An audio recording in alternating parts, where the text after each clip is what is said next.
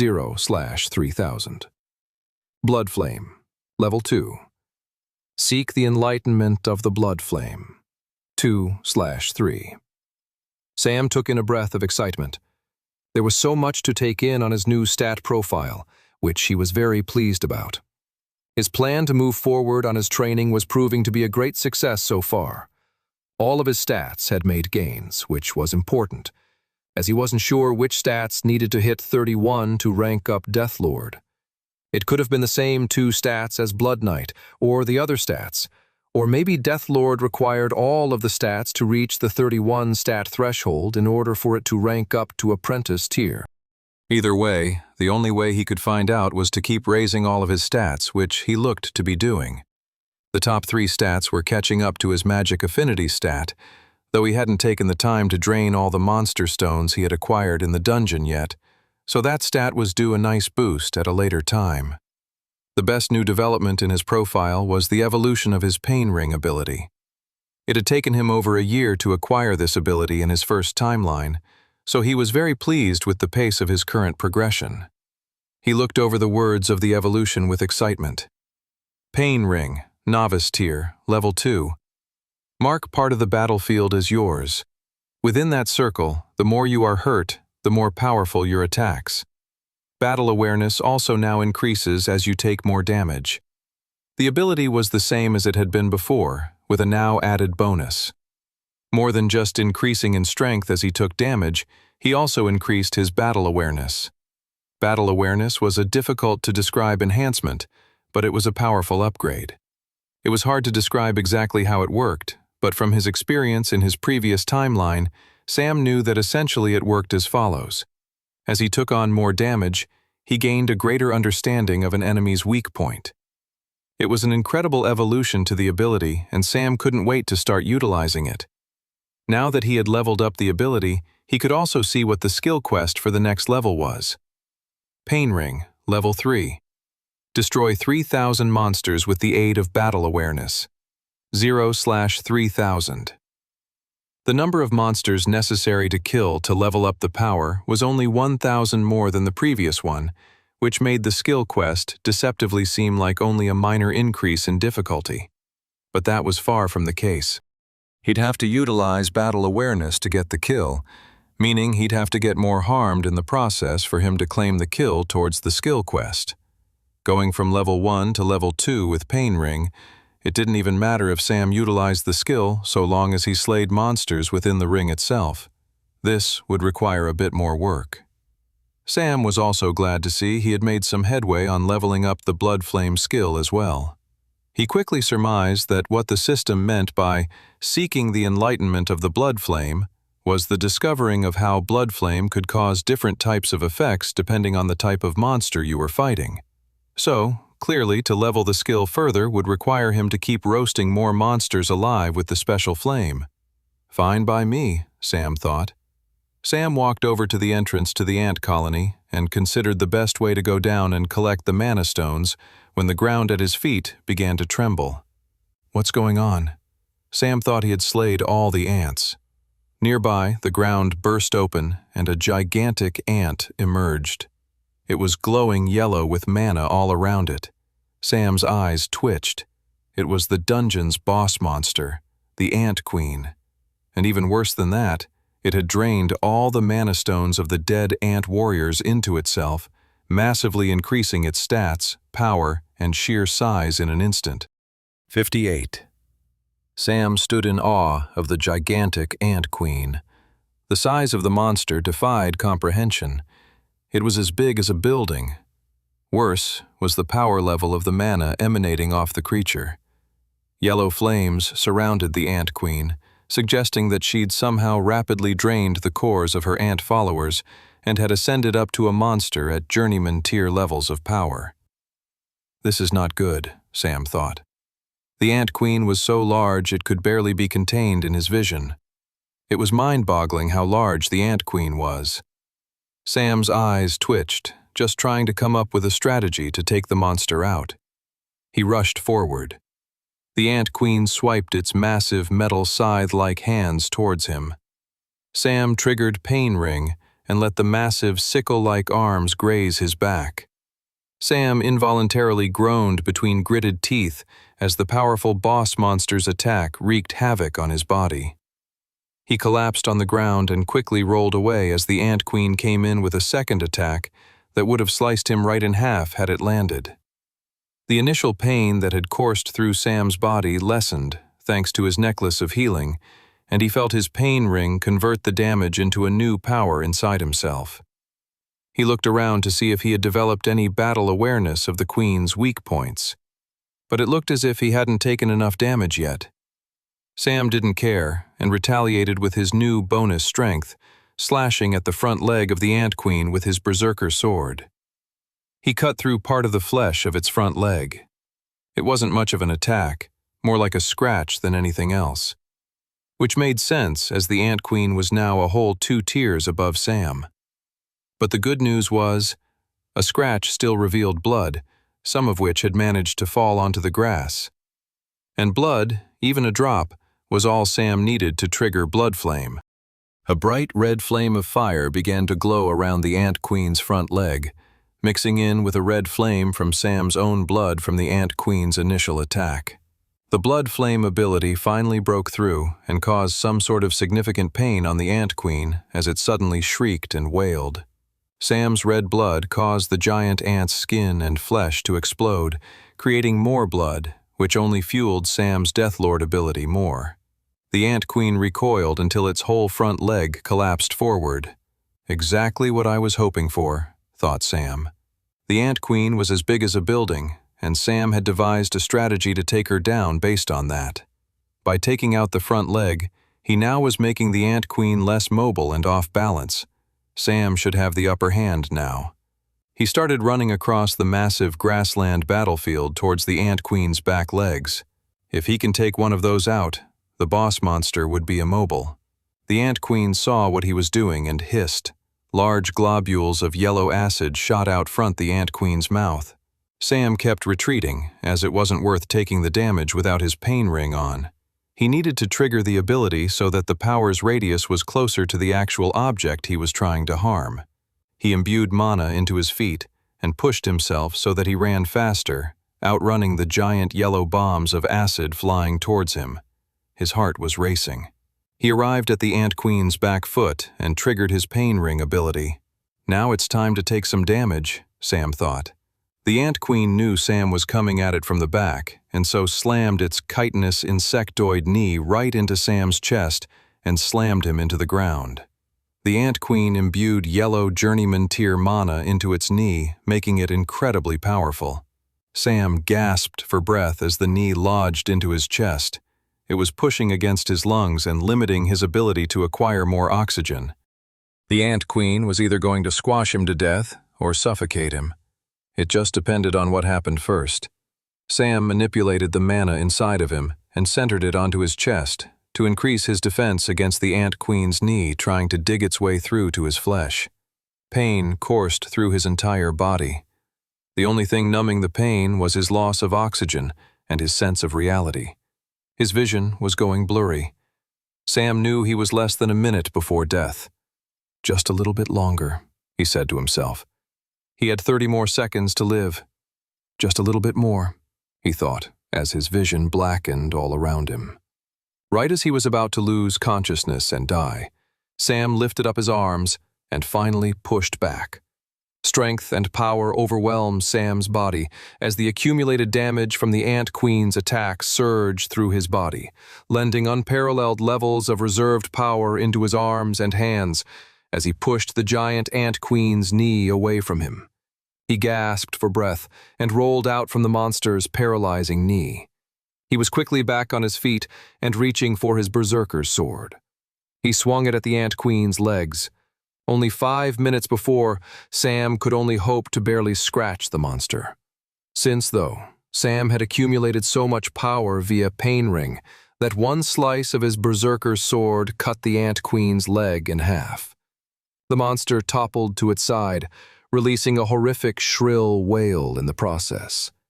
"You're mine now," thought Sam. He decided he would keep attacking from his current position. to utilize all the extra power he was gaining from the pain ring. If he attacked the other leg, he would be outside of the ability's radius and back to his normal power. And his normal levels of power were not enough to take down the Ant Queen. Sam started swiping viciously at the fallen side of the Ant Queen. He triggered Blood Flame, creating massive amounts of crimson flames that roasted the side of the Ant Queen. Sam thought he was close to finishing the Ant Queen off when something awful happened. At the Ant Queen's front, where it was missing an arm, a huge burst of liquid shot forth, followed by a brand new arm with a metallic sharp sickle for a handle. Sam's shoulders sank at the sight of the monster's ability to regenerate. That's going to be a problem, he thought. His vision then went fuzzy for a moment, and the Ant Queen's head glowed red. Sam understood what was happening. He'd finally taken enough damage to utilize the new second level of his pain ring ability. Battle awareness. The head was the Ant Queen's weak point. Sam rushed to the collapsed back of the Ant Queen where he had most recently sliced off its leg. I need to climb up onto the monster before it regenerates its back leg. Sam wasted no time, scaling the back of the Ant Queen until he was balancing himself on its back. He started running up the large creature, heading towards its head. The Ant Queen tried to shake him off, but Sam sent mana into his feet to help him stay balanced on the strange surface. He managed to get to the head. He lifted up his berserker sword and plunged it down into the Ant Queen's break. Clink! The sword bounced off the Ant Queen's head. But this is supposed to be its weak point. Then Sam realized what had happened. He was no longer in the area of effect of his pain ring ability, and so no longer had the added power bonus to his attacks. Crap. Sam looked around and quickly realized his plan wasn't completely out the window. The red circle that marked his pain ring was still there on the ground. He just would have to manage to get the Ant Queen's head inside the radius of that circle. But how? Easy, Sam thought. He triggered Blood Flame, creating a new eruption of explosive flames all across the battlefield. The Ant Queen wailed and shook and trembled. It was recoiling from the pain, writhing and moving spasmodically. Sam focused on staying balanced on top of the monster's head as it flailed around. He knew he might only have one shot before he was flung from the top of the Ant Queen's head and onto the ground. Sam might not get another chance after that. He gripped his berserker sword tightly, paying close attention to the direction the Ant Queen's flailing head was moving. It was finally heading in the direction of where his pain ring radius marker was. Sam lifted his berserker sword, getting ready to land the blow. 3, 2, 1. 59. Sam plunged his berserker sword with all of his might downward right into the Ant Queen's head. Unlike his first attack at the monster's weak point, he now had all the added power and strength accumulated from his near-death experience with the Ant Queen. And being near death only added to the accumulated power to his pain ring ability. Sam's powerful sword broke through the chitinous top layer of the Ant Queen's skin and punctured the skull and brain of the nightmarish monster, right in its weakest and most vulnerable point. As Sam pushed the sword deeper and deeper into the Ant Queen's brain, twisting it and grinding the blade into the horrific monster's mind center, Sam triggered Blood Flame once more, literally sending the entire monster's head on fire. The monster cried out and collapsed onto the ground, creating a massive earthquake across the grassland dungeon. The Ant Queen had been destroyed. A few minutes later, Sam was sitting on the ground of the grassland dungeon world, looking at the charred grass that created a comparable shape to the mighty Ant Queen he'd just fought. He took a moment to catch his breath. He'd have to exit the dungeon gate shortly now that the boss had been destroyed. The massacre of Lighthold had been a devastating moment in the history of Volsungur with the attack of the ants. Sam had stopped it before it even happened. He took it in. Just that morning, he had saved thousands of lives who would have died horrifically later that day. Thank you, Goddess, he thought to himself. Thank you for sending me back and letting me help so many people. General Olivia Reeves led a squad of travelers through the woods. She had her two right-hand captains with her, Brock Skidmore and Curtis Ashgrove, as well as their two protégés, the new recruits Clara and Toby. Clearing a standard blue dungeon gate was a bit below their level, but it was a slight emergency as it had been discovered late. Plus, it's a good learning experience for the new recruits, Olivia thought to herself. She did find herself yawning as they went through the cold, snowy woods, though. She couldn't help but yearn for the comfortable warmth of her bed, especially out in the thankless cold of the forest. "I say we clear the dungeon as fast as we can," said Curtis. "I'd like to get back to the guild library and continue my research on the differences between old and new magic." "Boring," yawned Brock. "Let's take our time and relish the battle. I'd never rush back to a bloody library in a million years." "Yes, because you're a foolish barbarian of a man," said Curtis irritably. "You say barbarian like it's a bad thing," spat Brock. Olivia ignored the bickering, which she hoped the two younger, wide-eyed travelers would learn to do as well. Otherwise, it would be a long journey to the Blue Dungeon Gate. An hour or so later, they arrived at the Blue Dungeon Gate. Olivia turned around to go over the instructions for the gate, but before she went into her normal pre-dungeon gate entry spiel, Curtis had his hand raised as if he had something important to say. "Yes, Curtis?" "There's something off about this dungeon gate," Curtis said. "Looks like any other dungeon gate I've ever seen," grumbled Brock. Curtis gave Brock a snide eye. "Of course you'd say that. If you look closely, however, you can see that the gate is beginning to shrink. It's about a half a yard smaller in diameter." "Wouldn't that mean someone's cleared the gate already?"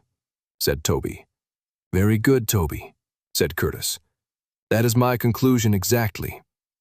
Olivia narrowed her eyes and looked at the gate. How could it be cleared already?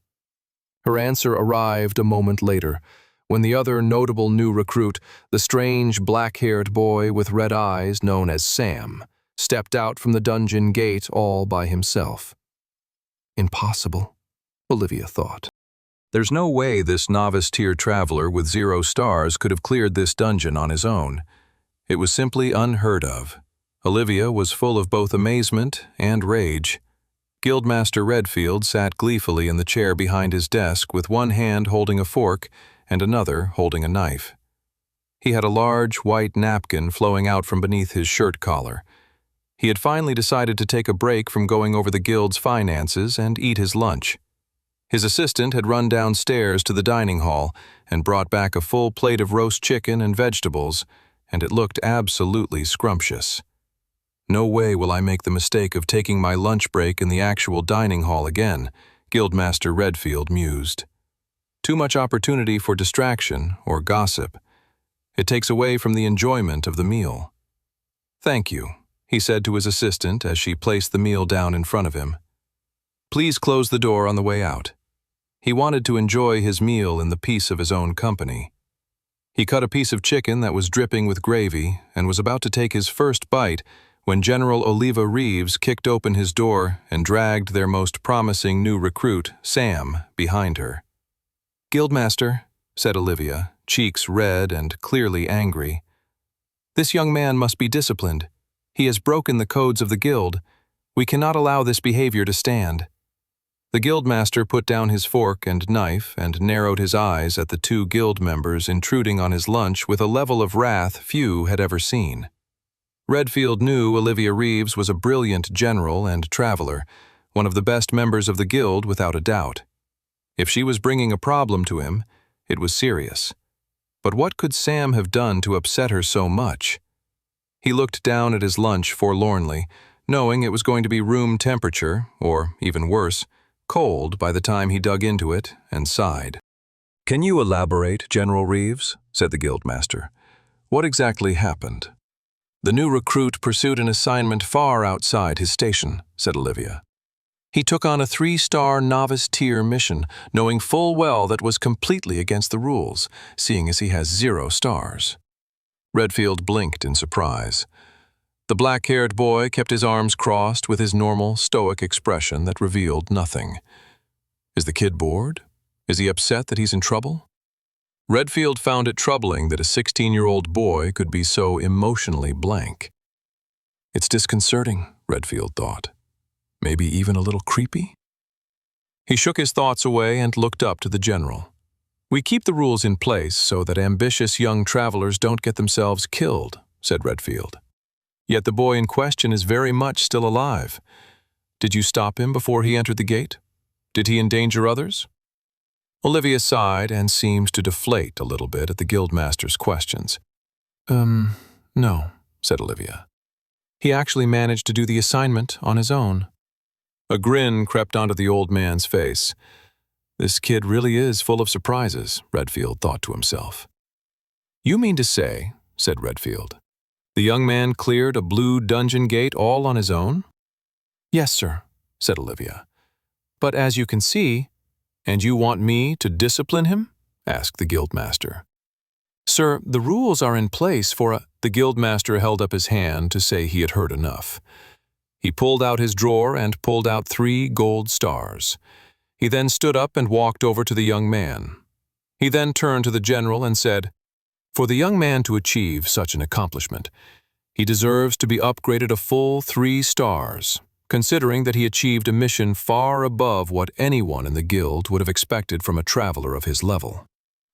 The guildmaster placed the 3 gold stars onto the young man's shiny blue traveler pin badge. Olivia's face reddened and she began to protest. But you're right," said the guildmaster. "Rules are rules. So for breaking the guild's rules, I will dock the young man 1 star." Redfield then removed one of the stars he just added to the young man. Sam couldn't help but grin at the guildmaster.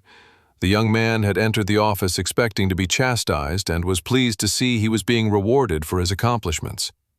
Olivia threw her arms up in the air, shook her head, and stormed out of the office.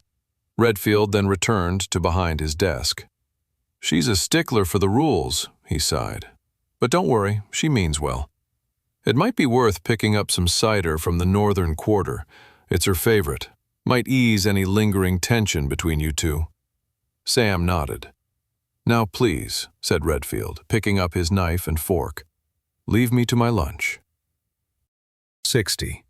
A day after the incident with the 3-star mission, Sam patched things up with General Olivia Reeves by offering her a bottle of cider from the city's northern quarter like the guildmaster had recommended. When Sam had approached the general in the dining hall and handed her the bottle, both of Olivia's squad members, Curtis and Brock, shared a look. "Uh-oh, looks like someone else has found out about Olivia's secret weakness for drink." The general glared at her 2 squad mates. "Don't be spreading rumors about me to the new recruits." "Of course not," said Curtis and Brock at the same time, sharing a look with one another. Olivia smiled at the drink and then looked to Sam. "Thank you for this. And I know I didn't say it at the time, but well done with the Blue Gate. We need more travelers like you." Sam blushed and then returned to his friends. He had never known Olivia Reeves in his previous timeline, but to be given such a compliment by a renowned traveler was a great honor. The next few weeks passed without much incident.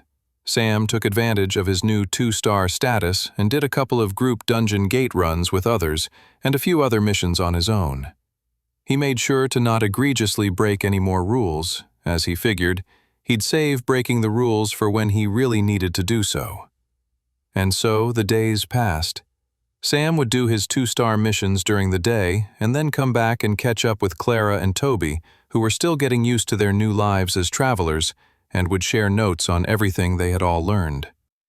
Many of the other orphans who Sam had saved in the White Gate were really far too young to take on traveler missions, and so were officially named travelers only in theory as to avoid trouble with the spectral church. Instead, the younger ones took classes and lessons throughout the day. Sam grinned at the sight of the young kids, learning and living happy lives. It was so much better than the education of the streets that they used to live by. Pickpocketing, running, hiding, and learning to live with a constant gnawing hunger in your belly. Seeing their young, happy faces brought a small joy to Sam and was a continual reminder of why he was working so hard to train and get more powerful. Eventually, the last week of the month came, which was a time of great festivities throughout Resfall and Westria at large. Hearthmas, was the season of gift-giving and cheer. The snow-capped roofs of the large city were brought to life with glowing manna bulbs that changed color from red to green. Snowmen were magically animated for the amusement of young children, and the smell of mulled wine and cider wafted throughout the streets. Sam woke up on the morning of Hearthmas to find his dorm room completely empty. "Where is everyone?" he thought as he rubbed his eyes. Did everyone already wake up? He was normally one of the first people up in the morning, so he was surprised to see that everyone else had already awoken. He pushed himself out of his bed and, in his pajamas, stepped out into the hall to see if he could find what happened to everyone. It was quiet, even out in the hall. He went down to the front foyer, and no one seemed to be around. He eventually heard a noise behind a door. When he cracked it open, he found everyone in the guild, from travelers to the assistants to the guildmaster himself, in a cozy common room with a crackling fire nearby. As soon as Sam entered and the crowd noticed, everyone cheered and said, "Merry Hearthmas!" Sam was overwhelmed by the celebratory joyousness filling the room.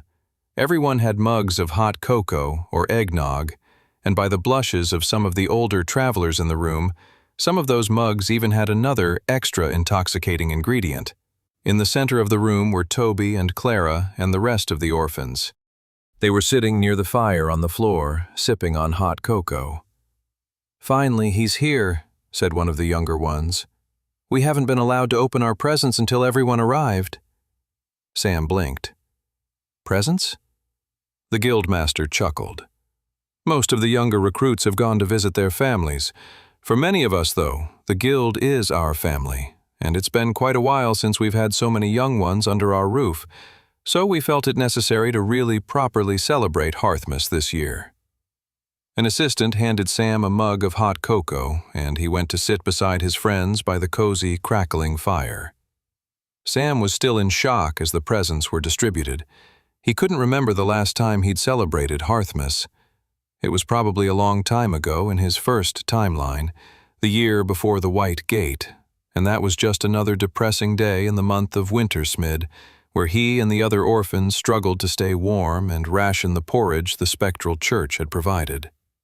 A year after that, all of his friends were dead, and he'd been under the testing and experiments of the spectral church. As the years went by, he came to live a life of a lonely mercenary and soldier. He didn't have anyone really to celebrate with. Until now. He smiled as Clara handed him a nicely wrapped box. She quickly whispered to him, "You need to convince Tobes that the boxes won't have pranks inside. He's going to make us all look ungrateful." Sam looked over to Toby, who was shaking his present suspiciously and then placing his ear against it.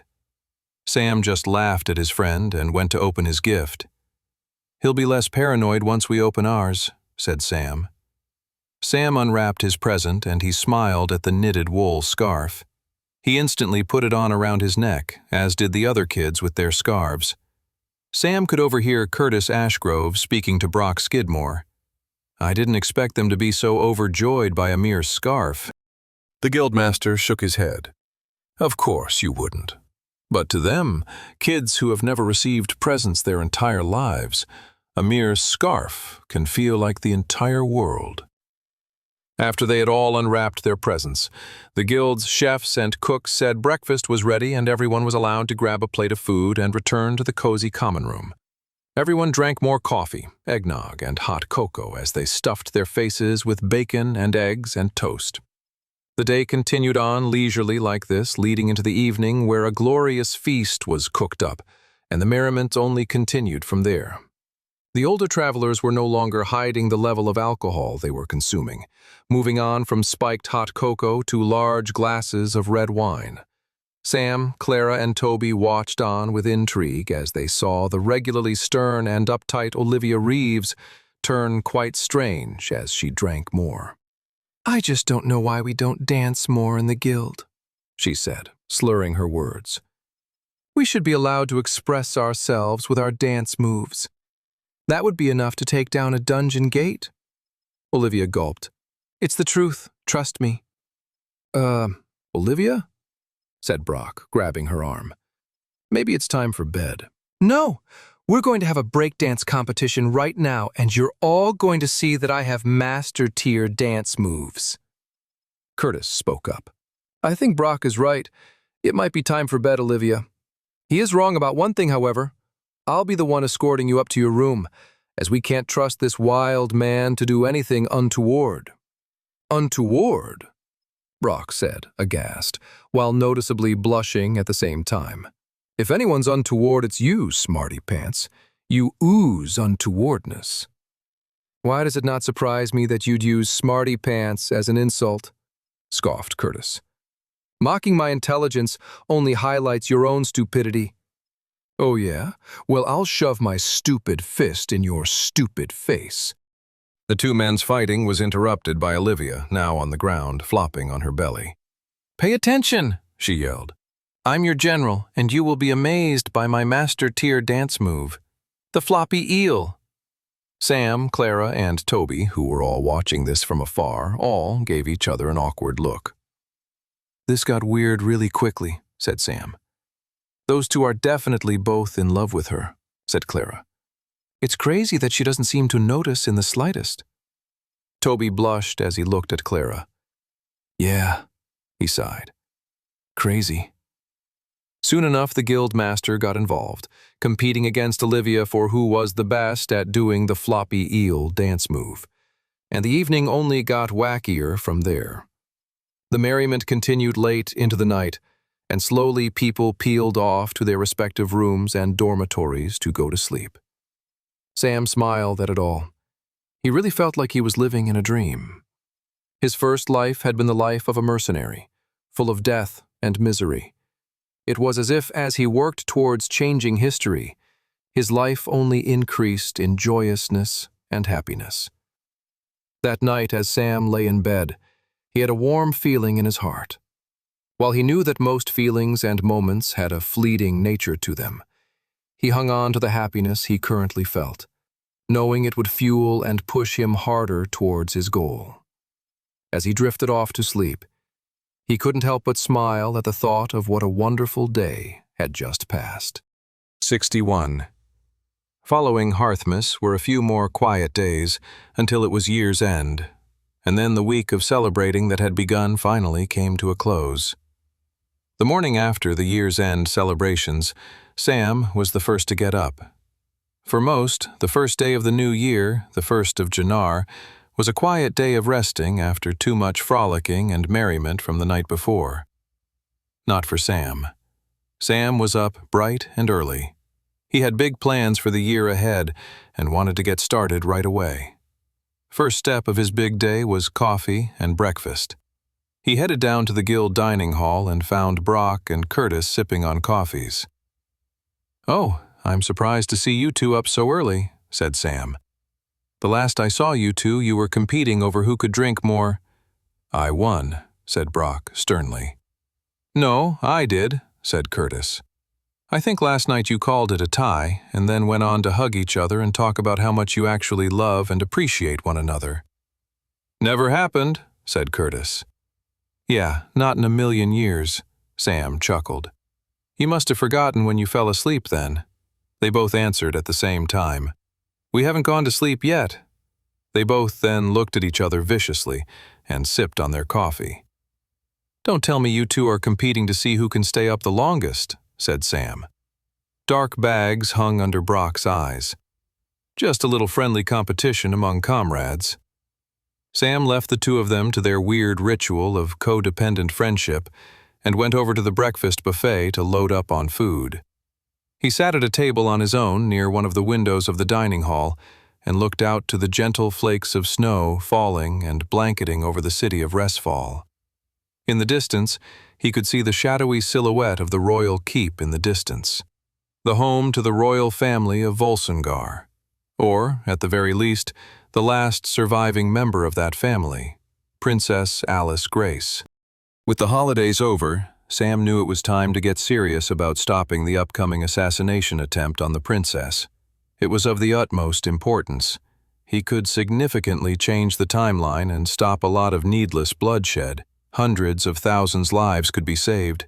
The regime that came to power after the princess's assassination was one of great cruelty and terror, a regime whose thirst for power worked only to hamper all of Westria when it came to fighting the Demon King and the horde of demons from the Black Gate. Sam didn't believe stopping the assassination would immediately result in Westria being able to beat back the Demon King, but it would be a significant step forward in Sam's attempt to alter the outcome of history and stop the obliteration of all of Westria. Sam reviewed his options on stopping the assassination plot. He could simply warn the princess, but he doubted she would believe him. He could maybe go to Redfield, but Sam didn't want to play his hand too early. Redfield might lose his temper and do something that only sped up the very events he was trying to stop. The more he thought about it all, the more thorny the situation became. He certainly had a strong idea of who the assassin of Princess Alice Grace was, but he wasn't 100% certain either. He also knew that there were multiple benefactors to her death, so that the assassination plot was more complicated behind the scenes than was ever known to the general public. The key thing, Sam realized, was the assassination of the princess brought so much momentous change with it that Sam was pretty certain there must have been multiple backup plans had the assassination not gone as smoothly as originally intended, which was precisely why Sam wanted to exercise some caution before tipping his hand. He didn't want to set off any dominoes without figuring out what the major players behind the assassination were up to. Sam realized that he needed to get closer to the princess to get a better grasp of the players involved in the assassination. As Sam took the last remaining sip of his coffee, he came to the conclusion that the best way to do that would be to attend the Royal Winter Ball in a month's time. He knew that members of the Travelers Guild were often invited, so Sam finished his breakfast and went to visit Guildmaster Redfield to discuss the matter further. Sam found the Guildmaster snoring on his desk in his office.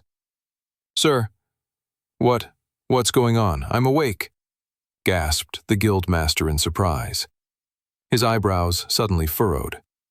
"No, I wasn't awake. I was having a wonderful dream where I didn't have any back pain. Why have you interrupted the briefest moment of bliss I've felt in years, young man?" Sam gulped. He didn't want to waste a Guildmaster's time, so he got straight to the point. "I'd like to attend this year's Royal Winter Ball," Sam declared. Redfield's whole face crinkled with shock, dismay, and utter frustration that he was woken up so that he could hear such a preposterous request. The Guildmaster crossed his arms and shook his head. "Absolutely not." 62. Sam couldn't believe it. He knew he was asking for a bit of leeway on the rules, but he didn't expect to get such swift and authoritative pushback from Redfield.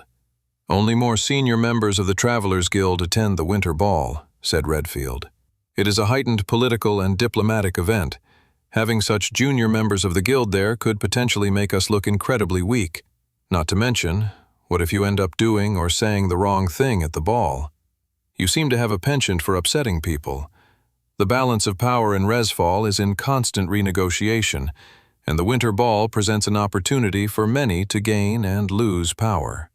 For all of its frivolous pomp and circumstances, it is not an event the guild takes lightly." Sam listened to the Guildmaster closely. He understood where Redfield was coming from, but he also knew he had to convince him somehow to let him attend. "Guildmaster," said Sam, "you were shocked when my friends and I arrived at the steps of your guild. You admit that for all your knowledge, there are many things going on in Resfall that you might be in the dark about." Redfield sighed and grumbled irritably. "My influence only goes so far. What's your point?" Sam chose his next few words very carefully. "It's my belief that there is significant danger afoot," he explained. "If you let me come to the Royal Winter Ball, I'll be able to better figure out what's going on. I know things about the spectral church that you aren't privy to. Let me help you in ways you don't know." The Guildmaster leaned back in his seat. He stared at the boy. "Those are big claims, young man," said Redfield. "How can I trust anything you say, especially since you seem to be so clearly holding back on specifics?" "Have I not proven myself over the last month?" asked Sam. "Have I not shown that I can do more than most?" Redfield crossed his arms and let out a loud exhale through his nose. "All right," said Redfield. "I'll let you come. I'll even let your 2 friends come, but on one condition. You need to get yourself your 3rd star." "Great!" "I'm not finished," said the guildmaster. "There's only one way I'm going to let you get that 3rd star. You need to do a special mission for me. Off the books." It was Sam's turn to be caught off guard. Here he had thought he was the one keeping secrets from Redfield, but how much stuff did Redfield know that went far beyond Sam's knowledge from his previous lifetime? What things could the guildmaster know that maybe never made it into the books and scrolls that Sam had so intensely researched in his original timeline? It vindicated Sam's own decision to keep his cards close to his chest. "What's the mission?" Sam finally asked. "There's a town a few days' travel from Resfall, Creekdale. There's been reports of monster attacks in the town square at night. We've tried to investigate it, but it hasn't resulted in much. There are no dungeon gates remotely nearby, so it can't be a mana leak or a dungeon break.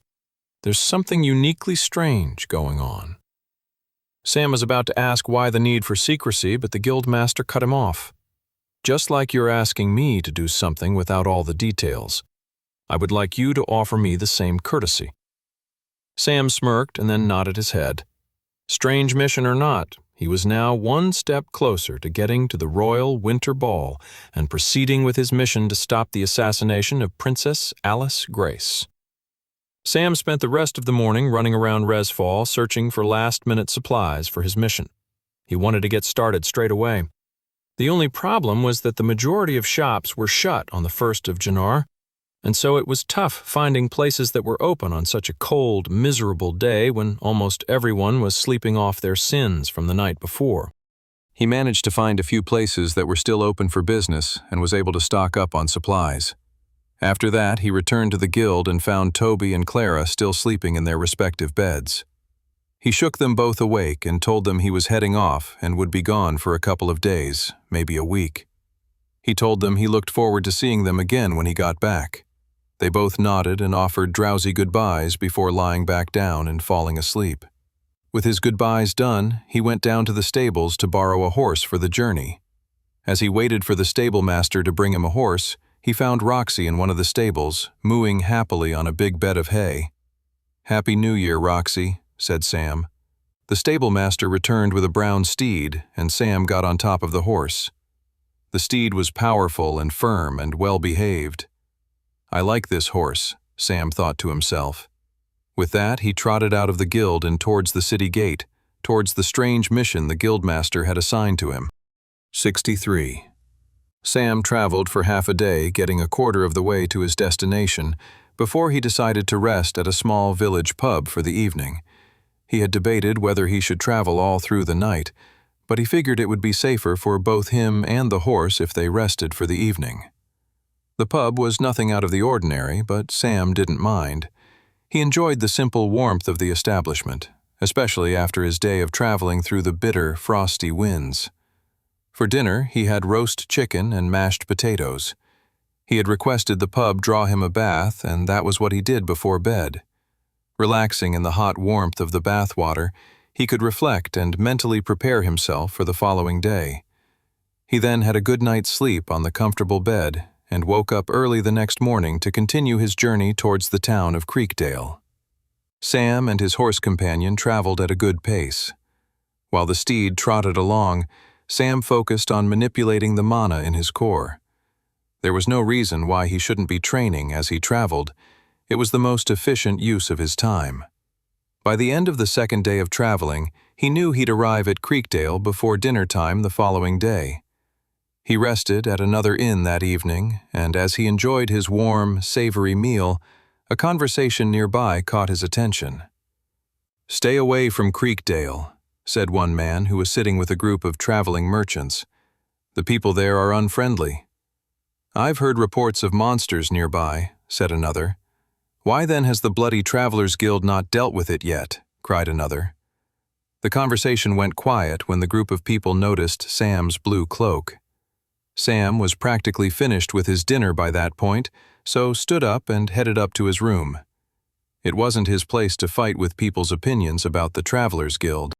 They did a lot of good for the world, But the guild also couldn't miraculously solve every problem either. All Sam could do was help and be the best traveler he could be. In his room, he found a hot bath had been poured for him as he had requested, and so he soaked in the soothing water for a while before getting out and resting for the night. Sam got up bright and early the next day and continued his ride towards the town of Creekdale.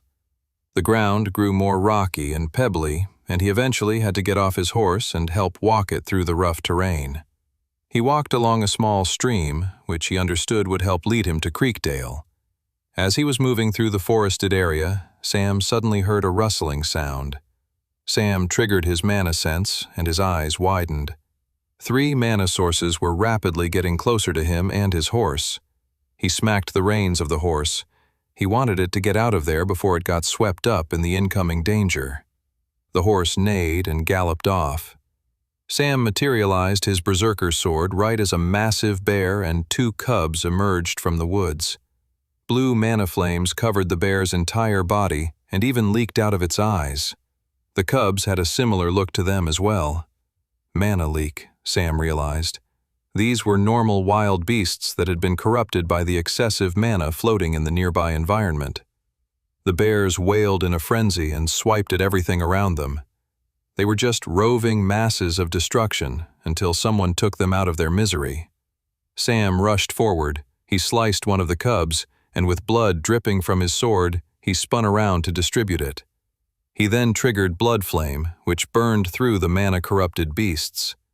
The attack was enough to take out the cubs, but the large mother bear was now only in more of a frenzy.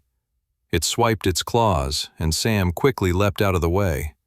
The claws landed into a large rock, cutting it in 2. Whoa, Sam thought. The mana corruption has really taken hold of this bear, adding a significant amount of power to its attacks. He rushed forward, straight into another claw attack from the mother bear. The mana-corrupted bear swiped down and Sam dodged it, this time maneuvering around the beast. He raised his berserker sword and sliced down, ripping through its flesh and cutting the beast in half. The bear may have been enhanced by mana, but it was still just an animal, and Sam's stats far outclassed it. Then, with the power of an adept tier-level weapon, the corrupted bear didn't stand a chance. Sam caught his breath as he took in the remains of the dead bears. The conversation he overheard at the inn the other night came back to him. There were rumors of monster attacks in Creekdale. Could it all be corrupted beasts? Though, from what the guildmaster said, there were no nearby dungeon gates causing the mana leak. He took a moment to inspect their bodies to see if he could find anything more, but it was a standard mana leak from what he could tell. Though, the bear did have an increased level of power that felt somewhat beyond a typical level of enhancement from average mana corruption. Sam thought it over. He couldn't come to any definite conclusions. He'd have to get to Creekdale and check out what was going on there. At the very least, the rumors of monster attacks were confirmed to be partially true. Only partially, as the bears weren't technically monsters. That said, it made sense that average citizens wouldn't be able to tell the difference between a monster and a mana-corrupted animal. The bears were proof that something strange was definitely in the area. After filling up a few vials of bear blood to be used with his blood flame ability later, Sam's horse returned from the woods. "You came back," Sam smiled. "That's a good boy." He materialized some horse treats and fed the animal before continuing their journey towards the town. A few hours later, Sam came out of the woods and saw some windmills and rooftops in the distance. He had finally arrived at the destination of his mission. It was late afternoon when Sam arrived in the town of Creekdale. The town was quiet when Sam strolled in. Sam didn't make much of the fact that there weren't many people around, as it was still the middle of winter, so it would only be light for another hour or so. There were a few townsfolk in the streets, but they were moving in a hurry, and whenever he approached them, they only sped up. Sam saw a pub nearby and went over to it, tying up the horse on a post outside. He stepped in and the pub was completely empty. A barkeep was polishing some glasses. "Sorry, we're closed," said the barkeep. A pub closing early at the end of the workday. Things were only getting weirder in this town. I heard there were monsters." "Shh," said the barman. "I don't want any trouble. If you don't ask any questions, you still might be able to get a room at the inn. Please, leave now." Sam didn't argue with the man and so returned to the wintry streets. What is up with this place? He did as the bartender had suggested and found the town's one and only inn and arranged to stay the night and for the horse to stay in the stables. The woman running the inn was quite sheepish, and Sam didn't push any questions on her. He requested his meal be brought up to him, and after dinner he stayed by the window watching the main street of the town. Once he knew for sure that the innkeeper wouldn't be coming up to bother him again, he opened up the window, and the winter air immediately flew into the room, adding a sharp chill to his surroundings. Sam then climbed out of the window and up to the inn's roof. He sat down on the slated tiles near the chimney and watched the shadows of the street. He swirled the mana inside of himself to generate heat that kept his body warm even in the dead cold of an early Jannar night. The way the townsfolk had behaved suggested to him they expected the monsters to be coming. That would be the only explanation for why they were so unfriendly and in a hurry to get inside. If Sam's hunch was true, he predicted monsters would eventually emerge in the streets of the town. His hunch was proved correct after an hour and a half of waiting in the cold night, when a piercing scream echoed through the otherwise silent town. Sam stood up immediately and ran to the edge of the inn's roof and leaped down to the main street below. He sent mana into his feet, which helped cushion his landing. He then rushed in the direction of the scream. Turning a corner, he found a young woman surrounded by a pack of wolves all covered in blue flames. More mana-corrupted beasts, I see. Sam materialized his berserker sword and got straight to work. He tried to slice each and every one of the wolves. Not to kill them, but simply to get his berserker sword's ability to trigger, so that the wolves would turn their focus onto him rather than the woman. They all growled and jumped towards him. Sam materialized his flame sword in the other hand and made quick work of the attacking wolves as they each leapt at him. Some of them Sam cut in half, 2 of them he decapitated. It all came down to the angle by which they attacked him. Soon enough, it was just him, the innocent woman, and an empty street full of dead wolves. "You're safe now," he said. "Do you know where they came from?" The woman screamed once more and ran out into the dead of night. He didn't chase after her. So much for a thank you, Sam thought. He looked around at the now empty streets of the town, even more perplexed than he had been before. What the heck is going on here? Sam turned to the dead wolves. None of their bodies disintegrated down into monastones. He knew it already, but it was extra confirmation that the town wasn't being attacked by monsters, but animals significantly corrupted by mana leak. But things weren't adding up. All the information Sam had gathered so far wasn't sitting right with him. He thought about the way the townsfolk had all been in a hurry to get home before it got dark. He thought about how unfriendly everyone had been. The townsfolk were acting as if they knew dangerous creatures were going to come out at night, as if the creatures were following a pattern. Yet, the only creatures Sam had so far seen were mana-corrupted animals. Such beasts were wild. They didn't follow any rules or patterns. Unless, Sam wondered to himself, another power is manipulating them.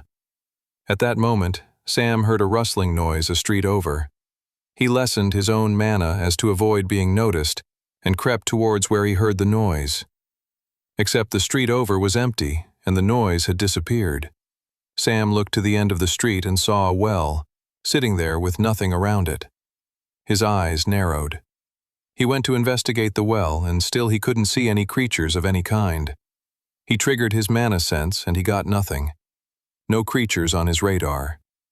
Sam looked down the well. He had a gut feeling, and so he decided to follow it. He jumped down the town well and descended to find out whatever it was that lay below. 65, Sam landed on the bottom of the well in a shallow puddle. He materialized his flame sword to get a better look at his surroundings. The flaming blade crackled and burned brightly in front of him, illuminating the moss-covered bricks and a passage that presumably was where the water was meant to come from. Dripping water echoed in the distance. Sam went deeper into the shadowy sewer and discovered at the end of the hall The passage split in two. One passage looked as if it would lead to the well's water source, while the other passage had an artificial construction to it. At first glance, the passage was a mound of sand, but as Sam peered deeper, he could see tiles had been laid down further on. He triggered his mana sense. Nothing. He took a step forward down the strange passage, finding a doorway with a golden knob and a shining rune on it. Sam crossed his arms and contemplated. Is this a trapdoor? Or an alarm? What the heck is this rune doing? Sam deliberated and decided that he didn't care if the door was an alarm or not. If it brought someone down here who understood the strange mana leak situation going on in Creekdale, all the better. The thing that Sam didn't like was the possibility of getting his head blown off just from opening the door. He came up with a compromise. He put his flame sword back into his inventory and materialized one of the vials of blood he'd picked up.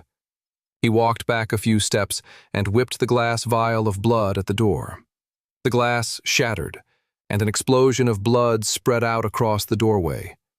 The shining rune didn't react. Nothing happened. Sam then triggered his blood flame ability, and the door in front of him began to burn to the ground. As far as he could tell, no alarms or anything went off. I guess I could have used my flame sword, he thought. But that would have been less cautious than my method, which kept me some distance from the potentially booby-trapped door. Sam was happy the passageway was clear, but he was still perplexed. What the heck was that rune doing if it wasn't an alarm and wasn't a trap? Sam then heard a rustling deeper down the newly opened passage. Wait. Sam triggered his mana sense.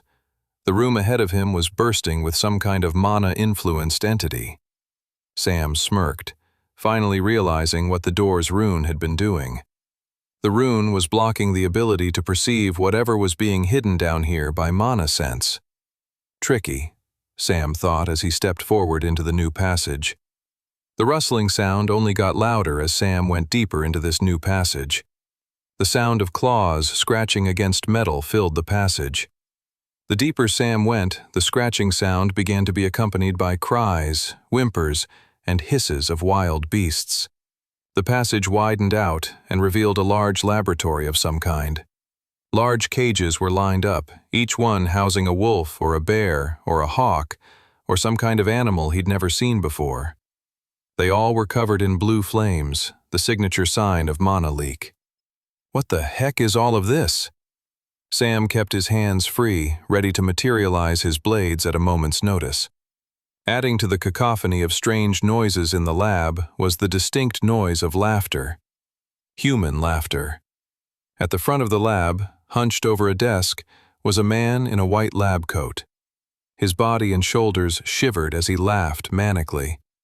I always knew someone would come for me eventually, but you're too late.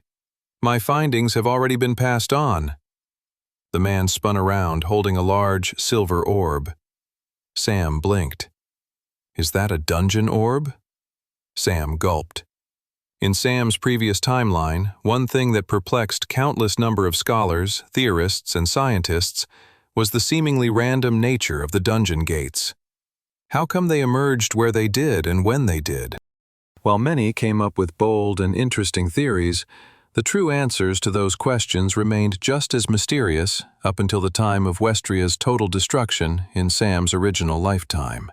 Many scholars ask these questions simply out of sheer curiosity and a strong desire for learning.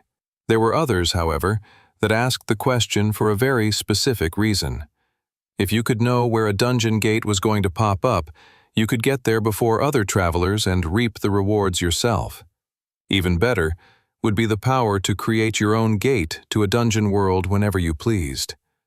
It was such questions and experiments with the gates that led to the catastrophic Dwarven cataclysm.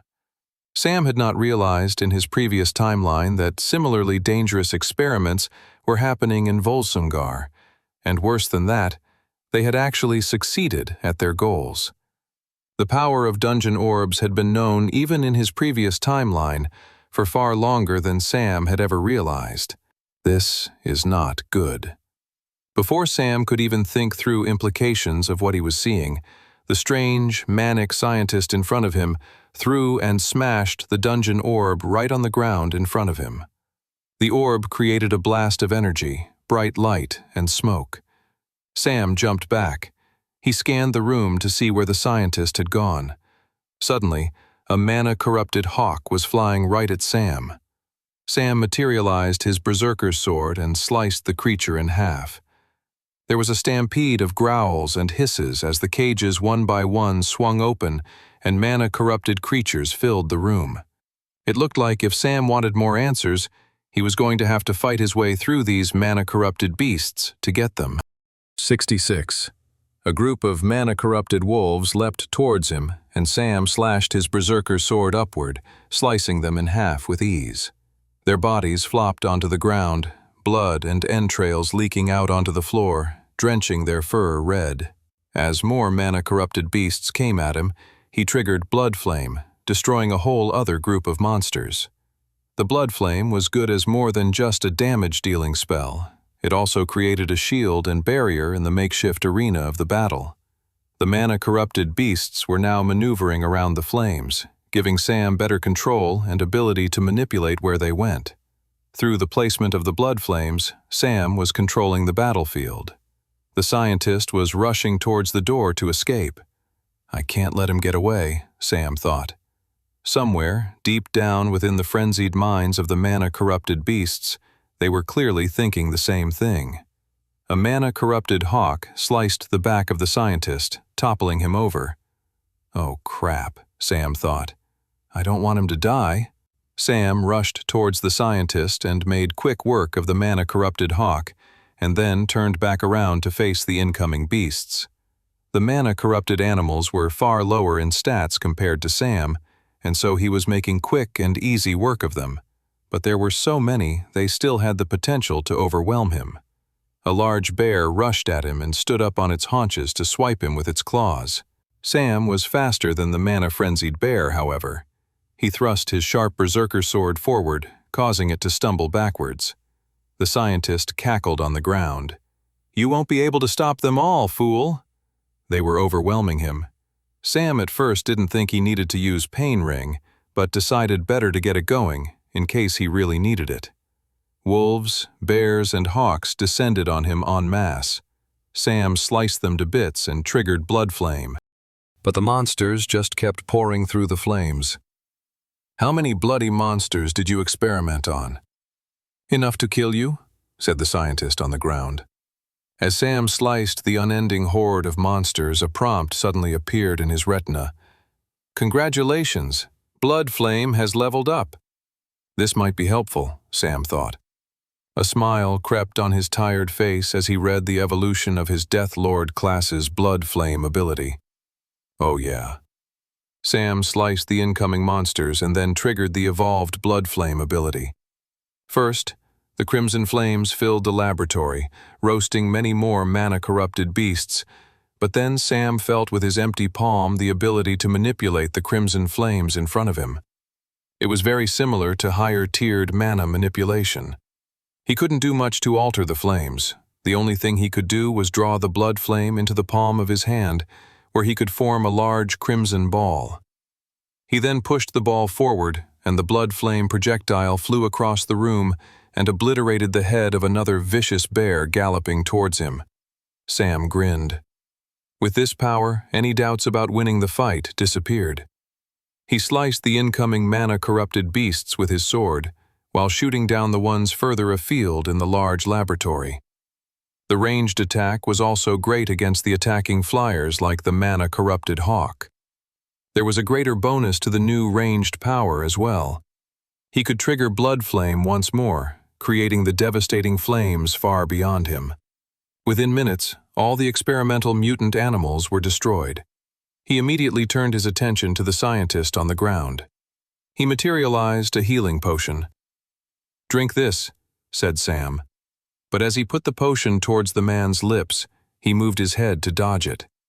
"You can't save me," spat the scientist. "As soon as you found this lab, I was a dead man. They won't keep me alive. I've served my purpose." "Who are you working for?" The scientist grinned a blood-stained smile and offered no answers. Sam's heart raced. They didn't have time to waste. If this man was going to refuse to be healed, he only had minutes, maybe seconds to live. "Why are you experimenting on these animals?" Sam asked. "How did you develop your own dungeon orb?" The dying scientist shook his head and chuckled. "I'm not the only one working on these experiments," laughed the scientist as blood gurgled up from his mouth. "There are others. Watch out!" "But what about—" With that, the scientist's eyes took on a faded hue, and Sam realized the man was dead. He wouldn't get any more answers, certainly not from a corpse. 67. Sam stared at the dead scientist in disbelief. He got up and investigated the rest of the lab. After 30 minutes of searching, he couldn't find any worthwhile evidence of what had gone on down here in the laboratory. Sam sighed. He didn't like what he had discovered here. Experiments, dungeon orbs. This was bad. He looked to the ground where the scientist had smashed the dungeon orb. No artificial dungeon gate had appeared in that moment. Of course not. To unleash an artificial gate required intense amounts of mana, normally from more than one person. From what Sam had gathered looking around, the scientist, and perhaps others that he had been working with, had indeed created an artificial gate that they kept hidden and then used to corrupt animals in the surrounding area to create extremely dangerous and hostile creatures. Then, the experimenters set the mana-corrupted animals loose on the town, probably to observe how much damage the animals could dish out, and how much they could be controlled by other means of mana manipulation. Bad, bad, bad, Sam thought, shaking his head. The implications of this are not good at all. He'd have to go tell Guildmaster Redfield about it at once. Sam walked out of the laboratory and headed back the way he came. He'd jumped down that well in search of answers. He'd found his answer to where the mana-corrupted monsters had come from. He hadn't expected, however, to discover more uneasy and haunting questions. The sky was a pinky orange as the sun was just starting its morning rise. Sam headed back to the inn. He didn't see anyone on his way. Perhaps the townsfolk were still sleeping or still fearful of leaving their homes for the day. When Sam got back to the inn, he settled his affairs and got his horse from the stables. "Before I head back to Resfall," said Sam to the innkeeper, "I just wanted to let you know that the creatures will no longer be haunting your town." There was no haunting or any of the superstitious activity you guys came to believe. You don't have to believe me, but wait and see tonight. I made sure that none will emerge. The innkeeper crossed her arms and scowled. "I'll believe it when I see it." Sam shrugged and then headed on his way. 5 minutes later, he was at the edge of the town and contemplating the best route back to Resfall when he heard shouting from the way he had come. "Wait!" Sam turned around. He couldn't believe. A crowd of people were coming towards him, led by a woman. It was the woman from the night before. "I told everyone how you saved me last night," said the woman. She approached Sam and held out a candle. "This candle will help you cultivate your mana more," said the woman. "My husband and I are candle makers, and that is one of our specialties." Sam was overwhelmed by the gift. Such a candle was very expensive, used mainly by travelers of noble birth. It was a truly generous gift. "This is too much," said Sam. The woman shook her head. "You saved my life. That candle is nothing compared to that." Sam blushed and nodded in thanks to the woman. Then the entire town erupted in a huge cheer. "Thank you for saving our town!" Sam looked at the crowd of townsfolk. He recognized so many of the faces that had once been full of fear and superstition, who were now full of cheerful, warm, and happy faces. Even the innkeeper, who'd scowled at him only a few minutes before, was grinning and clapping her hands in praise of Sam. Sam wiped a tear from his eyes and thanked the townsfolk, before mounting his horse and riding back to his home in Resfall. A few days later, Guildmaster Redfield was barking at the masseuse that was rubbing his shoulders as he sat behind his desk in his office. "You're only making my back feel worse," he grumbled. "Well, if you laid down like I asked, I have a whole guild to run." I don't have time to lie down and have you rub your palms into my back. It sounds like a colossal waste of time, if you ask me." His assistants had gotten so fed up with his grumpy demeanor they had gone off and hired this masseuse without his permission, hoping it would make him less cranky. Sadly, the masseuse had only made the old man grumpier. "Begone!" shouted Redfield. "I've had enough of this charade." The masseuse did not protest and quickly hurried out the door of the guildmaster's office. Redfield then leaned back in his chair and sighed. "Finally, I can relax without that annoying woman hovering over me." He looked out the window of his office at the midday sun. It had been over a week since he had sent Sam on that unofficial mission. Did I give the young man too hard a task? Redfield wondered. If it were an official mission, it probably would have been a 1-star journeyman-level mission. So, it was quite a stretch to send the kid on his own. But there was something in the kid's eyes. He was strong, thoughtful, powerful. If the kid came across a danger that was too much for him, he was smart enough to retreat and look for assistance. There was something about the boy. He was wiser beyond his years. Another traveler his age would be more aggressive, more narrow-minded in his pursuits. The guildmaster referred to such behavior as the stupidity of youth. Yet, for whatever reason, the young man didn't possess the ailment that plagued so many others his age. Still, Redfield thought, I hope I didn't put too much pressure on the young man. He stood up and looked out the window, grinning at what he saw. The young black-haired boy sat on his horse, trotting along towards the guild. Why did I even feel a moment's concern? Redfield thought. This kid really is something else. 68. After Sam had returned from Creekdale, he filled in the guildmaster on the details of his mission and how it went. He walked Redfield through the experiments and the scientists' use of artificial dungeon orbs. The guildmaster only had more questions after what Sam had told him.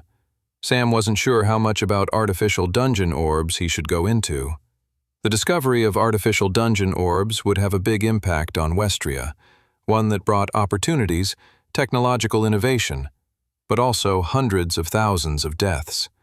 It was not something to take lightly. So, they created dungeon gates out of thin air? Asked the guildmaster. Sam had a slight understanding of how the process worked, but figured he didn't need to get into it with the guildmaster now. The important thing was simply to explain the dire implications behind it. I'm not sure, said Sam in answer to the guildmaster's question. All I know is that it has the power to easily corrupt animals and create a widespread mana leak. The list of devious and dangerous ways an artificial dungeon orb could be used is very long. The implications of all this is incredibly dire. Who do you think might be behind it? The scientist said there were others working on similar experiments and that he'd shared his findings with others. I don't know who, though.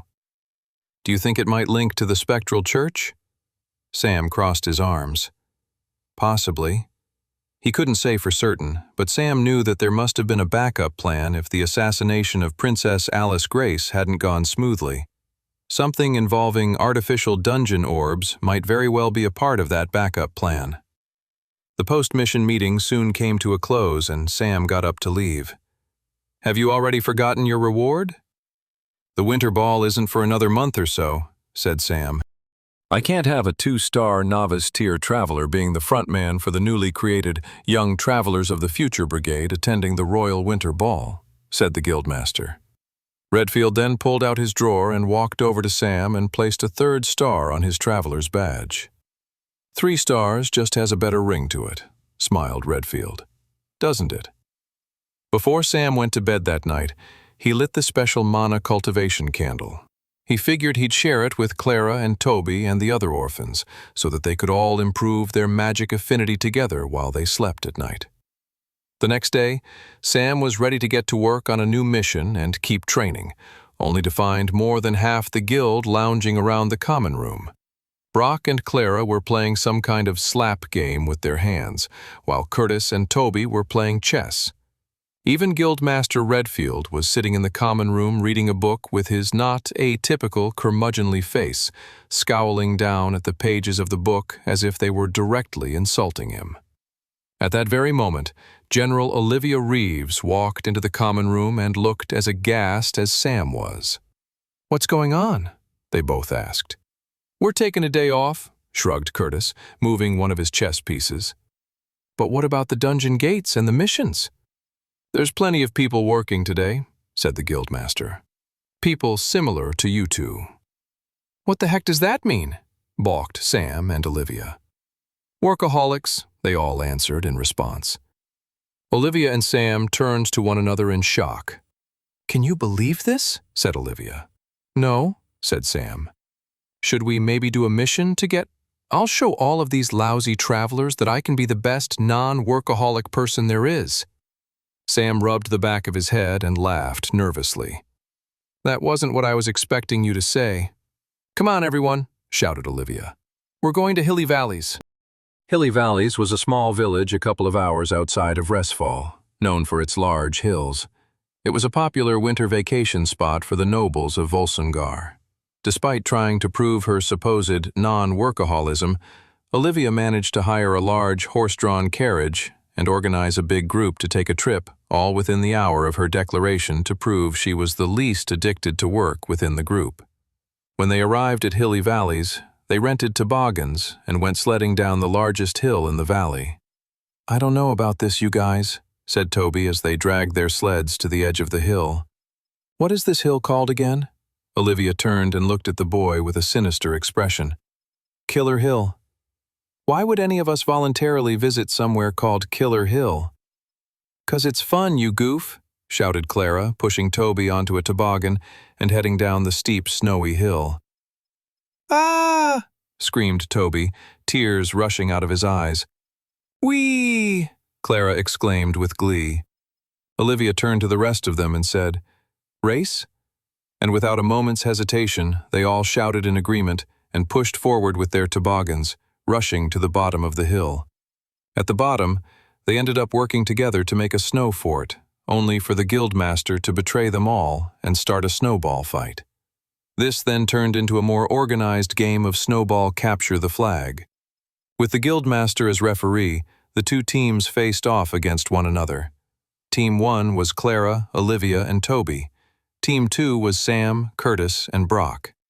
Sam's team ended up losing because Curtis and Brock couldn't agree on a strategy. By the end of the day, the group was laughing and giggling at all the fun they had. Before returning home, they had a hearty meal at a pub nearby in the warmth and comfort of a fireplace. They got back into their large carriage and returned to the guild late in the evening. As everyone fell asleep and rested on the carriage ride home, Sam watched as Resfall and the Royal Keep came back into view. The day off had been good. He felt refreshed. Starting tomorrow, he could start preparing for the Royal Winter Ball. 69. A week later, the last month of winter finally arrived. Février. Rather than a gentle warming into spring, Février was winter's last bite on Resfall. The streets were mostly empty, but for patches of thick ice as frost crystallized its grip on every doorknob, windowsill, roof, and statue. There was no escaping the cold of Février. Even the hope of spring just around the corner didn't do much to warm people's hearts. There was one thing, though, that brought a level of excitement that the cold weather could never diminish. That was the Royal Winter Ball and the holiday that came with it. The holiday known as Love Spell Day. Edgar Redfield was standing in his office, looking out the window, and shuddered just thinking about the approaching holiday. Just beyond his door, he could hear the rushing of footsteps, the sounds of whispers, and the giggles of delight. "My gosh," he grumbled to himself. "The whole week of gushing love letters and gossip has begun then, has it?" He couldn't wait for the week to be over. For Redfield, the guild had much bigger issues to attend to than who was in love with whom. A few days before the ball, Sam and Toby went shopping for suits. As Sam led the way along the cold, wintry streets of the Noble District, both boys looked on with awe. Neither Sam nor Toby had ever walked down these streets as a traveler or as a person attending a noble event. They'd only scurried through here at night in the hopes to help Clara and the others find food, or to pickpocket a noble's coin pouch. Even Sam in his previous lifetime had not spent much time in the Noble District. A mercenary could make a decent living, but they were a bit too rough for a posh place like this. Plus, the noble district wasn't really the same after the assassination of Princess Alice Grace. The rulers that took over changed Resfall into a much less friendly and welcoming place. As Sam thought back to what the noble district became in his previous timeline, he shuddered. It was an even less affable place than it was now. They walked by heated lamps that Toby immediately commented on. Wait, so nobles don't even suffer the cold as badly as us common folk? Nope, said Sam. Also, we're almost at the tailor's. Maybe keep that kind of talk hush-hush while we're there. Rich folk generally don't like being made to feel bad about the poor. Speaking about the poor, said Toby, can we really afford suits from a place in the noble district? Guildmaster Redfield made it a condition of our attendance at the ball that we must go here for our suits, said Sam. But also, Toby, maybe you haven't realized? We're definitely not poor anymore. Those mana stones don't sell for cheap. Toby blinked. Me? Not poor? I know, it's hard to believe, said Sam. Now come on, let's go try on some suits. The boutique tailor in the noble district that Guildmaster Redfield had sent them to was a small building housing a very plush set of rooms with beautiful decor and furniture. The two boys were brought coffee and delicious cookies as the tailor measured them and offered different types of fabric they might wish to wear. It's for the Royal Winter Ball, said Sam to the tailor. So black tie is what we need. Perfect, said the tailor, heading into another room to gather more materials. Standing side by side, Toby gulped and pressed his fingers nervously together. His mouth moved like he was talking to himself, but no comprehensible sounds came out. What is it, Tobes? Well, Sam, I wanted to get your opinion on something, said Toby. But you have to promise to keep it an absolute secret. You can't tell anyone. If you did, it would be the greatest betrayal of trust Westria has ever known. Okay, a bit of an exaggeration, grinned Sam. But shoot, what's on your mind? Toby's lips trembled, and he struggled to speak. He looked like he was going to throw up. He finally shouted out the words, "Do you think I should ask Clara to the dance?" Sam laughed. He had thought the nature of Toby's question might be something like this. "Don't laugh," cried Toby, and then looked over his shoulder. "Rats! I didn't swear the tailors to secrecy. Do you think they'll go tell Clara what I told you?" Sam shook his head.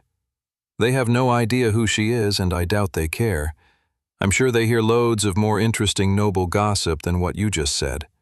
Plus, they have a reputation to uphold. If anything that was said within these walls leaked out, that would damage their business." Toby sighed with relief. "Phew. As for your original question," said Sam, "the royal ball is not the kind of ball where you bring a date." Toby's eyes fell to his feet, dejected. "But," said Sam. Toby's eyes widened with hope once more. "You should definitely ask Clara to dance at the ball for sure." "Okay, next question. How exactly do I do that?" "At the ball," said Sam, "you say, 'Hey, Clara, want to dance?'" Toby threw his hands up in the air. "That's the most ridiculous thing I've ever heard." "Hey," grinned Sam, "you won't know unless you try." Meanwhile, a few streets over, General Olivia Reeves and Clara were shopping for dresses to wear for the Royal Winter Ball. Olivia Reeves went through the racks of dresses. "No, no, no, definitely not, no." Clara just looked around the clothing shop in amazement. She marveled at the fact that this was her life now, fighting monsters in dungeons, then shopping for dresses so that she could attend a royal ball. Only a few months ago, Clara didn't even know what feeling full after a meal felt like. "Yes," said Olivia, pulling out a gorgeous dark green dress. She turned to Clara and shoved it toward her. "This will be perfect for you. Go try it on." As Clara went behind the large curtain drapes of the dressing room, she heard Olivia sigh. "What is it, General?" asked Clara as she got undressed and stepped into the gown the superior traveler had recommended for her. "I'm just thinking about how much I love Février," she sighed. Clara's ears perked up at this. The general didn't really let down her guard often. She was always barking orders and making commands. She had a way of being stern even when drinking with her colleagues. Clara admired her for that, even saw herself in Olivia a lot of the time. "Are you a big fan of Love Spell Day?" Clara asked, waiting behind the curtains to hear how the general replied. "If you tell anyone I said this," said Olivia, "then I'll kill you. Don't doubt me for a second. But yes, I do love Love Spell Day. I've never really properly celebrated it before," Clara admitted. It was one of those holidays that seemed frivolous back in the orphanage. Due to the annual royal ball, the holiday didn't even result in big noble feasts for them to steal from, which were the most important aspect of a holiday for Clara back then. A holiday was merely an exploitable moment for more food. Except that was never the case for Love Spell Day. You couldn't satiate your stomach on love. "You're in for a treat then," said Olivia on the other side of the curtains. Clara thought back to Hearthmas and how Brock and Curtis flirted with her so vehemently despite her own seemingly obliviousness. "Do you have many suitors?" asked Clara. There was a pause, and Clara worried she'd pushed their conversation too far. "Yes and no," Olivia finally answered. "This comes back to why I love Love Spell Day. It also serves as a good reminder. We're living in both a golden and dangerous age with the advent of the dungeon gates. We're travelers first, right? That is our responsibility and our duty." That responsibility can be hard, and it weighs on every traveler, man or lady, differently. It's nice on Love Spell Day that, at least for an evening, us rugged travelers can enjoy just being ladies that are admired. It's a nice change for a night. Clara nodded at Olivia's words. She understood what the general was saying. There were a great many privileges to being a traveler, but the classic life of marriage, children, a dog, a family, was not one of them. Such a life was typically a door that closed when one became a traveler. It didn't bother Clara too much, though. She was too young to be considering such things anyway. Plus, she couldn't have even dreamed of such a life before she became a traveler. Why would she get upset about a lost opportunity she had never hoped for in the past? Clara sighed and took a step out into the main chambers of the clothing shop. Olivia's dark eyes widened at the sight of her. "What is it?" asked Clara. The general grinned. "People are going to struggle to take their eyes off of you. Who knows? You might even upset the princess." 70. Finally, the night of the ball came, and all the travelers who were attending gathered in the front hall of the guild, all dressed up in their formal attire. Despite perfect tailoring, Toby couldn't help but feel uncomfortable in the suit he was wearing. It cost more than the total amount of coins he had pickpocketed as an orphan over the course of his entire life. "Where's Clara?" Toby asked Sam. "Look," said his black-haired friend. Toby looked to the stairs, and his eyes widened and his stomach flipped as he saw Clara walk down the stairs. Her auburn hair was held up with bangs framing her face. She was wearing a beautiful dark green dress that matched her eyes. She had on gold earrings and a simple pendant hanging around her neck. Sam put his hand on Toby and whispered in his ear. "Whoa, you might be competing with a few other nobles for that dance tonight, Tobes." "Hey, you guys," said Clara, approaching them. "You look great." "So do you," said Sam cheerfully. Toby's eyes just kept fluttering, and he couldn't get words out. "Yeah, you look, what's the word?" Clara blinked at him. Her cheeks blushed. "Is it that hard to say something nice, Tobes?" "No, I didn't mean to." Their conversation was cut short by the arrival of General Olivia Reeves coming down the stairs. She was wearing an elegant dark silver gown, and her normally tied-up bun was loosened, letting her long black hair fall down. Near the orphan trio stood Brock and Curtis, smiling, yet muttering to each other. "I'll kill you before I let you have the woman of my dreams," hissed Brock. "Don't worry, I'll poison you first, you numbskull," Curtis replied. All chatter slowed down when Guildmaster Redfield in a black tuxedo stepped in from the cold. "Our carriages are here," said the Guildmaster. "Remember, we're not going to the ball tonight to have fun. This is a mission, a highly consequential one. The standing of the guild and the balance of power in Resfall can all change on a night like tonight. It could cost us our jobs, maybe even our lives. And on that cheerful note, the group left the guild and entered the large carriage that would take them to the royal winter ball. Meanwhile, across the city of Resfall, high up in the royal keep, sat Princess Alice Grace in front of her dressing table, getting ready for the royal winter ball that would soon begin in the great hall, just a few floors below her. She was sitting in front of her mirror, putting on her earrings, just fiddling with the last bits of that night's outfit. She'd already put on earrings and taken them off and switched them for another pair. She was struggling to put this new pair in, accidentally poking the wrong part of her ear. "Ow," she said aloud, followed by another. "Ow." Alice had to get everything just right. She had to live up to the standards of a royal woman, first set by her great-grandmother, who was considered one of the greatest queens Volsungar had ever seen. "Focus, princess," said a voice behind her. "We can't have you greeting everyone with blood running down your ears, can we?" Alice looked over her shoulder at an older woman wearing a demure black dress that covered her shoulders and had a white button at the top. The woman had a short bob of gray-silver hair. This was Alice's personal handmaiden, Mildred Cross, hand-selected by her father, the former king, when she was just a baby. She frowned at the older woman. She wasn't ready for the ball yet. She was nervous. Also, while she liked Mildred quite a bit, she did feel slightly jealous of other noble girls who had a handmaiden closer to their age. Mildred wasn't much for gossip.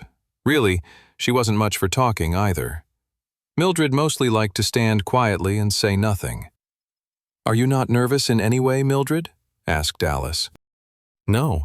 Why would I be nervous for an event that involves a group of people standing around, acting in accordance with their social status, and then occasionally dancing in a predetermined pattern? As far as I can see, there are absolutely no changing variables for the evening ahead." Alice made a face. Now she felt like a total goof for feeling nervous. Of course, she was the princess, and there would be a lot more eyes on her than there would be on Mildred. So what did the handmaiden know? "I'm guessing you don't believe in destiny then, Mildred?" The older handmaiden paused. "Destiny is merely an organizing principle to explain what cannot be explained," said Mildred. "The way you see things, I feel like tonight will be quite boring for you, no?" "Perhaps," said Mildred. "I misspoke a moment ago. There is one changing variable tonight." Alice's eyes widened at that statement. "Really? What is it?" "I rather not say." "You have to," said Alice. "As princess, I demand it." The older woman looked Alice directly in the eye. Alice had seen this look from Mildred before, a look that suggested there was more beneath the woman's stony exterior than met the eye. "The one changing variable tonight," said the handmaiden, "is you, princess." "Me?" gasped Alice. "But why?" "There is no more time," said Mildred, eyeing the setting sun outside. "It's time you made your entrance. Remember, princess, hold your dress up. Don't trip." Sam looked out the window of the carriage as it arrived at the front entrance to the royal keep.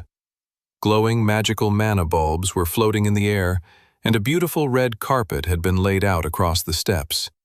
Guards stood at attention at the bottom of the steps, while royal staff was offering assistance to any of the guests where they could. "I can't believe we're this close to the keep," said Clara. Sam turned to her and grinned. "We're about to get even closer." The group from the Travelers Guild exited their carriage and made their way up the steps and entered the royal banquet hall. The beautiful room was lit up with candles and glowing chandeliers hanging from the ceiling. Light pink manna bulbs floated across the high ceiling like little mischievous pixies celebrating Love Spell Day by using their magic to make people fall in love. While the others looked around in awe, Sam was taking in the room. The large circular tables adorned across it, the royal dining table at the front for everyone to see, the dancing area nearby. In Sam's first timeline, there had been a terrible attack at this ball. One person in particular had been grievously harmed, and that was Princess Alice Grace's personal handmaiden, Mildred Cross. The wounds eventually led to her death a few weeks later.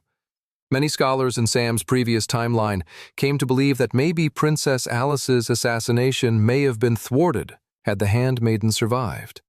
Beyond knowledge of the attack and the particular person who was injured, that was all Sam had to go off of. While knowledge of the attack was widespread, the details were kept out of the public record as to not harm the morale of the kingdom.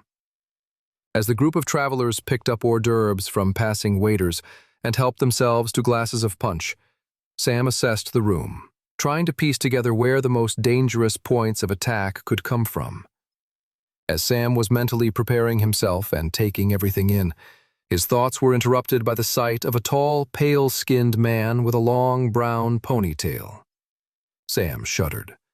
It was the royal court advisor, Clarence Erdstrom, the main culprit behind Princess Alice Grace's assassination.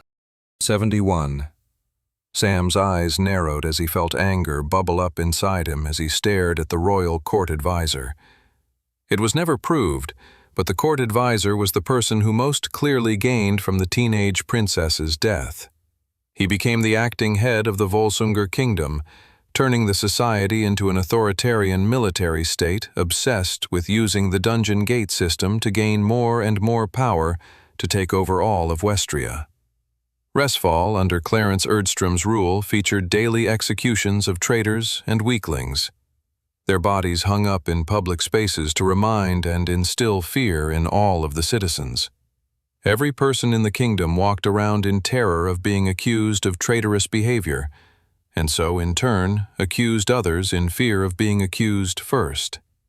There was no doubt Resfall and the kingdom at large had a lot of problems and issues, but no one who lived to see the changes in Sam's previous timeline would ever want to return to that world with Clarence Erdstrom in power. The court advisor moved towards the group of fancily dressed nobles and began to mingle. Sam felt every fiber of his being compelling him to get closer to the man. If he killed Clarence here and now, he could potentially stop so much horror and pain that would be inflicted on the kingdom. Of course, Sam hesitated. Clarence wasn't the only person who gained power from the death of Princess Alice Grace, and killing him here and now would send any other accomplices back into the shadows.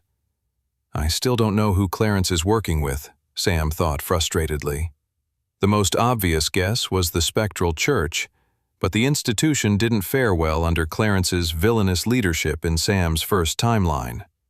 That didn't prove, though, they weren't involved in a secret deal and then had a falling out after the assassination of the princess. But Sam didn't want to make any major decisions on mere guesswork. He wanted to find actual proof of their secret and treasonous alliance. Even though the rational part of his brain told him to hold back, Sam couldn't help but move towards Clarence. Perhaps it was his anger moving him forward. When he got close enough to Clarence, he suddenly felt a power source of energy push him back. Sam used his mana sense and his eyes widened in shock. Clarence Erdstrom was no slouch. He was emanating a powerful level of energy that would keep anyone from getting close enough to harm him. Sam wasn't sure if it was a specific spell, rare item ability, or just very advanced mana manipulation. But whatever it was, Sam knew that even if he wanted to destroy Clarence Erdstrom here and now, he was not capable of doing so. Sam took a deep breath and let his anger subside. He recognized the situation as a reminder of why he needed to keep training and growing stronger.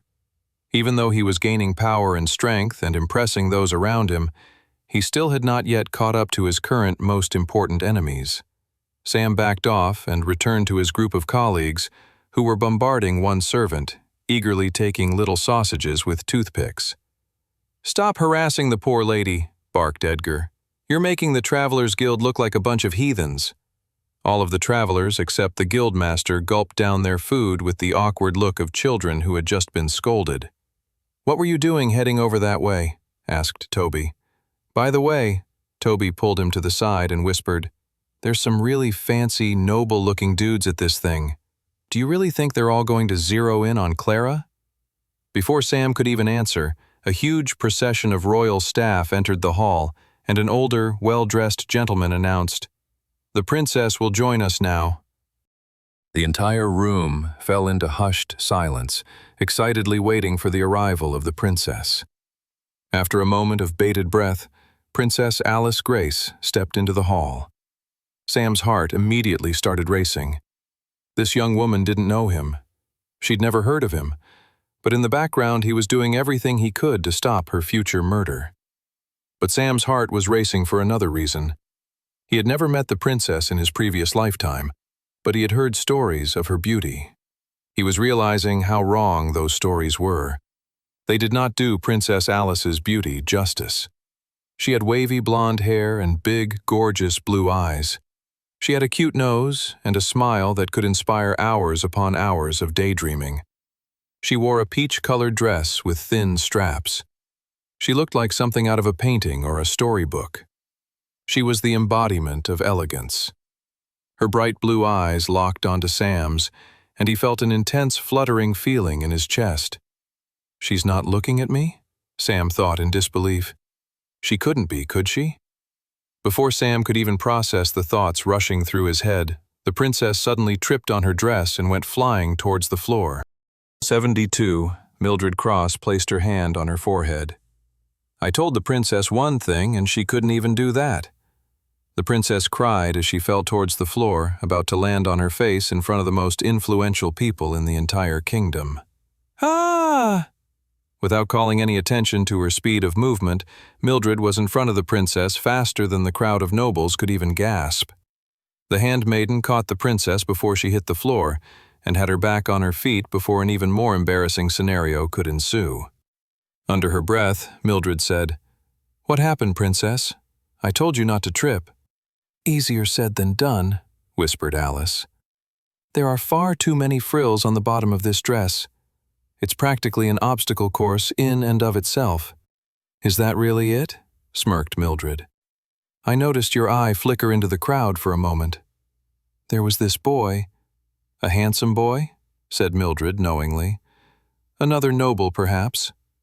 The princess crossed her arms and huffed. "He's certainly not handsome. If he hadn't been gawking at me like he had, maybe I wouldn't have tripped and embarrassed myself. I don't even know why you're inquiring. You're not one normally for gossip." Mildred's face went serious. She may have exposed more of her emotional self to the princess than she had intended, but it was important to know who Alice was looking at. "Who is it?" The princess eyes a young man across the hall. It was an older teenage boy with shaggy black hair and striking red eyes. "A traveler, huh? You need to be careful with them." "I don't need to be careful about anything," huffed Alice, "because that boy means absolutely nothing to me beyond irritated annoyance at his impolite, gawking behavior." "All right. Well, everyone is looking at us now," said the handmaiden. "Better to continue on with the ceremonies so we can move on from your disastrous entrance." "Disastrous?" "Now you've made me more nervous," hissed Alice. "Just keep going," said Mildred. "It's time you welcomed and thanked everyone for coming." After a brief moment of fear with the princess tripping, the royal winter ball continued without incident. They all sat down for a wonderful dinner, which was then followed by a string quartet playing lively songs to commence the dancing portion of the evening. Toby stood by himself and chugged another glass of punch. Clara had left to use the bathroom, and Sam seemed preoccupied with something else. What are you doing?" said Brock, approaching Toby. "I need liquid courage," said Toby. "But there's no alcohol in there," said the dwarf. "Though if that's what you're after." Brock opened up his blazer to surreptitiously show the top of a silver flask. "I find that in these types of situations it's always better to drink hype juice rather than haterade."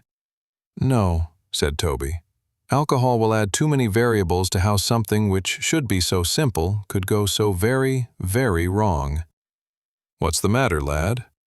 "I need to ask someone to dance." "Ah, I see," said the Brock, looking across the dance hall to Olivia and Curtis slow dancing. "Are you sad that Curtis is dancing with Olivia?" asked Toby. "Nah," said Brock. "He may be winning the battle right now, but the war is far from over." "Really?" "Well, I danced with her last year and he didn't," said Brock. So in my book, we're tied for that glorious woman's affection." The dwarf sighed. "But enough about me. You better make your move before someone else does. Just be happy there aren't any more conniving know-it-all elves at this ball." Toby sighed. "You're right.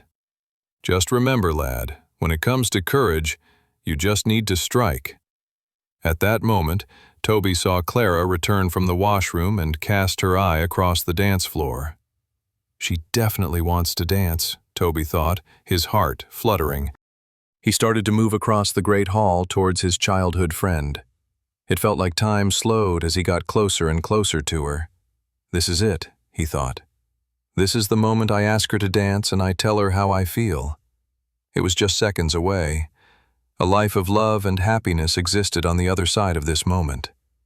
"What is it, Tobes? Have you finally thought of something nice to say? Or are you still blubbering weirdly?" said Clara, blinking at him with her beautiful green eyes. "I take that back, actually. I know how you feel. I feel a bit nervous here amidst all these nobles and glamour." Toby didn't say anything. "Are you all right, Tobes?" Toby's lips trembled. "Yeah, well, how about I don't know, dance." At that exact moment, the large windows of the banquet hall shattered as 3 attackers intruded on the royal winter ball, swinging in from the cold, wintry night. 73. Edgar Redfield immediately stood up, alert and ready for battle, as the glass shattered and the 3 intruders landed in the center of the banquet hall. The nobles scattered to the edges of the room, screaming in terror. "Protect the princess at all costs," shouted the guildmaster. The 3 attackers wore light armor with cloaked hoods to conceal their identities. All 3 of them materialized large scimitars and rushed into the crowd, adding to the chaos they had already created with their glass-shattering entrance. "This is bad," Redfield thought, rushing into the fight. But nevertheless, he smirked to himself. An opportunity for the guild. Sam materialized his berserker sword and rushed to one of the attackers. "Finally," Sam thought to himself as he ran to engage in the battle. "I've been waiting for this." The cloaked attacker swung his scimitars right at Sam's head. Sam spun on his feet and knocked an elbow blow right into the attacker's face. The attacker went stumbling back. Sam narrowed his eyes and went for a precision slice as he slashed his powerful berserker sword. The novice-tier traveler's attack cut through the intruder and had him falling to his knees in pain. Sam knocked him out with the touch of his sword. He figured it was better to keep these killers alive to extort more information from them. Sam went on to take the other 2 that were fighting with the other travelers. "Leave them alive," he shouted. "We need to know who is behind this." Mildred Cross scanned the battlefield. The travelers had pushed forward and were making quick work of the attackers. A circle of the travelers had formed around the princess. "Something doesn't feel right," thought the handmaiden as she looked around the area. The travelers in attendance were faring too easily on such a momentous attack. Mildred quickly considered everything she knew about the attackers so far. They made a bold entrance, she thought. Too bold. It must be a distraction. Her heart raced as she tried to figure out what the attackers were trying to draw their attention away from. That's when she saw the faintest movement on a chandelier high above. Mildred's eyes narrowed, and that's when she saw the 4th hooded attacker. The attacker leapt from the chandelier and came hurtling down with his knife drawn right towards Princess Alice. Oh no! Mildred could tell she wouldn't be able to get the princess out of the way in time. There was only one thing she could do in time to stop it. Her mind instantly saw Alice's old father, the now dead king. This is why you hired me, she thought. The reason I'm here. Mildred moved with intense speed and leapt in such a way that her whole body protected the area above the princess, defending her from the incoming attack. Mildred braced herself for the intensity of the attacker's blow. The assassin's knife was seconds away from puncturing her flesh and leaving a devastating and deadly wound. If she didn't die tonight, it would only be a matter of time that such an injury eventually killed her. She closed her eyes, accepting her fate. She would rather die protecting someone she cared for then seeing that same person be harmed. But then, at the very moment that the dagger should have plunged into Mildred's stomach, a huge crimson-red blast shot across the banquet hall and into the stomach of the descending assassin. The bright ball of magic knocked the assassin across the room, smashing him into a nearby wall, where the body slid to the ground with a gaping hole from the blast's power. Mildred then collapsed onto the ground, her shoulder absorbing the bulk of her pain. She quickly got her bearings and looked around to see who had unleashed that powerful magic blast. Mildred had never seen anything like it before. It wasn't quite fire magic or any other type of elemental magic she'd seen in the past. She looked and saw the young man with shaggy black hair and crimson-red eyes, the one that had caught Alice's eye earlier. Who is this boy? She thought to herself.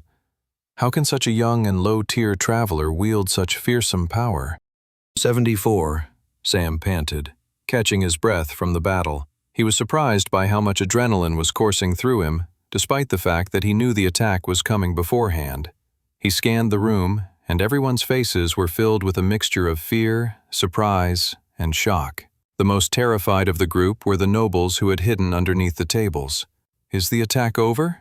asked a rich older woman. "How could this happen?" said another. "Volsungur is the strongest kingdom of them all, is it not?"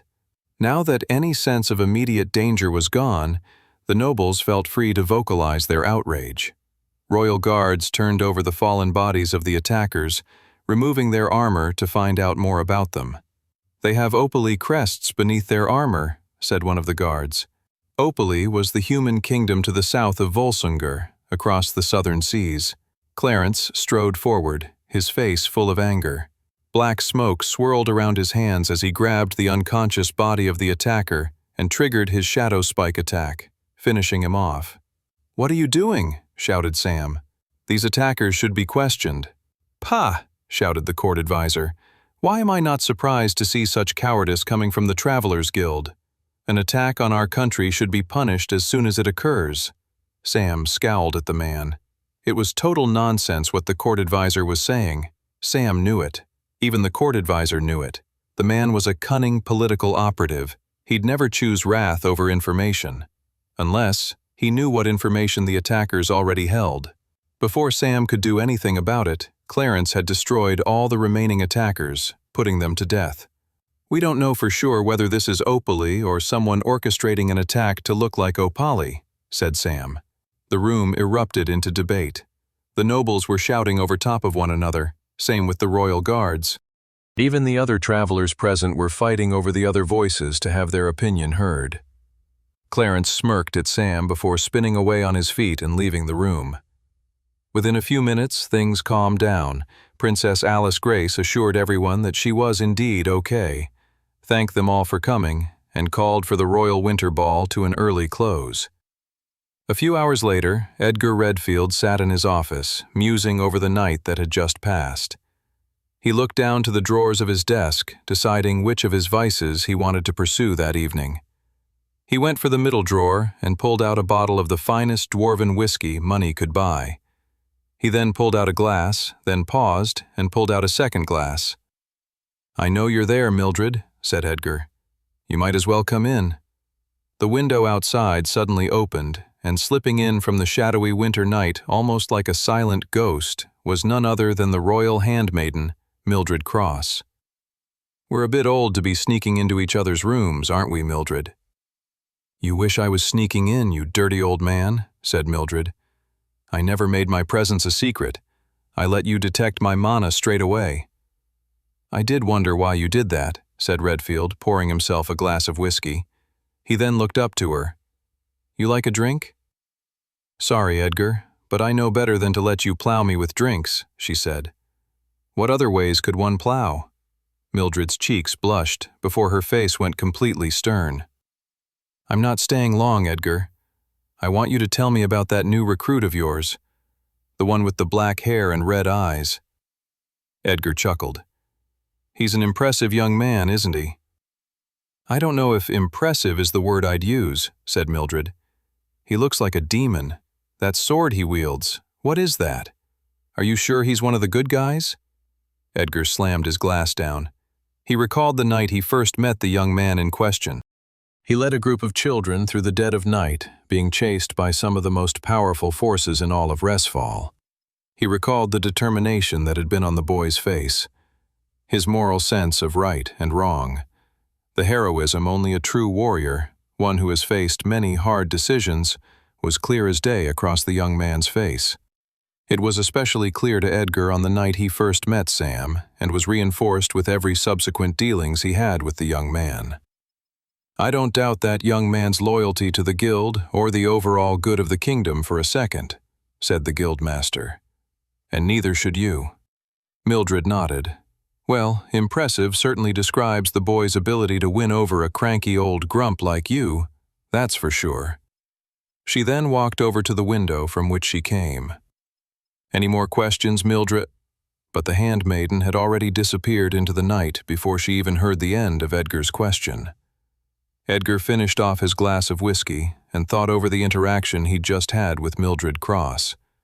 He couldn't help but get the feeling that, despite what he had said to her, she didn't believe a single word out of his mouth. 75. The following day, Sam woke up bright and early. Everyone was sleeping in after the eventful night of the Royal Winter Ball. Many of them believed they had earned themselves a break. Sam did not feel the same way at all. If anything, after the events of the Royal Winter Ball, he felt more inspired than ever to continue raising his stats, finding better equipment and leveling up his abilities. He had a quick breakfast on his own in the dining hall. He then downed a mug of coffee as he shoveled scrambled eggs, bacon, and potato wedges into his mouth. He probably would have eaten slower if there was anyone there to witness him, but seeing as he was on his own, he figured he could eat ravenously without upsetting anyone's sense of impropriety. Even thinking in that way caused Sam a brief moment of pause. "I think even the little bit of time hanging out with those nobles last night is rubbing off on me," he thought, and not in a good way. Following his breakfast, he went by the mission board to see what was available for novice-tier travelers with 3 stars and under. A new mission had come in from a newly spotted blue dungeon gate that had appeared outside the city. He put his name down for the mission with one of the clerks and then headed off to start his day. The streets of Resfall were quiet that morning as Sam walked towards the city's eastern gate. The few people he did see were all yawning with bags under their eyes. It looked as if the whole city had taken the night off to celebrate Lovespell and the Royal Winter Ball. Even if many of them weren't invited, they had chosen to celebrate the occasion at home or with others. Sam smiled at a few passers-by and continued towards the gate. The sky was clear, and for brief moments, Sam would catch a whiff of spring in the air, only for seconds later to feel the wind pick up and remember it was still very much winter and would continue to be so for at least another few weeks. He was about 5 minutes from the gate when he got the peculiar sense of someone tracking him. He triggered his mana sense and didn't pick up anything. That didn't put Sam at ease. He could tell he was being followed. He could also tell that whoever was following him was also a decent practitioner of mana manipulation. Sam moved around the corner, trying to shake the tail of whoever was following him. Except, when he went around the corner, he had no idea what happened, but somebody was there waiting for him and knocked him out cold. Sam's vision was blurry and his head hurt. He felt groggy, like he was waking up from a bad dream. Only when he was a little more awake did he realize that he wasn't waking up from a bad dream, but rather a bad day. He had been abducted, kidnapped. He tried to move and instantly discovered his arms were tied behind a chair in a thick, powerful knot. Crap, he thought. From the looks of things, he was underground somewhere, most likely in a forgotten passage in one of the many sewers of Resfall. In the distance was the echo of dripping water and scurrying mice. This is bad, Sam thought. He racked his brain to figure out who would try to kidnap him, and why now. The prime suspect would have been the Spectral Church. Sam had completely upended their experiment with the White Gate and left dozens of their traveler priests for dead in their secret underground headquarters. Except none of his current surroundings had the air of the Spectral Church. It made no sense for the Spectral Church to take him to the sewers when they had their own hidden passages beneath their cathedrals. So if it wasn't the Spectral Church, who was it? Could it be whoever was behind the attack last night at the Royal Winter Ball? Clarence Erdstrom and his associates? It must be. Sam was mentally kicking himself.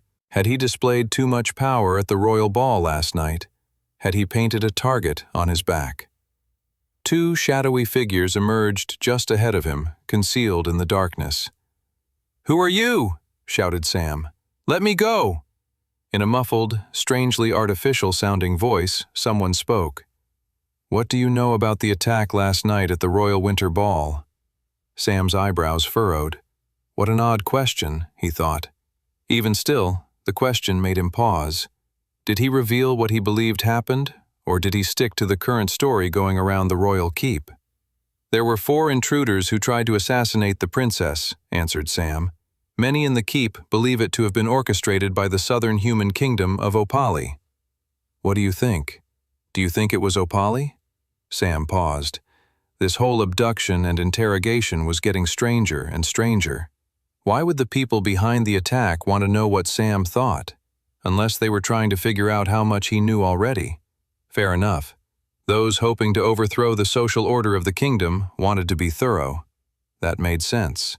The two shadowy figures in front of him started arguing. "You're not asking the right questions," said the other one, reaching for whatever device the first one was using to distort their voices. "Why were you gawking at me unless you were trying to kill me, you red-eyed weirdo?" Sam now understood who was interrogating him. But in many ways he was only now more confused. "Princess Alice?" Sam asked, hesitantly to the two shadowy figures in front of him. "No," said the figure. "That's not me. What makes you say that?" "You just referred to yourself as the target of the assassination," said Sam. "You have given our identities away," sighed the other figure. "We might as well reveal ourselves." Stepping out from the shadows were Sam's 2 kidnappers, the last people he'd ever have guessed that would abduct and interrogate him in a sewer. Princess Alice Grace and her handmaiden, Mildred Cross. The 2 kidnappers stared at Sam with serious expressions. Sam couldn't believe it. Why the heck would the princess want to kidnap me? He couldn't help but feel a bit underappreciated since these were the exact 2 people he had rescued the night before. They returned the favor by kidnapping him and interrogating him? "I'm sorry," said Sam. "Why have you kidnapped me?" "You don't get to ask questions," said the princess. "I just feel you 2 are being a bit ungrateful considering last night I saved the both of you," he said. "Saved me? You caused me to nearly trip and embarrass myself in front of the whole kingdom with your annoying, scrutinizing staring." Sam could not believe the words he was hearing coming out of the princess's mouth. Is she really more concerned about having almost tripped at the ball over the attempted assassination? He stared at the princess in disbelief. For a brief second he couldn't help but notice how pretty the princess was, even how cute she looked in her irritation, but then he shook his head. "I don't care how beautiful the princess is," he grumbled, "especially when she's this annoying." "Princess," said Mildred, "as we spoke beforehand, we haven't gathered here today to discuss the tripping incident." The handmaiden then turned to face Sam directly.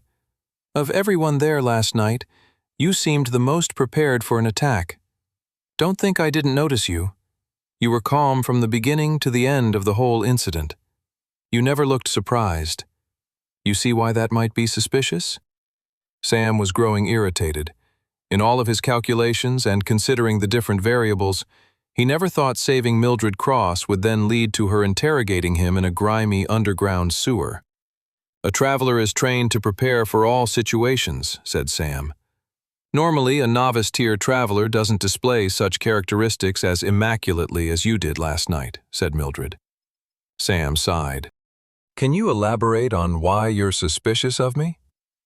Mildred crossed her arms. "Last night, 3 people came in through the windows to attack the princess.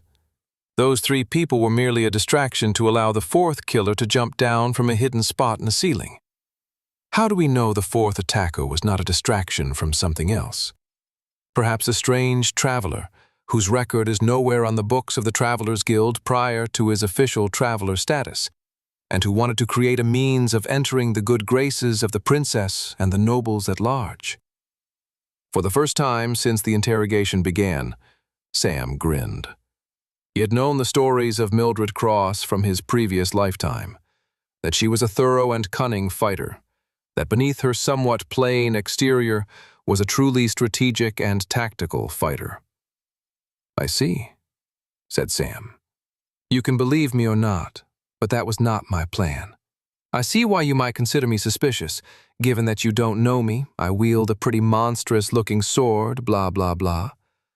But you seem to be ignoring the most fundamental question about the attack last night.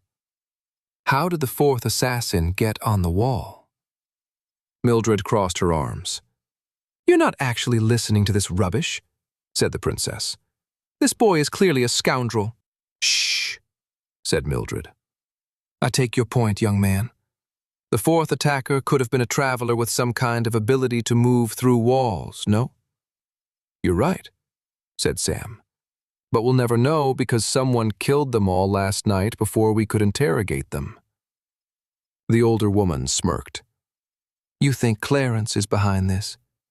"If not him," said Sam. "Certainly someone on the inside." "Clarence was a trusted advisor to my father," said Alice.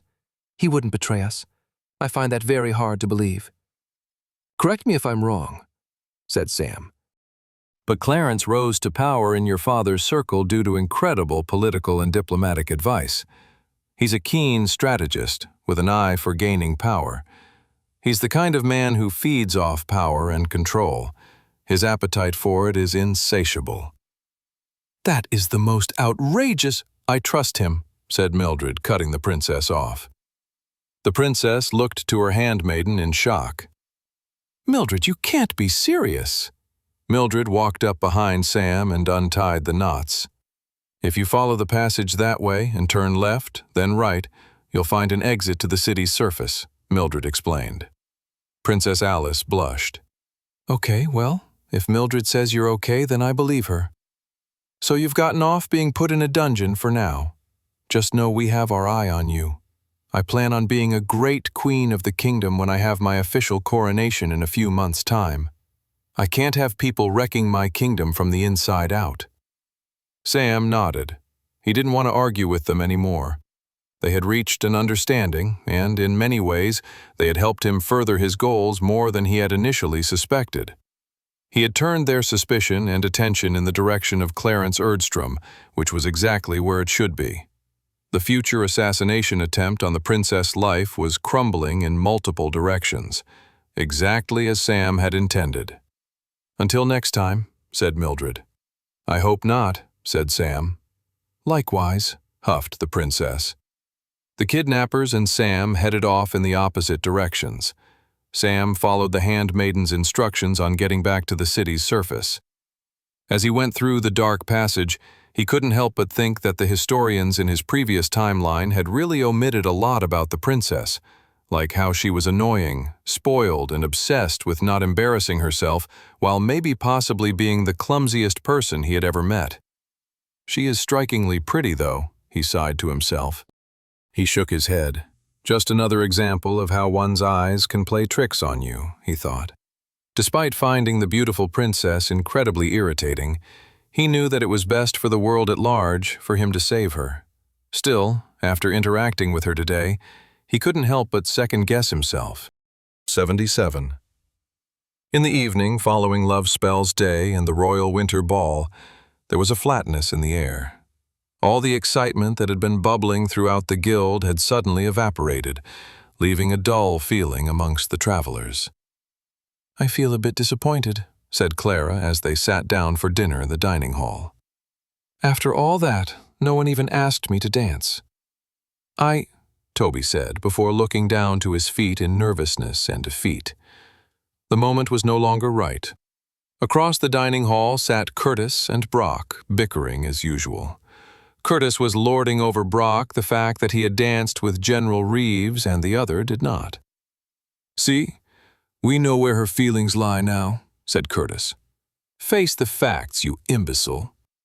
"What facts? She danced with me at the previous winter ball, so as far as I see it, we're tied." "That was a pity dance," said Curtis. "Look how much shorter you are than her. She wants someone a little bit taller. Height means nothing if you're a twig that can be snapped in half." Their bickering quieted down just as Olivia sat down to join them. "What are you two arguing about?" Both travelers blushed and looked away.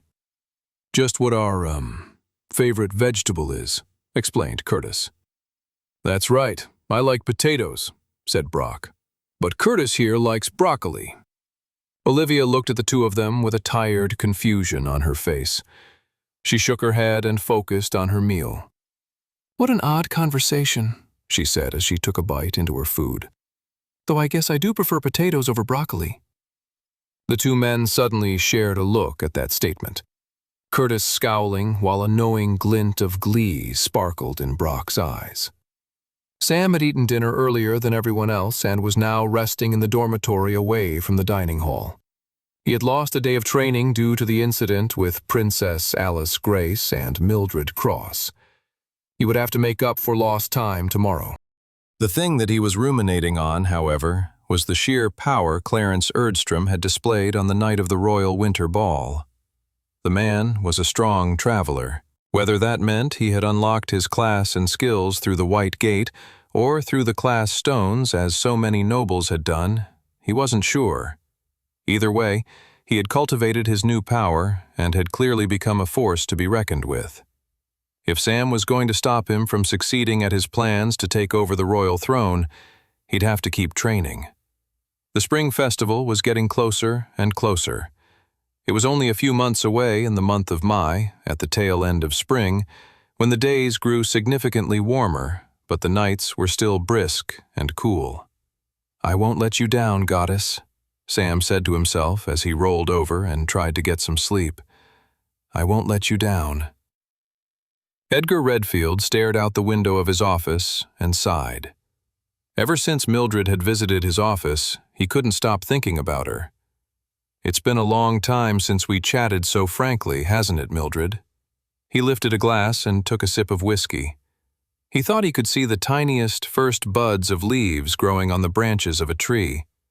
Thank the goddess, Love Spells Day is done for another year. 78. Soon the month of Marshki arrived, and the spring season was ushered into the city of Resfall. Birds chirped with glee as they sat on leafy branches, while bees buzzed and drew pollen from the newly blossomed flowers. The days began to grow warmer, and a friendly optimism swept through the air. In a shadowy, long-forgotten bar, Sam exchanged some coins with a strange man with an eye patch and a mustache. It was a simple exchange. Sam was giving the man money to gather more intel on Clarence Erdstrom. Under different circumstances, Sam would have done the spying and detective work himself, but he wanted to maximize his training, and he figured someone could do the more labor-intensive part of the spying for him while he went off to get stronger. With his clandestine arrangement forged, Sam returned to the Travelers Guild before the majority of travelers had even awoken and managed to finish their breakfast and get started for the day. Having eaten before he had set off to hire the private spy to gather information on Clarence Erdstrom, Sam skipped greeting anybody in the dining hall and went straight to the Guild's mission board.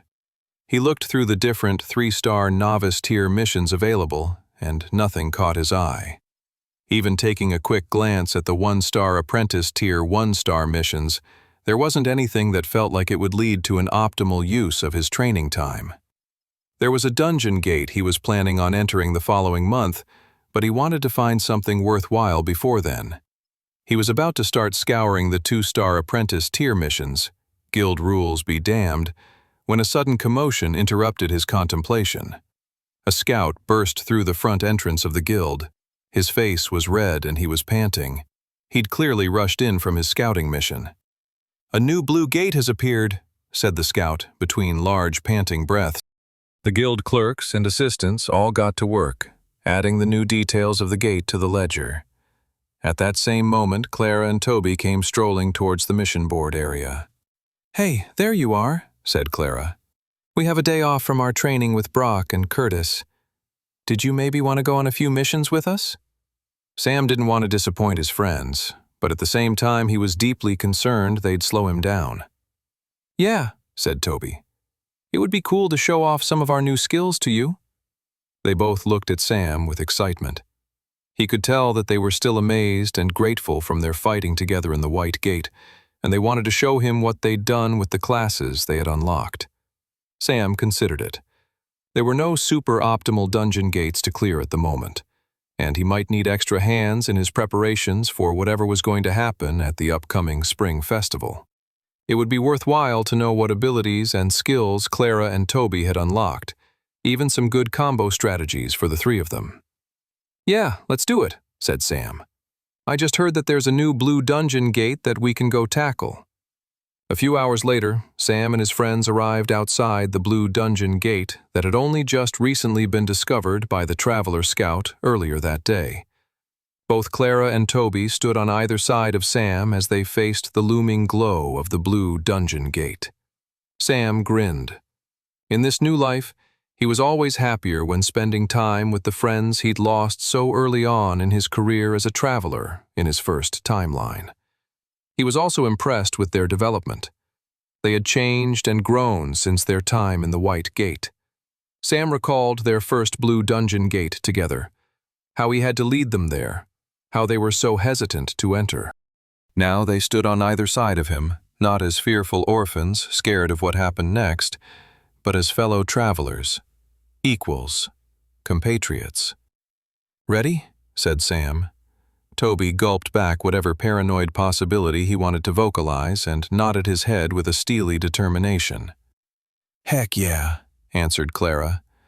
The three friends then walked forward in lockstep and entered the blue dungeon gate together. 79. Sam looked around the dungeon world, taking in his new surroundings. Even after entering countless dungeon gates across not just one but two timelines, Sam still couldn't get over the wondrousness and magic of the dungeon gate system.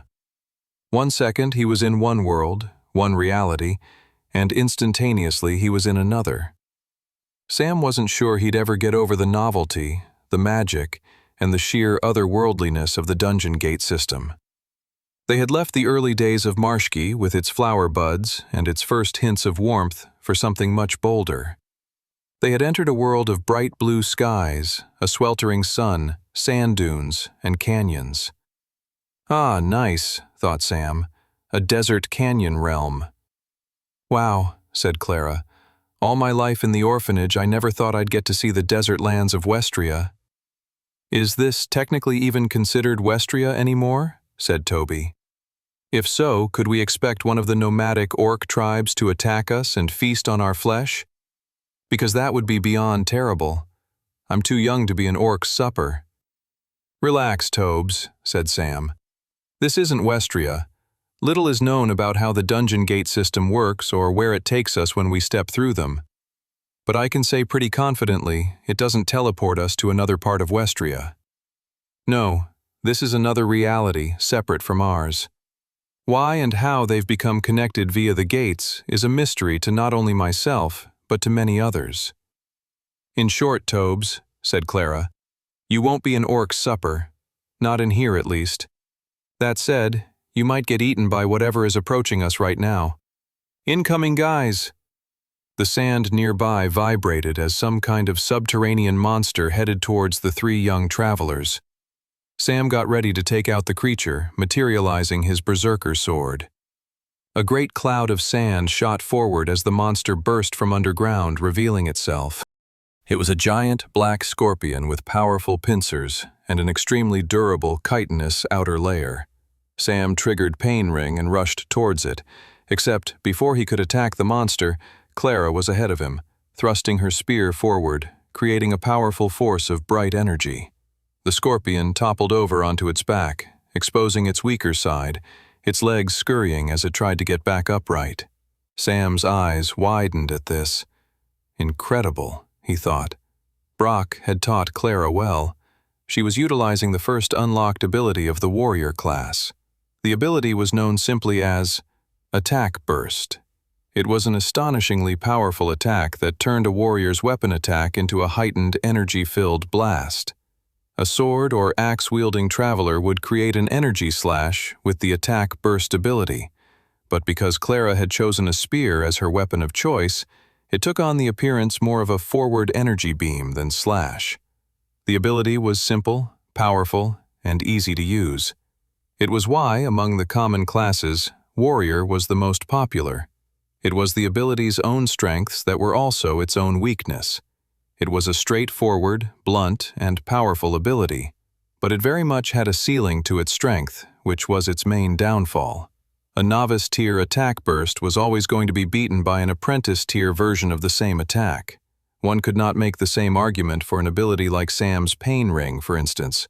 While, on the face of it, a less informed person would have been excused to believe the warrior's novice-tier ability was better than Sam's Blood Knight ability, and, if wielded in less capable hands, they would be right.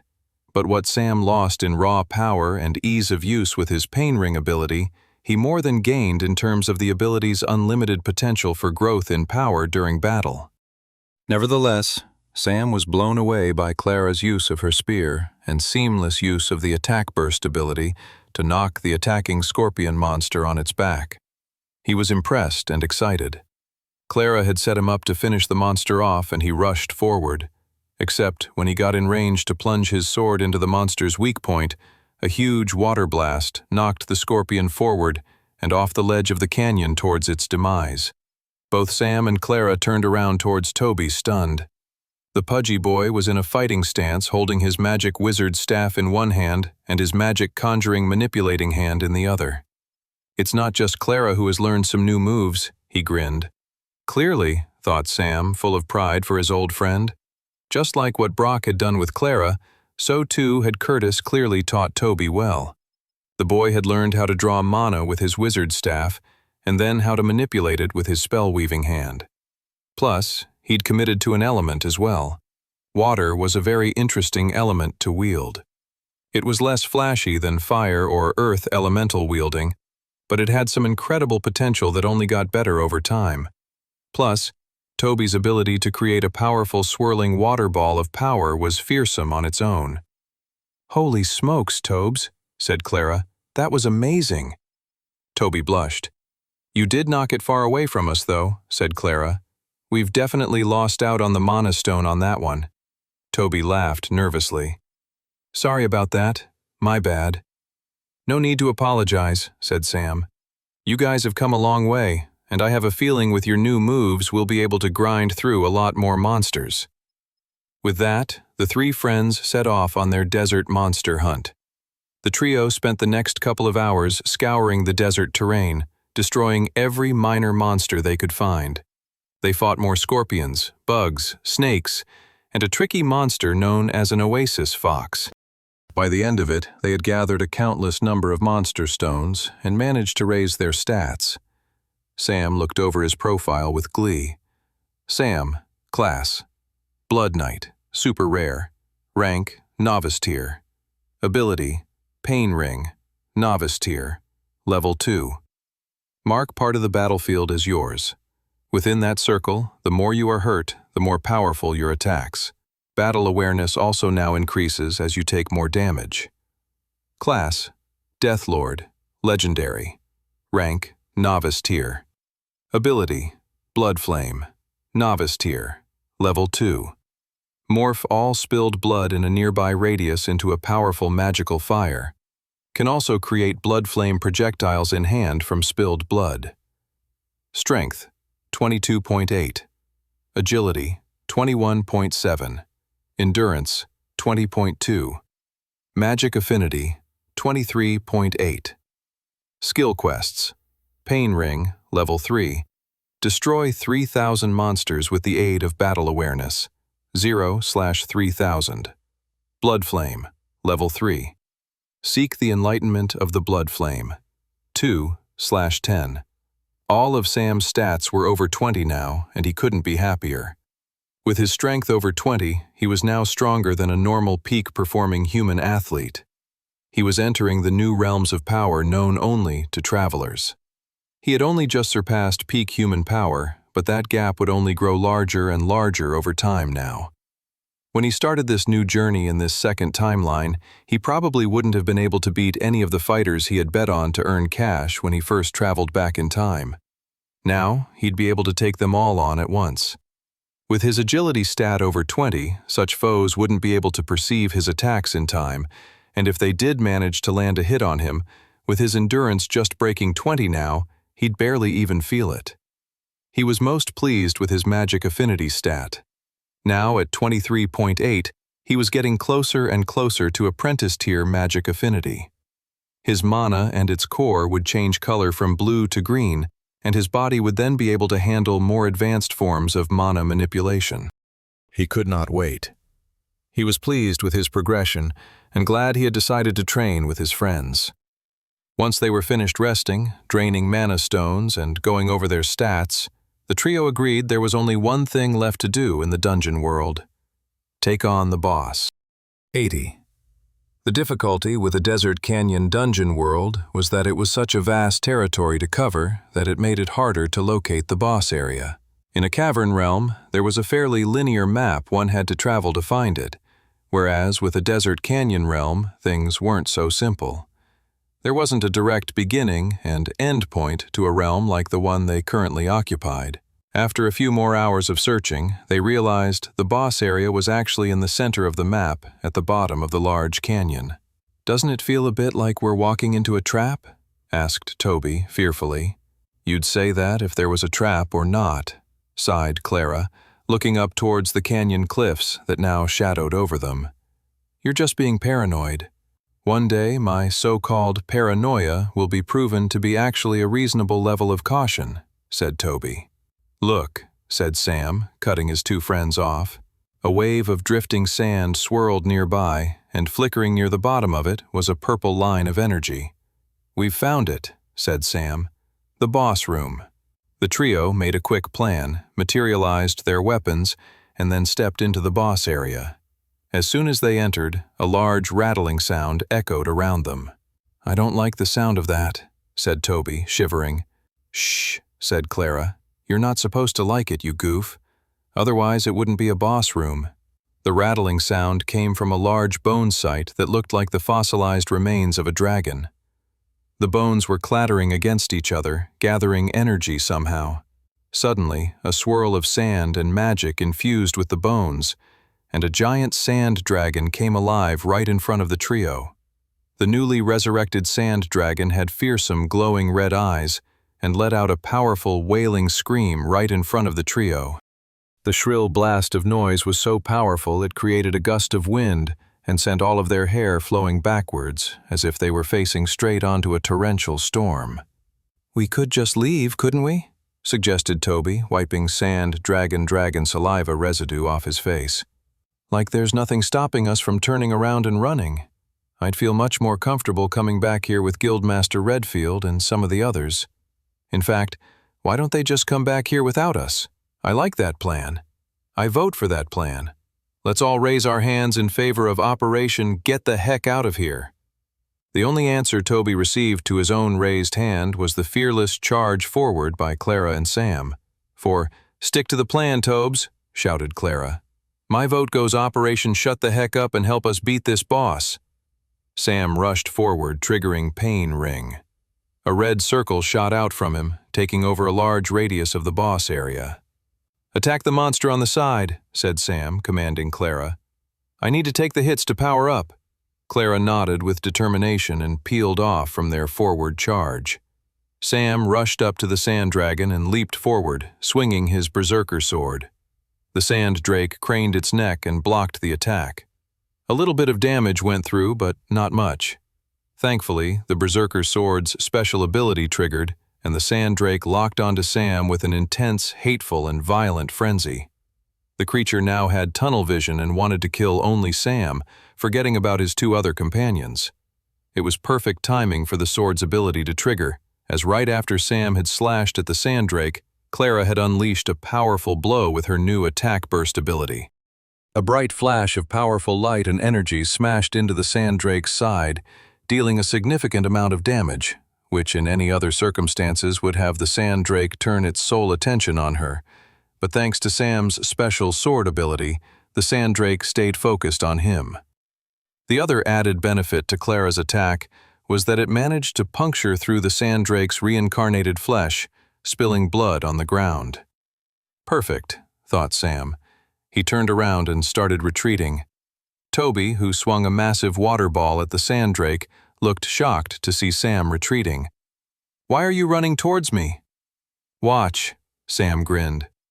As the sand dragon came rushing after Sam, the young black-haired traveler triggered his level 2 blood flame ability. He drew upon the spilled blood and created a large ball of blood flame in his free hand. He then whipped the powerful magic projectile in the direction of the sand dragon that was mindlessly chasing after him across the boss area. "We've got it locked in now," said Sam. "Let's whittle it away." They continued in lockstep like this for a good 10 minutes, Clara stabbing the dragon in the side as Sam and Toby threw magic projectiles at it, all while the sand dragon chased after Sam. "Why isn't it dying?" grumbled Clara as she stabbed the sand dragon in frustration. Sam was confused as well. Even if their attacks weren't a perfect matchup for how powerful the boss creature was, they had dealt enough of them that they should have had an effect. But the sand dragon looked as strong as it had from the start of the battle, despite dripping blood all over the place. "Okay, change of tactic," shouted Sam, rushing forward. He ran headlong into the vicious dragon. The dragon shot its head out, wanting to rip Sam to pieces. Sam leapt forward, swerving his shoulder in the direction of the monster's teeth. He tried to reinforce that portion of his body with mana from his mana core as he braced himself to take the deadly attack. The sand dragon's teeth pierced into him, and Sam winced with pain. But the hurt didn't last too long. The pain ring transformed the horrible suffering entering his body into a newfound sense of power. Sam pushed himself free from the sand dragon, rolling back onto the desert ground. He got up on his feet and felt the new power swirling through him. "This is good," he thought, "but not enough." He spent the next minute slashing at the sand dragon with his newfound power, and it was definitely making a dent in the monster. But even then, Sam knew they were missing something. Sheer power wouldn't be enough to destroy this boss. They need to figure out its weak point. That was why a minute after allowing the dragon to take a horrific bite out of him, Sam was rushing forward to let it take another. He jumped towards the monster with his other, less mangled shoulder as the sand dragon slashed its sharp, bony claws against him. A sharp ridge of blood and flesh ripped through Sam, and he screamed out in pain. "Sam!" shouted his companions. Sam's heart raced and his vision swirled as his body was filled with unbelievable suffering. The horrific feeling didn't last long as his necklace of healing began to patch his bleeding body back together. As he swayed back onto his feet, Sam's vision was changing. The advanced evolution of his pain ring ability was finally taking effect. The sand dragon's mouth was glowing, specifically at the end of either side. Sam recalled how in his very first attack the sand dragon had protected his face. "I figured out its weak point," shouted Sam. He retreated for 30 seconds, returning back to their earlier formation as he explained the strategy of how they were going to finally finish this blasted boss monster. They quickly formed a new position. Toby drew as much energy, mana, and power as he could to create a massive floating water ball and hurled it towards the sand dragon. The boss monster ducked its head, only for Clara to come right at him with her attack-burst spear thrust. The sand dragon swerved from it, only for its eyes to widen with absolute shock as Sam swung in for a massive blow right in its weak spot. Using all of his accumulated power from his pain ring ability, Sam slashed the berserker sword through the back of the sand dragon's lips. The battle awareness from the pain ring hadn't lied to him about the boss monster's weak point. Sam's berserker sword cleanly cut through the back of the monster's lips, cutting the creature in half. Sam landed the finishing blow. 81. Sam caught his breath and wiped sweat off his brow as he stood over the fallen remains of the sand dragon. The boss monster soon disintegrated down into a large mana stone and treasure chest. They all gasped at the sight of the mana stone. It was a different color from many that they had seen before. It was a green mana stone, an apprentice tier mana stone.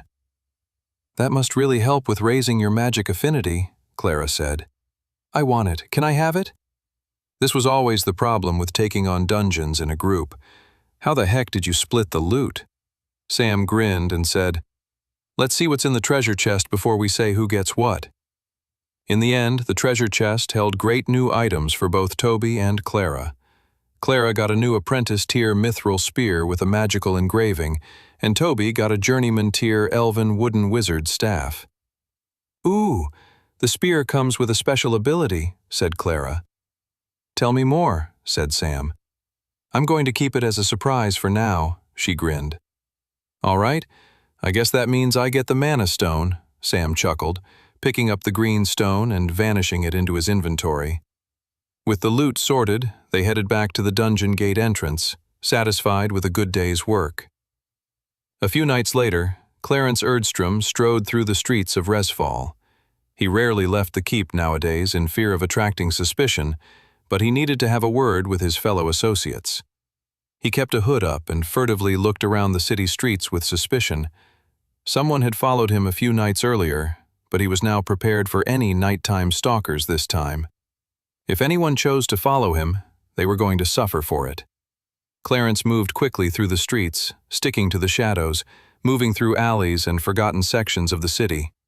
His body was filled with frustration. He'd been planning the attack on the Royal Winter Ball for months. While he hadn't expected to finish off the princess, he was hoping to get that damn handmaiden out of the way. Now his entire plan was disordered. He needed to rethink everything. The problem, however, was that he couldn't quite figure out why his initial plan at the ball had failed. He couldn't put his finger on it, but it felt almost as if people were prepared for the attack to happen. But how would that have even been possible? Was there a mole among his associates? Clarence shook his head. He didn't think so, but he couldn't come up with a better explanation for why his plans weren't working out properly.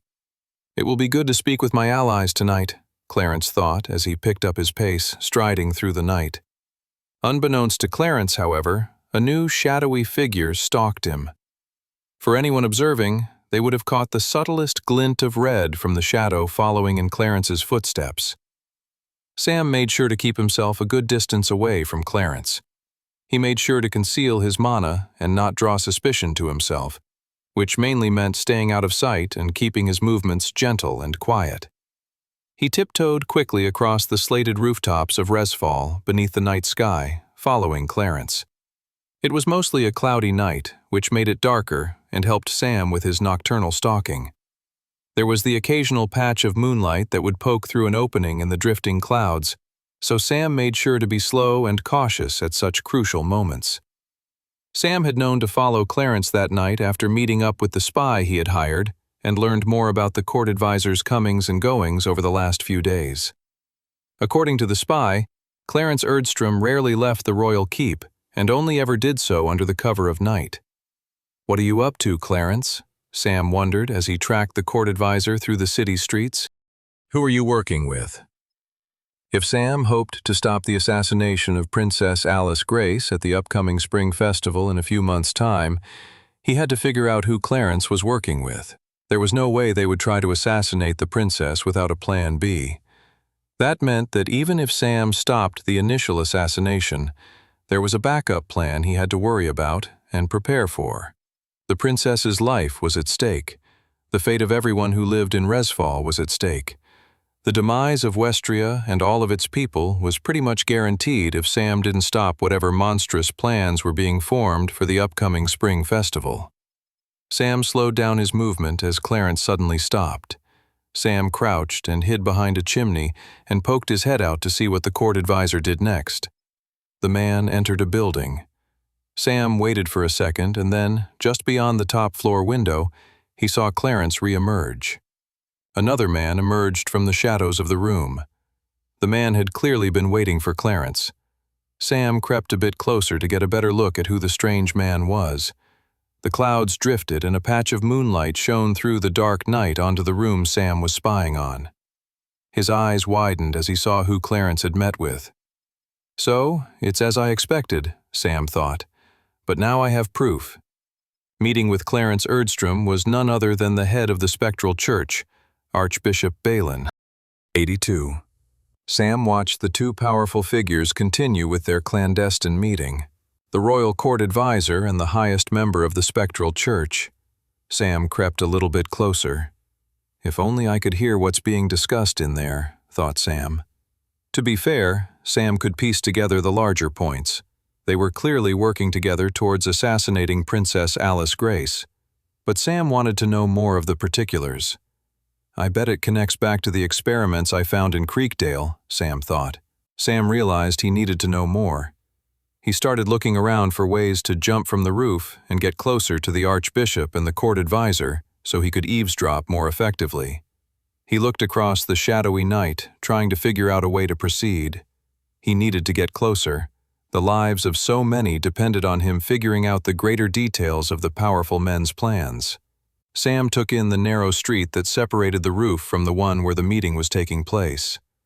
On the one hand, it wasn't too big a gap, and Sam should easily be able to make it across. But there were two problems. The first problem, and Sam lurched even thinking about it, if he screwed up the jump, it was a long fall to the cobblestones. Even with his higher stats, he'd be worried about taking a serious injury, especially if he didn't land correctly. The second problem was, even if he landed, he'd create a lot of noise, which Sam definitely didn't want to do. One of his greatest advantages in this timeline was that no one knew about his extensive knowledge of the future. He needed to protect that advantage at all costs. Sam saw the solution to his predicament and didn't hesitate as soon as it became clear to him. He sent mana to his feet, creating a level of calm balance in them that allowed him to make his movements as quiet as the night. He then hurried a few rooftops over where he could make the jump and not disturb the secret meeting he wanted to spy on. He took a deep breath, ran down the slated roof, and jumped off it at the last moment, catching his breath as he landed on his feet. In any other circumstances, he would have wanted to take a breather and soak in the relief for making the big jump, but he didn't have time to waste. He crept back to the room where the meeting was being held and slid down to the edge of the room just near the window. He placed his ear against the roof, and he could just barely make out the conversation. "So the plan will be ready just in time for the spring festival," said a voice, which Sam easily recognized as Clarence Erdstrom. "And what if things don't go as you suspect them to? Much like what happened the other night," said a different voice, clearly the Archbishop. "That's where you come in," said Clarence. "I presume the artificial dungeon experiments are going well?" "They are," said the Archbishop. "Well, we'll have an army of corrupted magic beasts and actual monsters to help us take the throne by brute force, in the event killing that silly princess is made difficult. Let's hope for the sake of so many in this city that it doesn't come to that," said the Archbishop. "The streets will flow with blood if we do that," Clarence replied. "The blood of the innocent is nothing but the ink of history, my good friend. We're almost there. Just another month or so. Until then, I bid you good night." The two men said goodbye, and the meeting came to a close. Sam stayed concealed in the shadows, making sure to hide his mana. He felt an anger swell in him. He wished he could have smashed through the glass and finished off the two evil plotters there and then. But he could feel the powerful pulse of Clarence's mana even through the roof. "I'm not ready yet," Sam sighed, "but I will be soon." The two men went off into the night, and a few minutes later, Sam stood up to head back to the Travelers' Guild. The final training and preparation had to start now if they were going to save the princess from the assassination and the entire city at large. Sam took a step in the direction of the guild, when suddenly flashing through the night was a silver dagger aimed right at his head. 83. A few minutes earlier, an assassination squad of traveler priests took position across a series of rooftops in a forgotten quarter of the city. The second in command of the squad was Gregor Regas, an apprentice-tier traveler priest with the assassin class. Even without the class he unlocked from the White Gate a few years ago, Gregor had always been a killer. It was simply what he loved to do. He unsheathed his silver dagger as he eyed up the shadows of their target a few rooftops away. The target, whoever he was, hadn't noticed them in the night. They had taken great pains to conceal their mana and keep a greater distance from the target than they normally would when tracking someone. Normally, keeping such a distance would have been extremely difficult, but because they knew the court advisor's route beforehand, they could take a more hands-off approach to tracking their prey. Gregor's silver dagger glinted beneath the starlight. It was time to incapacitate the target and discover who exactly had been tracking the court advisor.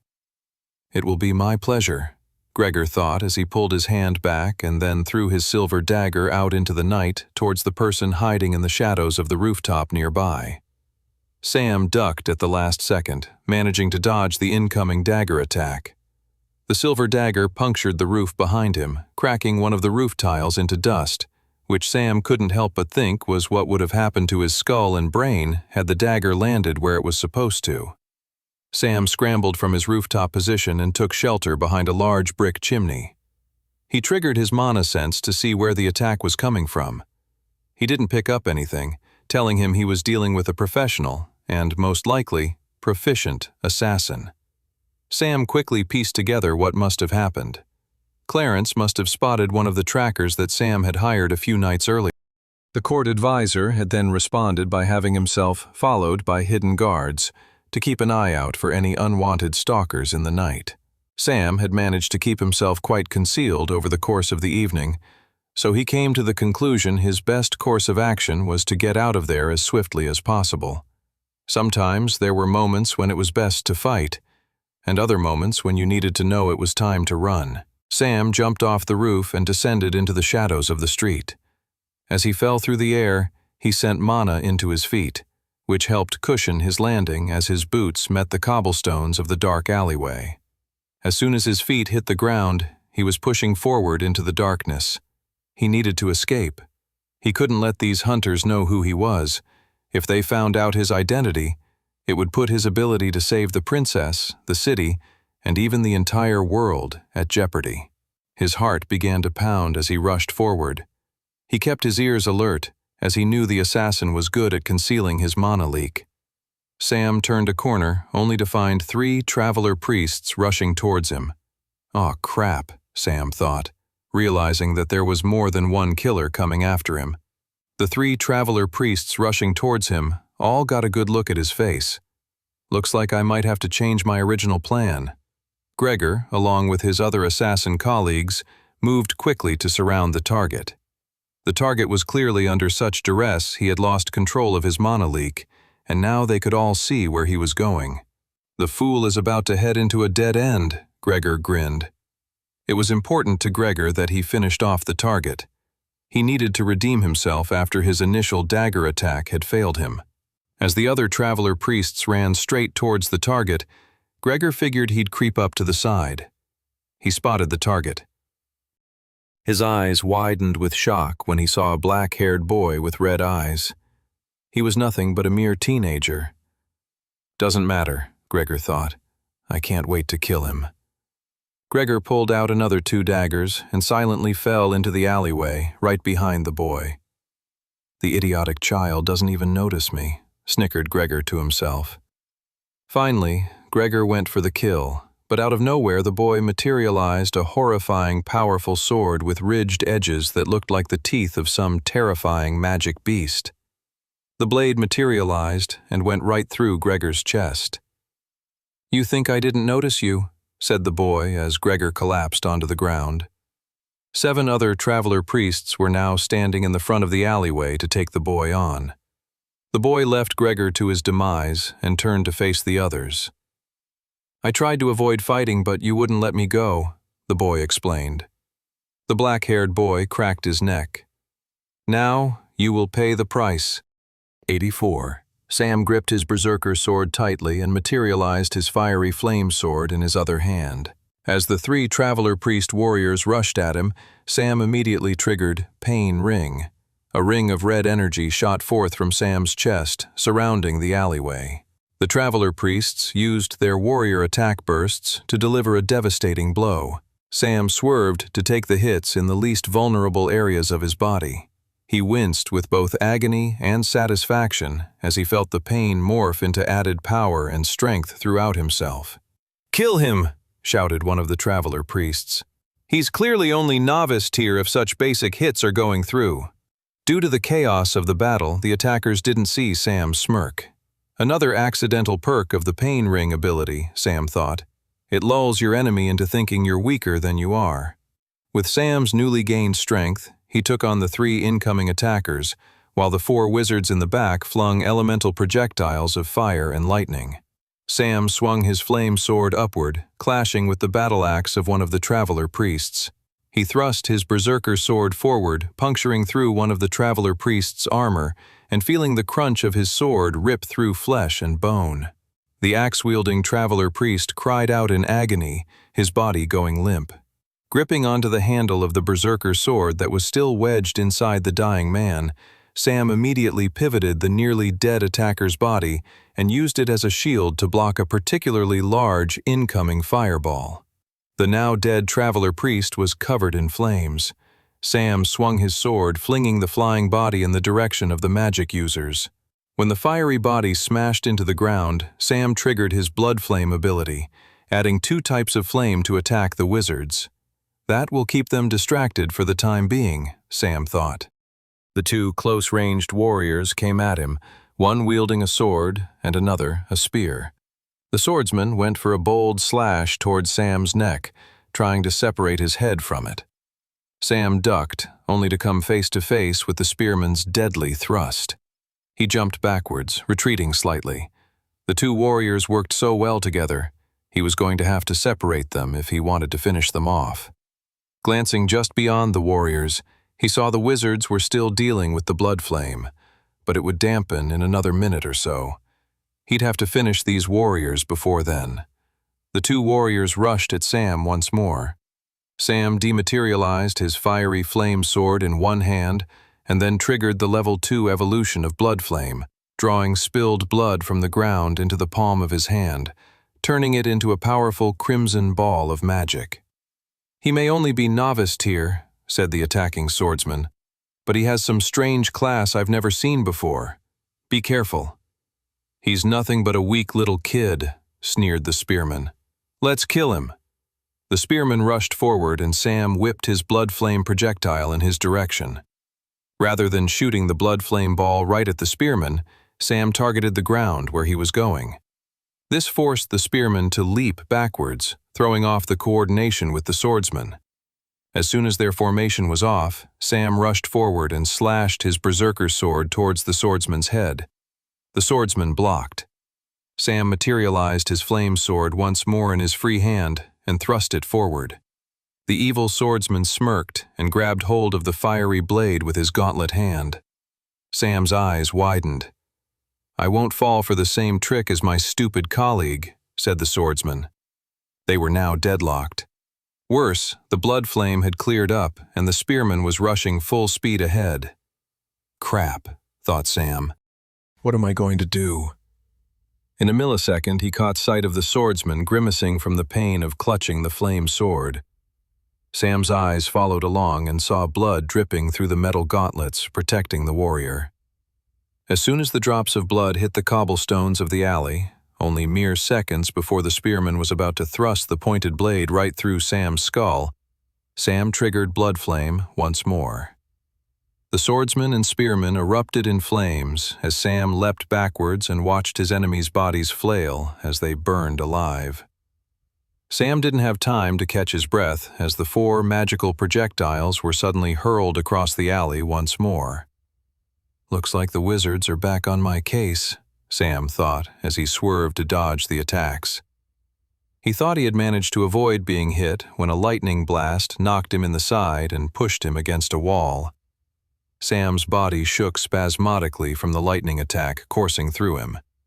He saw the wizard preparing to make a cautious movement towards him while he was still down on the ground. Sam quickly got back on his feet.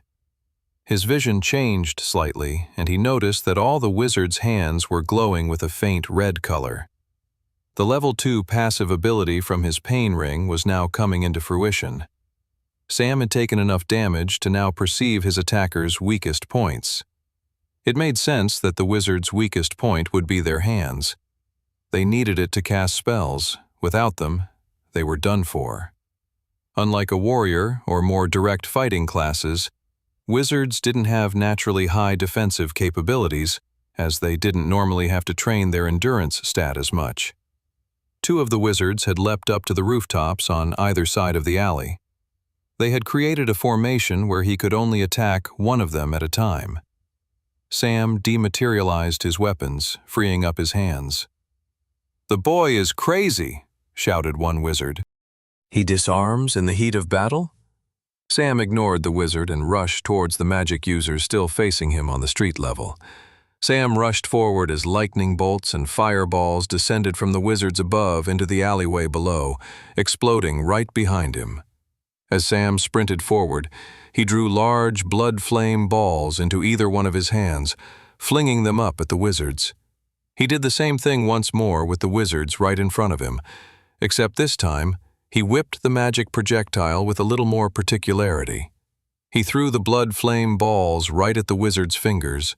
The wizard's eyes widened with fear, leaping back and losing their composure over the battlefield. Sam then materialized his berserker sword when he got up close to the two ground-level wizards and swung it with both his hands. The blade ripped through their cloaks with ease, leaving behind two mangled corpses, separated in half. It didn't matter what tier the wizards were. The combination of Sam's increased strength from the pain ring and the wizard's own lack of endurance stat meant that Sam could cut through them with ease. The two wizards above shivered in fear and turned to run, which was the biggest mistake they had made that night. Sam materialized his throwing daggers and threw them at the wizards. Both daggers hit their mark, right in the back of the wizards' skulls. When you retreat, Sam thought to himself, you expose yourself even more to the enemy.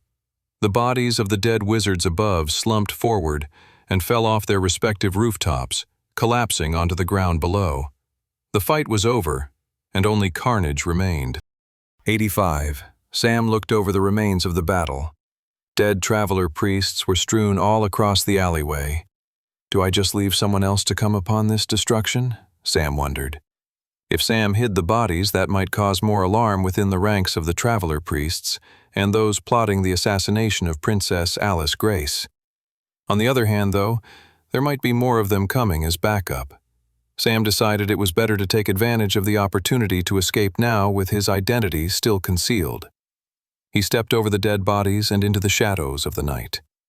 Just under 30 minutes later, he was back at the Travelers Guild. He immediately headed up the stairs towards the guild master's office. He had to tell the guild master that a fight had broken out between an official Travelers Guild member and the Spectral Church's soldiers. That was too big of a political crisis to ignore. As Sam approached the guild master's door, he saw light glowing beneath it, so he knew the man was awake. He knocked on the door. Who's knocking at this hour?" "It's Sam." "Just a minute," croaked the man. There was a shuffling behind the door until eventually he said, "Come in." The old man's cheeks were flush and he was sitting behind his desk. "I'm surprised to see you're up this late," said the guildmaster. "I'd say the same to you," Sam replied. "What were you up to just now?" "Nothing. Just reading some documents." "You know what? It doesn't matter. What do you want?" The redness in the guildmaster's cheeks faded away as he took in the seriousness of Sam's gaze. Sam then told the man about the fight that had just occurred. "Will this lead to a public clash between the Travelers Guild and a spectral church?" asked Sam. Redfield shook his head. "The spectral church won't want this coming out. They wouldn't want a defeat to be known so publicly throughout the city. Still, if there are bad actors in Resfall working on something, they'll know they now have a strong opponent coming after them." Sam nodded at the guildmaster's words. Redfield stared at Sam for a long time and then finally said, "You still haven't explained why you were out so late this evening. I haven't pressed you on whatever secrets you so clearly wish to keep to yourself, but if the city is in danger, I think it's time you let me know whatever it is you're holding back." Sam knew this moment was coming. From the second he had stepped into the office that night, he knew this was where the conversation was ultimately going to lead. He knew he had to choose his words wisely here. "I will share with you information I believe to be true," said Sam. "But if I do, you have to promise me you won't act on it without my consent." Redfield crossed his arms. "Seeing as I'm the guildmaster, that seems a bit, take it or leave it," said Sam. "You're right to think people are in danger, But we're all currently walking on a knife's edge, and the wrong move will cause more deaths than you realize. We need to be precise and calculated in our actions. Only if you can promise me that can I share what I believe might happen." Redfield looked at Sam for a long time. "Ever since you arrived on that cold, fateful night in Wintersmith, I knew there was something strange about you. I'll accept your terms. Now please, share with me what you can." Sam gulped and then began to tell the guildmaster about the upcoming assassination attempt of Princess Alice Grace. He shared everything he knew, including all the bad actors he believed to be involved. He shared everything except for the fact that the goddess had sent him back in time from 5 years in the future. When Sam was finished, Redfield was very quiet. The old man had his arms crossed, and he was deep in thought. "Why don't we act now?" "Because if we do, some of the bad actors involved will escape, and then they can plot a new plan that we have no idea of whatsoever," said Sam. "Right now, we can take advantage of the fact that we know what they're going to do and can draw them out. Once we do that, we can finish these enemies off for good."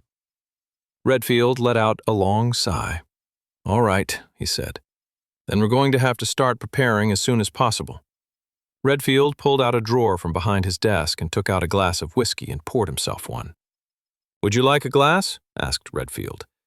"You seem older beyond your years." Sam paused. Could Redfield somehow know that he was from the future? That he was really a 21-year-old in a 16-year-old body? "Ah, better not," laughed Redfield. "You don't mind if I drink, though?" "Not at all," said Sam, breathing a sigh of relief.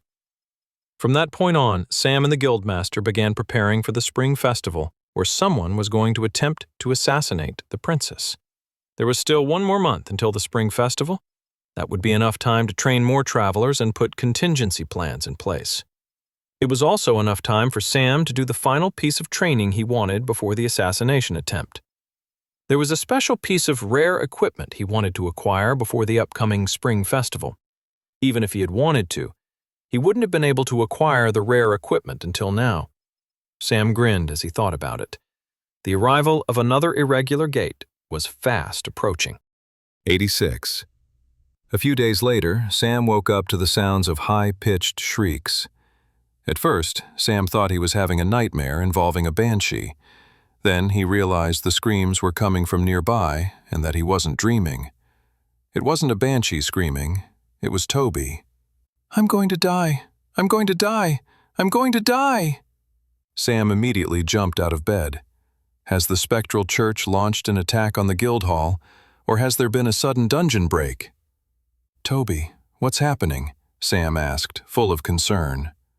Puffy-eyed and red in the face, Toby began to explain the situation. "There's a new type of pollen in the air that suffocates you from the inside out. I took a big foolish whiff of that exact contagious flower yesterday in one of the city's gardens." Sam's heart immediately began to calm down. He looked out the window and saw buds of leaves returning to the trees and a bright, clear blue sky day. It was the 1st of April. "Have you forgotten what day it is?" Toby blinked. "What do you mean?" Sam grinned and shook his head in disbelief that Toby had been duped so well. To be fair, he was a bit of an easy target. The 1st of April was also known as April Tricks Day. Centuries ago, there was a court jester who always pulled elaborate pranks on the nobility on the 1st of April. As time went on, the tradition took hold, and it became a celebratory day of trickery and pranks throughout Volsungar and Westria at large. Suddenly, Clara, who had been deadly silent nearby, burst out laughing. Wiping a mirthful tear from her eye, Clara said, "Ah, Toby, you're cute when you're stressed." Toby blushed. "Cute? Did I say cute? I meant ridiculous," chuckled Clara, who was also blushing at that point. "Another April Tricks Day joke for you." Both Toby and Clara went silent and looked down to their feet. Sam wasn't sure why they were both so awkwardly silent, but what he did know was that today was going to be an incredibly important day of training, one that he was eager to get started with. "Well, Tobes," said Sam, "I appreciated your shrieks. They were a good alarm clock. Shall we get breakfast?" The Travelers' Guild dining hall that morning was full of mayhem. Many of the younger travelers were laughing and screaming as pranks and tricks erupted constantly across the dining hall, from fart cushions to small firecrackers. Sam ignored it all and went straight to the food station, first pouring himself a mug of coffee, and then loading his plate up with scrambled eggs and sausages. As he took his tray to sit down, Sam couldn't help but notice Curtis pour a splash of prune juice into Brock's coffee when the dwarf wasn't looking. Uh-oh, Sam thought. A lot of pranks can be laughed at, but to mess with a man's coffee first thing in the morning, this will be bad. Sam began munching on his breakfast in trepidation of Brock's reaction. The dwarf admired all the tricks going on around him and then picked up his mug to take a sip. He spat it out instantly, sputtering it all over his breakfast, wrecking his food in the process. Curtis snickered with glee. Brock wasted no time, standing up and walking over to his elf-wizard colleague. The dwarf materialized a piece of rope and began tying it around the elf's chair. "What the heck do you think you're doing?" squirmed Curtis. "This isn't even a trick, you numbskull. This is purely brute force bullying." "That'll show you to put your prune juice in my coffee." Everyone laughed as the dwarf and elf bickered with each other. Sam continued to eat, not wanting to get caught up in any more pranks. He had a big day ahead of him. Once Sam was finished eating, he wished everyone a good day and headed off to the mission board.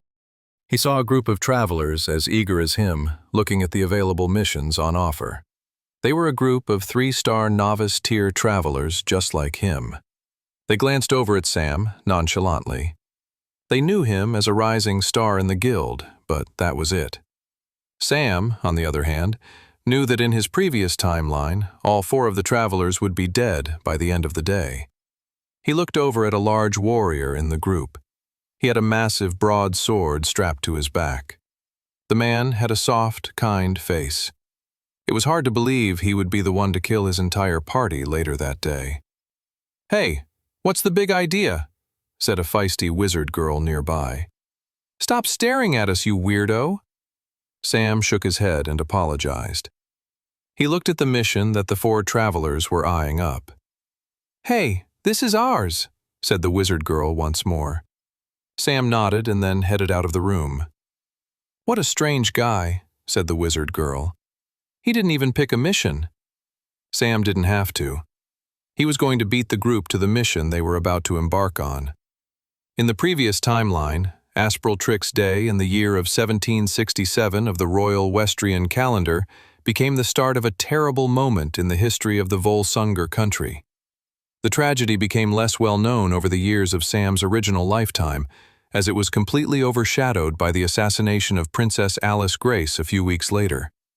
But it was a tragedy nevertheless, and it only added to the chaos in the build-up to the brutal killing of the princess. Sam shook his head as he walked out the door of the guild hall. He wanted to live in a world where both tragic incidents didn't occur. He strode forward with determination. He was going to save that group of travelers' lives and many more by what he was about to do.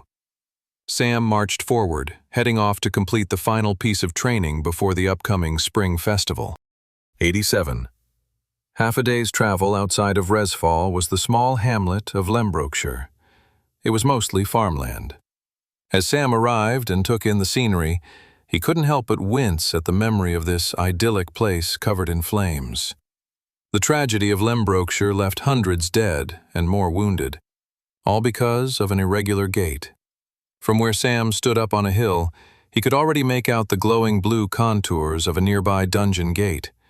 He bristled at the sight of it. Anyone looking at it would have thought it was nothing more than your average low-level dungeon gate.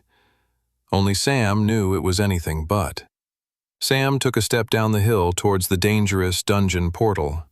As he headed towards the recently formed dungeon gate, he saw farm folk hurrying away from it. "I must look insane to them," Sam mused. "I'm the only one heading in the direction of the gate rather than away from it." An old farmer with a large family was hurrying up the same trail as Sam.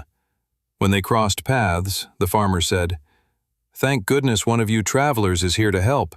Don't you have others?" "I'm not sure one will be enough to take that thing on." Sam nodded. "Thank you for the warning, sir." The farmer held out his hand and said, "No, we're the ones who should be thanking you." "Don't thank me just yet," said Sam. "You guys should head to the nearest town and seek shelter there. That would be your best bet. If you see any travelers on your way, let them know that I've entered the gate already." With that, Sam strode off in a hurry towards the gate. The farmer and his family just stood there stunned as they watched him go. "But wait, young man, are you really going to go in on your own?" Sam was too focused on stopping the upcoming tragedy to reply. 30 minutes later, Sam was standing in front of the blue dungeon gate. The portal to a dangerous other world loomed over him, beckoning him forward. Sam closed his eyes, taking in a brief moment of respite and calm, before setting off on the large task in front of him. "Let's do this," he thought, and marched right into the blue dungeon gate. The environment changed instantly. He went from the cool spring air of the Volsinger countryside into a pulsing, hot environment of a volcanic landscape. A strange sound echoed behind him. Sam turned around to see the blue dungeon gate he had just entered was changing color. It shifted from blue to green. And right after it did that, the gate shrunk until it disappeared entirely. This was not normal. A dungeon gate did not change color once inside. A standard dungeon gate did not close, trapping whoever entered it inside. It was a special type of irregular dungeon gate known as a trap gate. Not only did the difficulty of the gate increase by an entire tier, but one's ability to exit the gate had been taken away. In Sam's first timeline, the group of travelers he'd recently seen at the guild right before leaving on this mission had entered the gate, and only 1 out of the 4 came back alive. It was the warrior he had seen earlier. The man had exited the trap gate and revealed himself to be a rogue traveler, and went on to massacre everyone in the surrounding area, destroying all the lives, homes, and farmland that he could. No one ever got to the bottom of why the young man had gone insane, or whether he'd been holding back a murderous craving for a long time. One thing was for certain, though. The young man had left the trap gate with a new, powerful set of soul-bound silver armor. It was one of the reasons why Sam had come here today. He wanted that armor. Sam turned away from where the dungeon gate had been and took in his new surroundings. He was in a volcanic and mountainous terrain. The ground was black rock with rivulets of lava running through them. The trap gate did not let him have a moment's respite, however. As before Sam could fully get his bearings, bursting out from the black ground were 3 goblins with glowing orange skin, magma goblins. The newly arrived monsters rushed towards Sam, who materialized his berserker sword along with his mithril blade. Sam figured his fiery flame sword might be of less effective use against monsters who lived in a regularly volcanic environment. The magma goblins were all wielding shiny blades, and they descended on him en masse. Sam triggered his pain ring ability. A red circle shot forth from his body, marking the battlefield. Each of the magma goblins managed to get a hit on Sam, and he winced with pain as their daggers stabbed into his flesh. The pain subsided as his Blood Knight ability converted that suffering into increased power coursing through his body. As he prepared to retaliate, he felt the wounds close shut as his necklace of healing worked to patch up the damage. Sam thrust his mithril blade towards the attacking monsters, and they all leapt out of the way. Sam grinned. He had them on the back foot. He was now dictating the terms of the battlefield. The key to many combat victories was having control over the environment.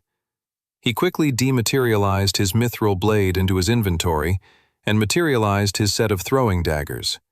He whipped them at the magma goblins, forcing them all to jump closer together right in front of him. As they did that, Sam had already leapt in the air, pretty much as soon as he had thrown the daggers, and was now descending towards them with an epic swing of his berserker sword, his enemies' eyes widening fearfully as death came raining down upon them. 88. Sam's berserker sword crunched through the magma goblin's ashy flesh. He had expected all 3 of them to collapse on the ground and disintegrate into monster stones, but when he landed on his feet and ripped his berserker sword from their mutilated flesh, they were very much still alive. They were wobbling and disoriented, near death for sure, but alive enough to retaliate. The three of them came swinging at Sam with their daggers. Sam kicked one with his foot, sending it tumbling backwards. He then made quick work of the other two. They were both half blinded by blood dripping down their face that it didn't take long to overwhelm them and leave a critical attack of his sword right through their necks.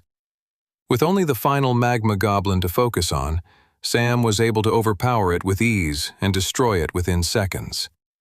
Sam stood over the carnage, breathing heavily.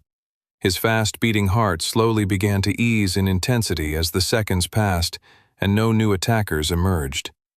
Sam picked up the newly acquired mana stones and contemplated the fight. He could sense the difference in power from the green dungeon gate compared to the blue dungeon gate already. The magma goblins must have been lesser monsters in this environment, as Sam had made fairly quick work of them. That said, he hadn't crushed them with as much ease as he had initially anticipated, and their dagger attacks had felt more painful than anything he'd faced in a blue dungeon gate in quite a while. Sam didn't mind, however. If he wanted to increase his stats and powers, he'd have to fight increasingly more powerful monsters. He welcomed the increasing difficulty of the irregular trap gate. He wiped sweat off his brow and turned back to where the dungeon gate entrance had been.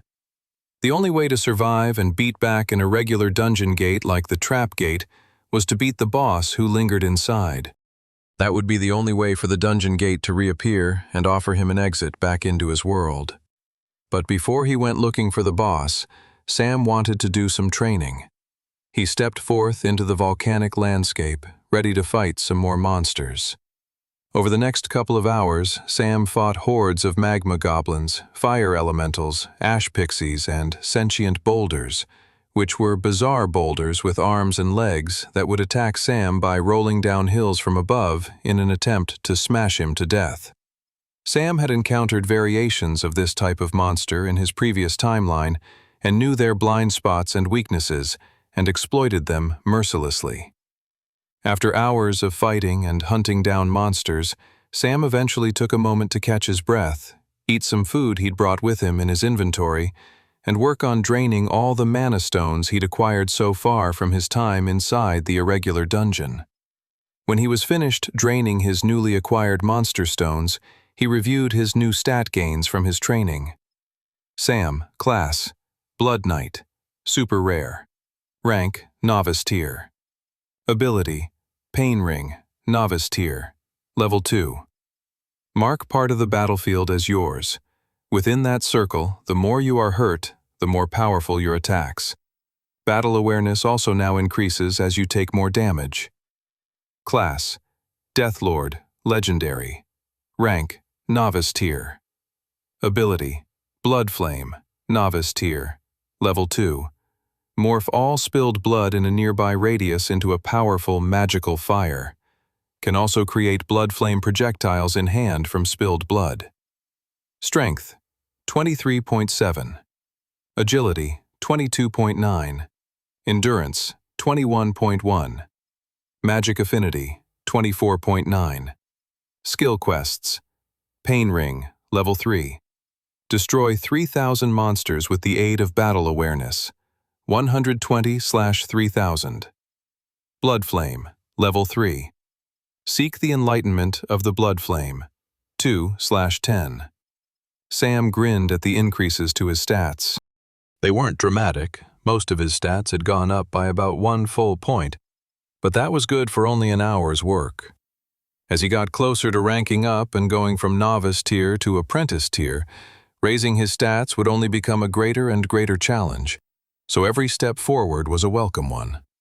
He was ever so slightly disappointed with his development on leveling up Pain Ring to Level 3, but that had been a somewhat conscious choice. The skill quest demanded he destroy monsters with battle awareness, which only happened after he'd hit a certain threshold of pain during an individual battle. He had made the choice when training to focus more on the quantity of creatures slain rather than the quality of how he slayed them. In short, he was killing the monsters faster than they were able to deal damage to him that would have triggered his battle awareness. Still, Sam wondered if he could maybe find a better balance so that the quest was moving forward at a bit of a faster rate than where it was at now. After reviewing everything once more, Sam triggered his mana sense to see if he could detect any more monsters in the vicinity. He sighed. It was as he suspected. He'd cleared the dungeon of the lesser monsters. There was only one more thing left to do then. The main reason, outside of stopping a horrific tragedy, why he'd come to this gate to train for. Irregular gates were much more likelier to have powerful, unique bosses that would drop valuable treasure. Sam was desperate to acquire that prize for himself, meaning it was time to fight the Irregular Gates boss monster. 89. The search for the dungeon boss was easier than Sam had initially anticipated. The problem with an open-area dungeon world was that there was no linear path towards the boss, which made searching for them more difficult. In the case of the current dungeon Sam was in, he made the judgment call that the large volcanic mountain that loomed at the center of the dungeon was most likely where the boss resided. It took Sam an hour to get to the foot of the mountain, and then a few more hours climbing up the ashy rock, getting closer and closer to the volcanic center of the dungeon. His body was drenched in sweat as he carried himself further and further up the large rocky mountain until eventually he reached the precipice. He stood over a cliff and looked down into the fiery, lava-filled depths of the volcano. His eyes winced and he took a step back. The heat was on a whole other level. It had been like placing his head right over a pot of boiling water.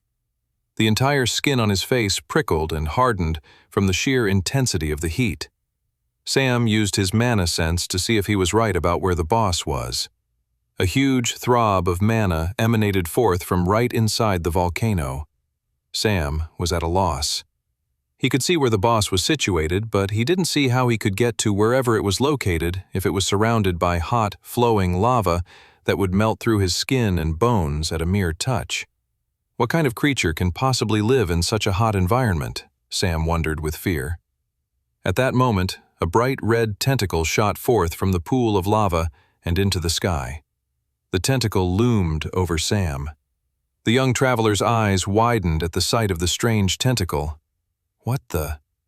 Sam jumped back down the steep ridge of the volcanic mountain as the strange red tentacle came hurtling down towards him. Sam didn't want to waste any time and got straight to work fighting the boss. He wasn't going to wait for the boss's full entrance. Sam triggered Pain Ring, marking the battlefield with the red circle of his Blood Knight ability. At the same time, he materialized his berserker sword and rushed forward, swinging the giant nightmarish blade at the tentacle. The attack landed, creating a burst of blood from the tentacle, as the berserker sword's ridges stabbed through the tentacle and pinned it to the ground. The tentacle pulled away, ripping itself free, even at the expense of destroying its flesh, and then immediately recoiled back into the pool of magma. Sam readied himself for the boss monster's next move. He braced himself for a retaliation, but was also worrying that he may have accidentally scared the boss monster into too defensive a position. After a few seconds' silence, the boss monster finally retaliated.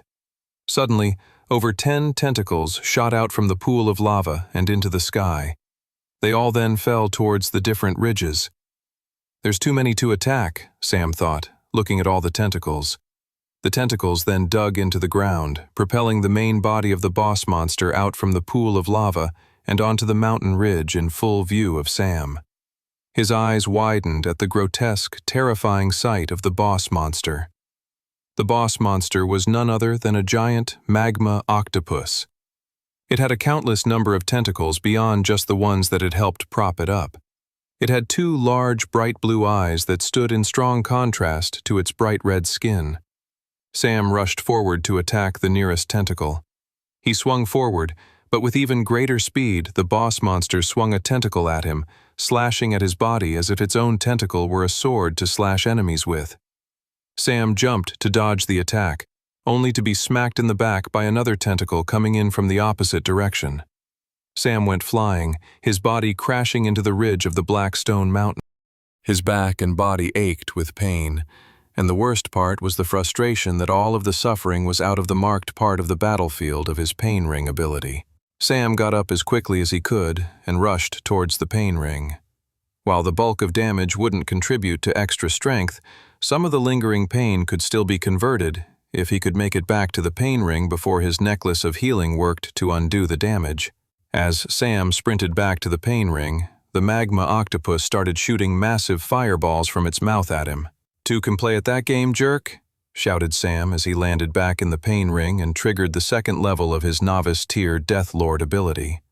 The blood from the magma octopus's first tentacle was still festering on the ground, and Sam drew from it to create a ball of blood flame in the palm of his hand. He then whipped it right at the magma octopus. The boss monster was quick and swiped it away with one of its tentacles. "Crap," thought Sam. He decided he had to change up his strategy. He was currently basing his battle position from where he set his pain ring at the start of the battle, but it was no longer an optimal position. He had to start over. Right as another meteoric fireball came towards him, he dove out of the way and started rushing around the circumference of the black stone volcanic summit. A trail of explosive flame blasts followed behind him as he sprinted forward. He felt the heat of the blasts on his back, along with the burst of disintegrated black stone falling onto him. The black dust that sprinkled on his back with each flame blast was a constant reminder of what would happen to him if he took a direct hit from one of those blasts himself. It was a reminder that made him only run faster. Finally, he got on the opposite end of the volcanic summit, facing the back of the octopus and a swarm of its tentacles. Perfect, Sam thought.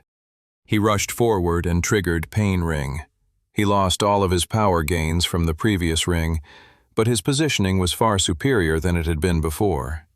He triggered the ability as close as he possibly could to the boss monster, before it pushed him back with its tentacles. The pain hurt, but Sam felt it convert into power throughout his body. He then rushed forward and materialized his mithril blade alongside his berserker sword. It's time to litter this battlefield with blood. He started slashing like a barbarian as the tentacles came at him. One tentacle wrapped itself around his stomach, trying to suffocate him. Sam squirmed and fought to get free. The lack of oxygen was causing his body to shut down, but the pain was converting into strength as well. Sam felt his vision going blacker and blacker. Just a few more seconds now, he squirmed. The tentacle clutching Sam lifted him up in the air. Oh no. Sam realized what the magma octopus was about to do. It was going to drop him right into the pit of lava. Too bad my strategy is coming to fruition before yours, dumb monster, Sam thought. Right as he was about to fall unconscious from the bind the octopus had him in, Sam triggered the level 1 version of Blood Flame. This erupted a powerful and deadly flame in the area right near the back of the magma octopus and its countless tentacles. It was a fire that even the magma octopus's body could not endure. In fact, the blood flame was incredibly powerful against the magma octopus. The tentacle wrapped around Sam let go of him. It squirmed and recoiled as the entire monster was in deep agony, leaving Sam to his own devices high above in the air. Sam squirmed as he began falling. He gripped his berserker sword as he fell towards the top of the magma octopus, newfound power surging through him from his most recent near-death experience by suffocation. His berserker sword landed right into the top of the magma's octopus's head and effortlessly drilled forward through its skull and brain. 90, Sam was surrounded by dark, hot flesh and raging tendrils of his conjured blood flame until the boss monster disintegrated around him, leaving him on the ridge of the volcanic mountain in front of a large green monster stone and a large treasure chest. Holy smokes, Sam thought as he caught his breath. He still felt the sinking feeling in his stomach, though, from when he thought he was about to be dropped directly into the deadly pit of lava. That was close, he thought as he panted and felt his chest heave. But that was the nature of his Blood Knight class. High risk, followed by high rewards. Sam picked up the green mana stone and dematerialized it into his inventory, and then walked up to the big treasure chest. He grinned. This was an important part of why he had entered the trap gate. He could have easily stopped the tragedy of Lembrokeshire by letting the group of travelers in and slaying the rogue traveler when he came back and began his massacre of terror. But he needed to come in here to gather the powerful gear that lay inside. Gear that hopefully existed within this treasure chest. Sam walked up to it and the chest opened, revealing a glowing item scroll. Sam was both elated and frustrated. An item scroll undoubtedly meant an agonizingly difficult choice. It was also a unique type of item scroll known as an illuminated item scroll, which was different from the item scrolls he'd so far encountered. An illuminated item scroll was not a scroll that specifically catered to the traveler who found it, but rather offered the same items to whoever found the scroll. To make up for this, the items were normally even more powerful and rarer than in a regular item scroll. He unfurled the scroll and took in the words of what items he could choose from. Silver Dragon Armor Set, Adept Tier, Mythic. Composed from the remains of the ancient and powerful Silver Dragon, this heavy armor absorbs damage and pain and allows for redistribution into different parts of the body. Also can hold damage that can be unleashed later. Armor cannot be removed if damage is being held. The inside of the armor is lined with tiny teeth of the silver dragon that constantly draw blood upon the user. This set of ancient armor has killed many of those who have chosen to wear it. Or, the True Sword of Strength, Master Tier, Mythic. An ancient and powerful blade adds +20 to base strength power. Sam's eyes widened as he looked over both items. They were both incredible. He was simultaneously full of excitement as well as agony, knowing that he could only have one of them. The Silver Dragon armor set was perfect for his Blood Knight class. Being able to absorb pain and redistribute it later meant he could walk into a fight and, upon using Pain Ring, immediately raise his power levels. Beyond that, the silver teeth would mean that as soon as he triggered Pain Ring, his power level would be on the rise. It was perfect. But the True Sword of Strength was also appealing. It would raise the power level of its user by a full tier with 0 extra conditions. That could have incredible advantages fighting opponents who would underestimate him or were a tier higher than him. Plus, the sword's power could be more meaningful long-term. While in his current timeline, no one had surpassed Master Tier, but Sam knew there were tiers higher than that. Wherever the ceiling of strength was, this sword promised an extra tier of power on top of that. It was truly incredible. Sam stood there, stumped. He read over the item's description once more and deliberated. When he came to his choice, he sighed. I really wish I could have both, Sam thought. He made his decision. The item scroll burst into smoke, and in front of him was the beautiful set of silver dragon armor. Sam's eyes widened at the sight of it. It was the most beautiful and incredible armor set he had ever seen in his entire life. It was also terrifying as he saw the insides of the tiny bits of dragon teeth. The armor almost looked alive, a monster in and of itself. Sam couldn't wait to equip it to his body.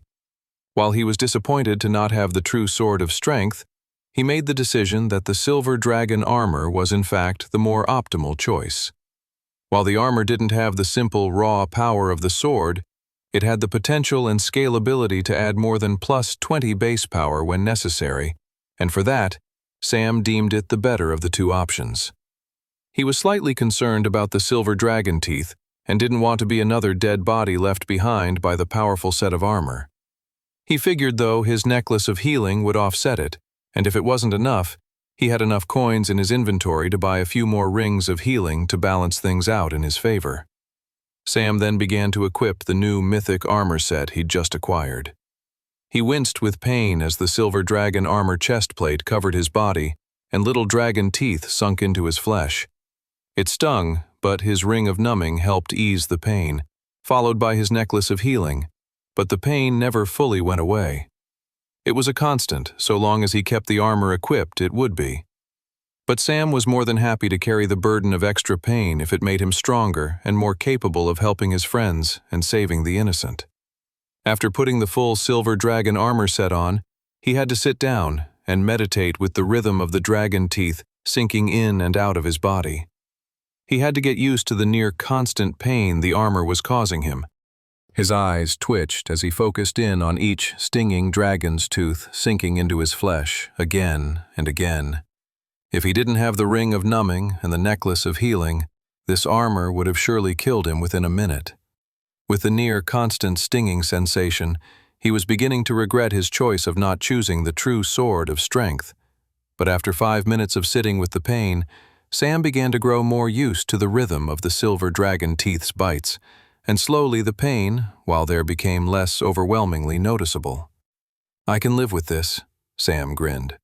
"The rewards will be worth it." He was also extra pleased that it seemed the powerful armor could be worn over top of his bracers of expansion, so he didn't lose out on that item's ability either. Sam then began to ponder other things. Could it have been the pain of this armor that had led the young rogue warrior traveler to go on the murder spree back in his previous timeline?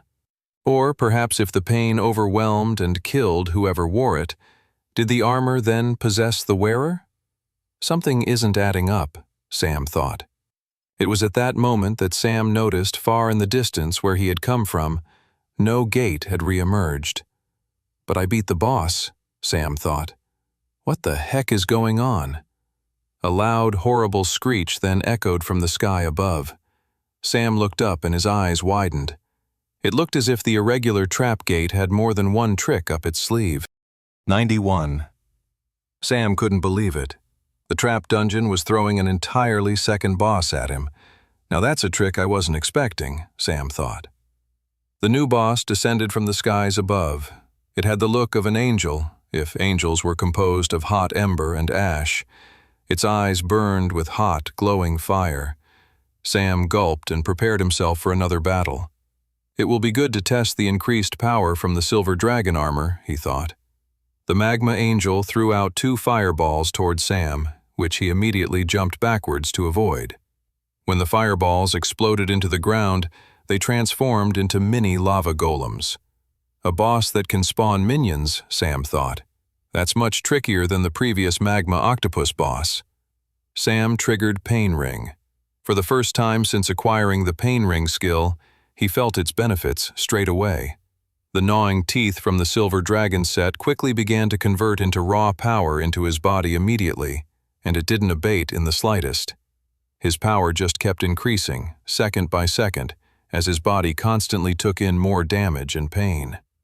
The magma golems rushed towards him.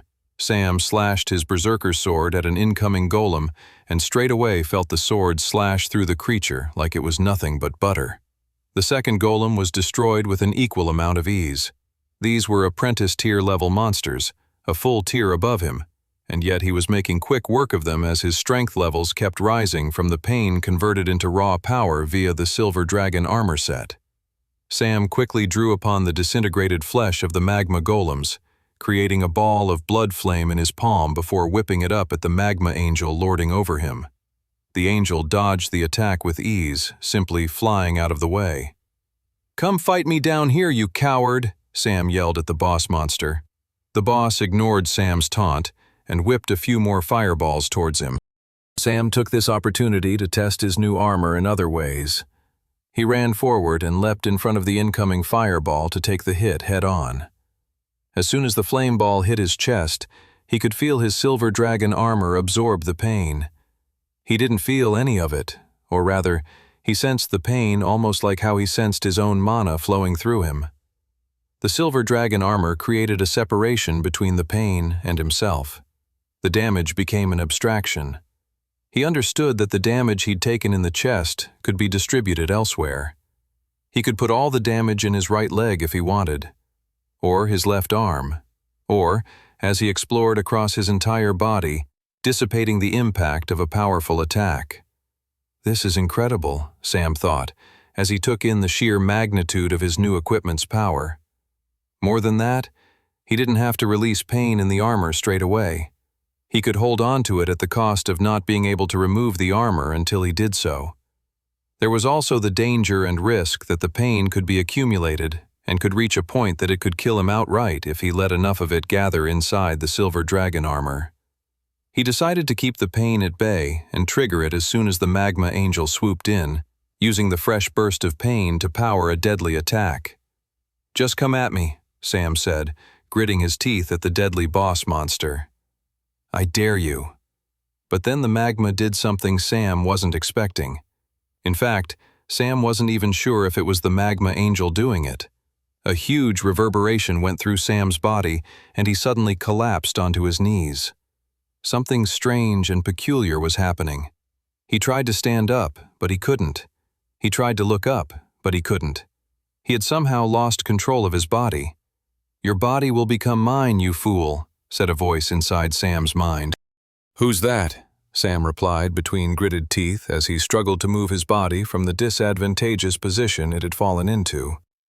"I am the angel of this realm, and you will be the surrogate by which I exit this dungeon," hissed the voice in his mind. As the overwhelming psychic pain overtook Sam's body, a whole bunch of things clicked together. The warrior who massacred Limbrickshire hadn't been a rogue traveler after all. He had been possessed by a boss monster from the dungeon, the very boss monster Sam was currently fighting. Sam felt his vision go blurry as the magma angel used its telepathic assault to destroy him from inside out. "I cannot wait to cause destruction using your body, you arrogant fool," laughed the magma angel inside Sam's mind. Everything around him began to go black. Is this really it? "No," he thought, "I refuse." Then something snapped in Sam's mind, and he pushed back against the magma angel's psychic assault. The pain ring did not just convert physical pain into strength, but mental pain as well. He pushed back with all of his might and felt the magma angel's presence disappear from his body and mind. More than that, Sam pushed the magma angel with such telepathic force it knocked him unconscious, floating above the volcano. The boss monster began to fall. In seconds, the creature would splash into the molten lava at the center. But that didn't satisfy Sam in the slightest. For a fire-based creature, the molten lava was not a guarantee of the creature's death. Sam wasn't sure what to do. If he leapt to attack the falling magma angel, he'd be outside of his pain ring and losing his incredible newfound strength. He then had an idea. He ran towards the edge of the volcano and sent a huge amount of his mana into his feet, pushing himself off the ledge and hurtling high into the air. Then, as he came into close proximity to the falling magma angel, he triggered a new pain ring once more and then unleashed the extra damage from the fireball that had hit him earlier. "Ah!" Sam screamed as he took in the pain and swung his berserker sword with all of his might as he moved through the air. He felt his power surge as his blade cut right through the neck of the magma angel and lobbed off its head. 92. A huge force of travelers had gathered outside the fiery glow of the green apprentice-tier gate in Limbrickshire. Edgar Redfield stood overlooking it, preparing for whatever horrific danger might come out. As soon as reports came in that a dungeon gate had suddenly changed tier after a traveler had gone inside, the guildmaster knew something was wrong. Plus, none of them could enter the gate since it had changed color. Redfield figured the gate's exit had probably completely disappeared on the other side. Even though the gate formerly looked like a standard blue dungeon gate and now had the appearance of a standard green dungeon gate, it was clearly far from standard. This was, without a doubt, a new type of irregular dungeon gate. Redfield had never witnessed or heard of a dungeon gate behaving in such a manner. Worse, this strange dungeon gate had gobbled up one of their best new recruits, the black-haired and red-eyed orphan, Sam. The boy had incredible potential, but Redfield struggled to see how a novice-tier traveler would be able to survive and take on a dungeon gate a whole tier level above him. The situation had a devastating dungeon break written all over it. That was why Redfield had gathered a huge squad of travelers to guard the green dungeon gate. If the gate was going to break open and release hordes of deadly monsters to kill them, they'd be ready to nip the disaster in the bud as soon as possible. Still, Edgar Redfield hoped that the young boy inside could survive. He struggled to see how it would be possible, but he hoped nevertheless. An assistant came up to the guildmaster. "Guildmaster Redfield, sir," said the assistant. "Our scanners are picking up a strong force of mana coming from inside the gate." Redfield's eyes narrowed at the glowing green fire of the apprentice-tier dungeon gate. "Get ready, everyone," said the guildmaster. "The monsters are coming. Let's make quick work of them." Everyone raised their weapons in preparation for a massive-scale attack on the first horde of monsters. "The mana source will exit in 3, 2, 1. Everyone gasped with shock. Emerging from the green apprentice-tier dungeon gate wasn't a horde of monsters, but a single person. A black-haired boy with crimson red eyes. Redfield let out a sigh of relief. The kid actually made it out, grinned Redfield to himself. I shouldn't have been surprised. Later that night, when Sam returned to the Resfall Travelers Guild, everyone was in awe of his newly acquired armor. It's so shiny, said Clara. Does it really have teeth biting into you? Shivered Toby. That sounds awful. No, it's totally unbelievably brave, selfless, and warriorific, said Brock. I very much approve. I hate to agree with the brute, said Curtis, looking at the silver armor closely. But you'll have to let me study this armor later. It is truly one of a kind. There was one group of travelers who were not impressed with Sam's new equipment, and that was the group who were originally meant to enter the irregular gate that day. They had their arms crossed and stared with hostility at Sam from across the dining hall. Ah, they're just jealous, said Olivia. They think that armor should be theirs. Same with the glory that's being heaped onto you, young man. I'll make sure they get a good mission with some extra rewards to soothe any saltiness they have towards you. Thanks, said Sam, looking over at the group of travelers staring at him venomously. He'd take the group's antagonistic looks any day over what he knew happened in his previous timeline. He had saved their lives and countless others. If he had to suffer the brunt of some ill feeling among colleagues, he was more than happy to take it. After dinner, Sam and Guildmaster Redfield had a private meeting in his office. The preparations for the upcoming spring festival were well underway. Sam could feel it over the coming days. An intense seriousness was permeating the guild hall. Everyone was training extra hard. Military drills were being practiced. Many travelers had no idea what was about to happen, but they were smart enough to know something big was on the horizon. The calendar turned to the month of Mai, and on one particular morning, the citizens of Resfall were up bright and early along with the clear blue sky and the warm glow of the sun. The day of the spring festival had finally arrived. Many citizens and volunteers had stayed up the night before, setting up colorful bunting across all the streets of the city that led directly to the central city square where the main festival grounds were held. The laughter of children echoed through the streets, while the adults couldn't help but wear big smiles on their faces. It was hard not to be happy on such a beautiful day and on such a celebratory occasion like the spring festival. Even the more destitute citizens of Resfall felt more cheerful on a day like today. The general consensus was that you couldn't get a day better than the one they had currently woken up to. Only a select few throughout the city knew to think otherwise. The royal carriage stopped at a quiet street near the central square. Mildred, the princess's handmaiden, looked out to the shadows of the building nearby, making sure there was nothing dangerous nearby. She then gave a subtle nod to the 3 guards stationed with her and the princess to step out of the carriage. Mildred was next, and she held her hand out to help the princess exit the vehicle without any hiccups. After being the princess's handmaiden for many years, Mildred knew to keep an eye out for potential mishaps. The princess had a very curious way of taking the most benign of circumstances and creating accidental chaos around her. That was why, as they walked through the quiet, cordoned-off streets towards the royal tent, where they would sit and overlook the day's festivities, Mildred made sure to subtly kick any nearby rocks or pebbles that stood in the princess's path. It took very little to cause the princess to trip over herself. "You don't have to do that, you know," huffed Alice. "I can perfectly see those rocks from my, A small street mouse had managed to appear right in the front of the princess's footpath, causing her to wobble. Mildred had already pulled out her hairpin to rid the street of the rodent, but Alice regained her balance and grabbed hold of her handmaiden. "Let the cute mouse go, Mildred," said Alice. "He's probably just as excited as we all are." "As you desire," said Mildred, "though I wouldn't use the word excited to describe my feelings for today." "What would be more appropriate then, Mildred?" "I don't know. Something like, 'I am prepared to tolerate today,'" the handmaiden grumbled. "You're no fun," said Alice as they continued forward.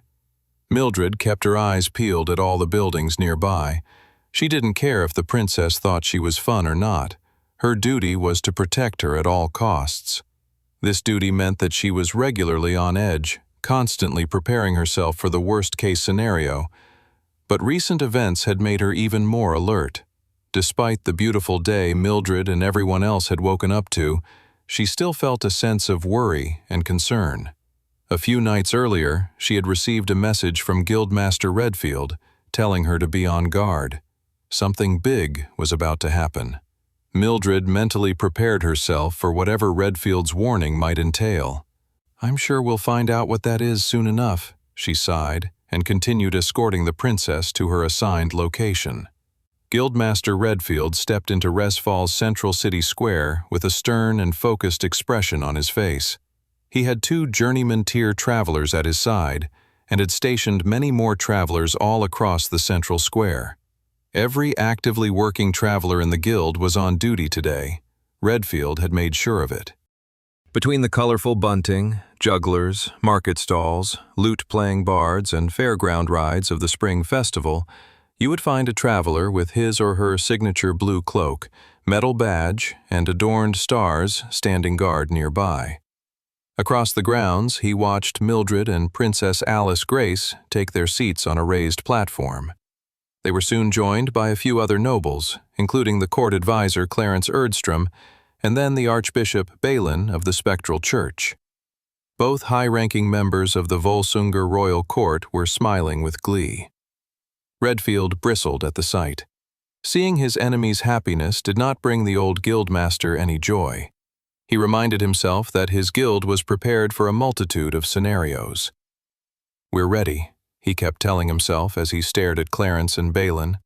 "Do your worst," he thought, "because we're ready to hit back as soon as you even try."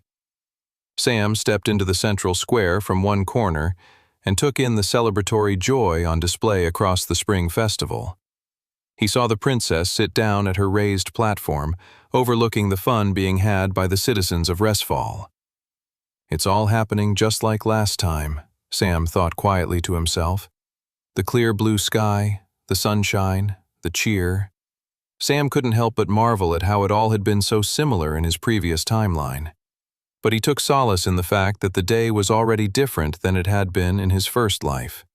For one, his friends Clara and Toby were here in the crowd, ready for whatever happened next. Sam took it all in. He knew where he had to go from here. He knew what he had to do next.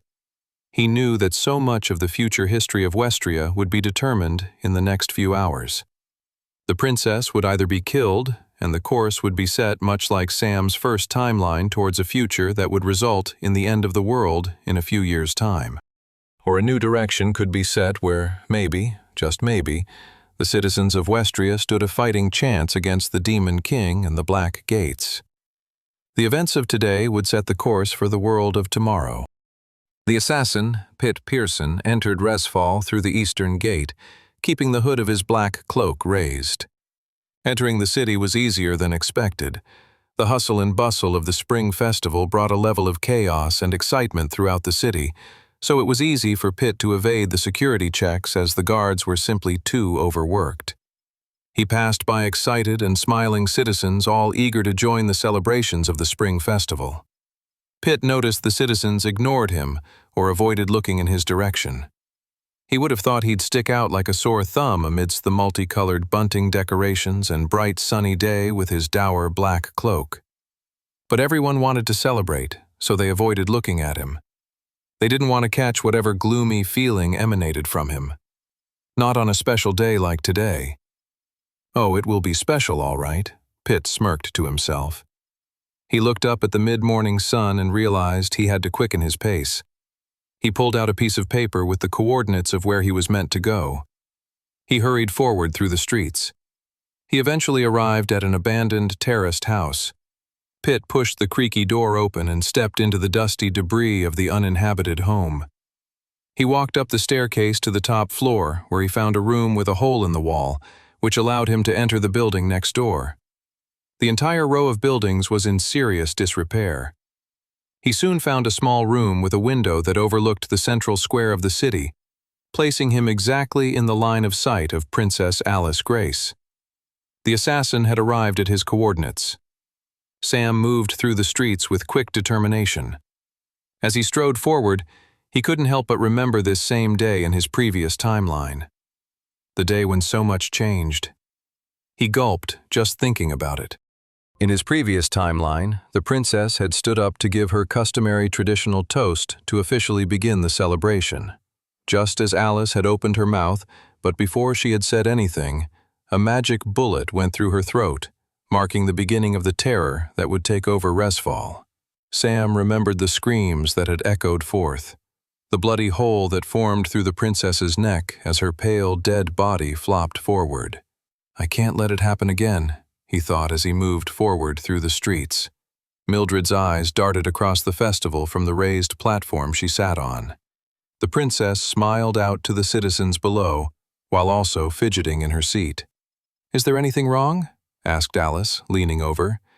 "You seem more tense than usual, which is saying something because you can normally be, how do I put it, quite tense."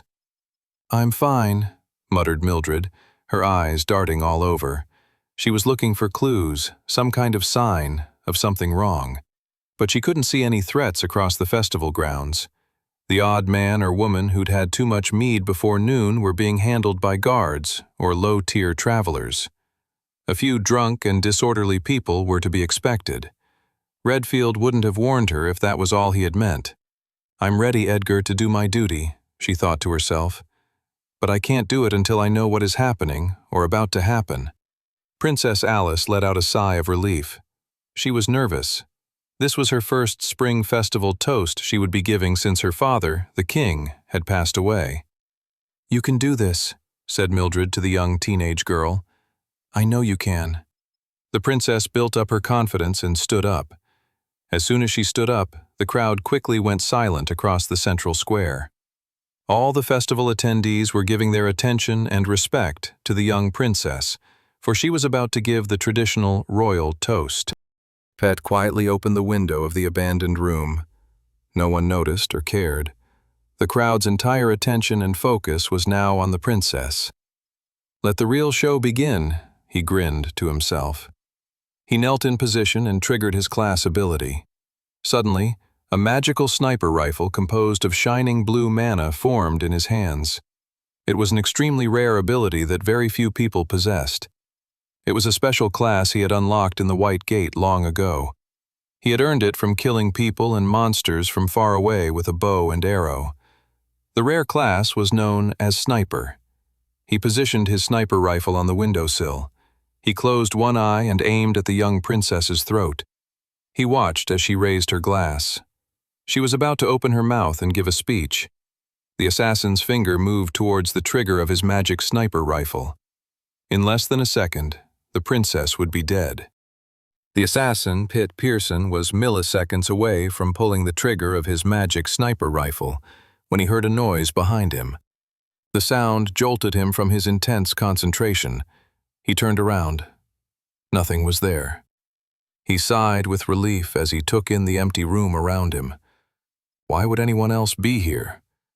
Fears of being double-crossed began to enter his mind. He'd already been paid handsomely for the first half of this job, and he was looking forward to even more when the mission was complete. He took his position once more. The princess had started her speech. "It doesn't matter," he thought. "My bullet will be the perfect interruption to whatever nonsense she's spouting." But before he could pull the trigger, there was another noise. This time the noise was louder and closer to him. He could make out the sounds of footsteps. He turned around to see a young, black-haired boy with red eyes emerge from the shadows of the dilapidated room. The young man rushed towards Pitt with a massive, terrifying sword raised. Then Pitt saw nothing at all but utter blackness. Mildred smiled for the first time that day as she watched the princess give her speech to the large crowd of onlookers. She was proud of the young princess. The young teenager was facing her fears, taking responsibility of her royal duties. It gave Mildred confidence that Alice would grow into a fine queen of the Volsumgar nation. "Let the festivities begin," said Alice. The crowd responded with a deafening cheer that echoed and reverberated across the entire city. The princess sat back down, and Mildred felt a flutter of relief. She couldn't exactly say why she felt a sense of relief, but she did. Her concern for the rest of the day's events hadn't evaporated, but she felt better somehow, as if danger had been avoided. The handmaiden couldn't help but notice the court advisor, Clarence, looked visibly annoyed. Edgar Redfield eyed the celebrating crowd. He was waiting for a moment of chaos, but it had yet to happen. Had Sam succeeded at his goal? The guildmaster shook his head. It didn't matter. They still had to stay alert. As the strange young orphan had explained to him, the first part of the mission was thwarting their enemy's original plan. The second part of their mission would be to defend and stop their enemy's backup plan. If the boy had succeeded, though, Redfield assumed the backup plan would have commenced almost immediately. What are Clarence and the Archbishop waiting for? Edgar wondered. It made the guildmaster fearful that Sam had maybe not been as successful in his plan as the old man had hoped. Sam caught his breath, standing over the dead body of the assassin. The novice-tier traveler couldn't believe such a squirmy little man had been so consequential in his previous timeline. Sam was relieved the killer was dead now, though. The last 30 minutes had been intensely pressurized. Days before the festival, he had scouted out where the assassin was going to be based on his memories from the first lifetime he had lived through. He had been able to track the bullet to this narrow, abandoned, inconspicuous, and forgotten building. They could have had someone stationed in the building, but Sam had wanted their enemies to follow through with their plan at least until the last second. He didn't want to tip them off how prepared they were, any more than he had to. Sam looked out the window to the spring festival in full swing. People were dancing. The cheer that had been so quickly evaporated in his previous timeline was allowed to continue for a bit longer. The day's events had now taken a massive divergence from Sam's original life. They had succeeded at their initial mission. Stage 1 of the plan was complete. 96. Clarence Erdstrom tried to contain the fury reverberating throughout his body. He attempted a grin as he looked over to the princess, congratulating her for making such a fabulous speech. I thought I would be done pretending, he thought to himself, irritably. Why is this little wench of a princess still alive? Across the table on the raised platform, the Archbishop lifted his glass and nodded towards the court advisor, his co-conspirator. Beneath the Archbishop's false grin, anger and frustration raged. He was wondering the exact same thing as Clarence. The court advisor turned and looked out across the central square, beyond the market tents, the bunting, and the dancing citizens to a narrow, forgotten building and the dark, shadowy window. What happened beyond the darkness of that window, Clarence thought to himself as he gritted his teeth. It all seemed impossible to him. They had covered their tracks. They had been cautious in their preparations. Did the information of their plan leak out somehow? Clarence took a sip of his drink. He tried to cool his anger. It wasn't as if they didn't have a backup plan. Alice leaned back in her seat and gave a theatrical sigh of relief. It's a lot of pressure being the royal host to a party, she said. The whole fun of the day hinges on your ability to get everyone excited. It's silly, I know, but my gosh, is it stressful. Mildred gave her the side eye. We all have our duty, Your Highness. The girl blinked. Sorry, you're right. I shouldn't complain. My duty is not as hard as others. Mildred shrugged. Be careful with your words, Princess. Perhaps your duty is not as laborious as others, but it isn't easy being a symbol of power, hope, and nobility. You carry a greater burden than you realize. Alice blushed at her handmaiden's words. She straightened herself on her chair, getting up from the slumped position she had momentarily found herself in. She smiled out at all the happy citizens celebrating all around her. In that moment, Alice couldn't help but think about her great-grandmother. Maybe, Alice thought to herself, I could lead this nation after all. Redfield kept his arms crossed as he watched the spring festival unfold. His stomach was twisting in knots. He made sure to not stare, but as his eyes moved across the festival, they always returned to two people. Clarence Erdstrom, Archbishop Balin. We foiled their initial plan, Edgar thought. What are they waiting for now? He wished he could just arrest them that instant. But he had discussed it over with Sam, and they had agreed they couldn't. The court advisor, and especially the Archbishop, had their loyal supporters. Such actions would be perceived as a brazen power grab by the Travelers Guild, and so they had to wait for the two of them to show their true colors. The citizens of Resfall wanted a balance of power between the different institutions of the city. If Edgar attacked before anything were to actually happen, it would make them appear like the very insurrectionists they were trying to stop. Redfield hated that they had to do that. He hated it more than his chronic back pain, which was saying something. Redfield scanned the crowd. He couldn't see any evil agents. There were hardly any traveler priests present. He couldn't fathom what their enemy's backup plan could be. Nevertheless, they had prepared for the worst. He just hated waiting for the worst thing imaginable to actually occur. Clarence took one last sip of his champagne and placed his glass down emphatically. He looked out to the shadowy window where the assassin had been planning to strike from. I can hold out hope no longer, the court advisor thought to himself. He had hoped that maybe the assassin had been held up the gates or been interrupted by some strange occurrence, but he should have acted by now. There was no reason the princess was still alive a few seats over from him right now, other than the assassination attempt had been thwarted. It looked as if they were going to have to initiate their backup plan. Clarence turned towards the Archbishop and nodded his head. The court advisor kept his hands hidden beneath the table and snapped his fingers when no one was looking.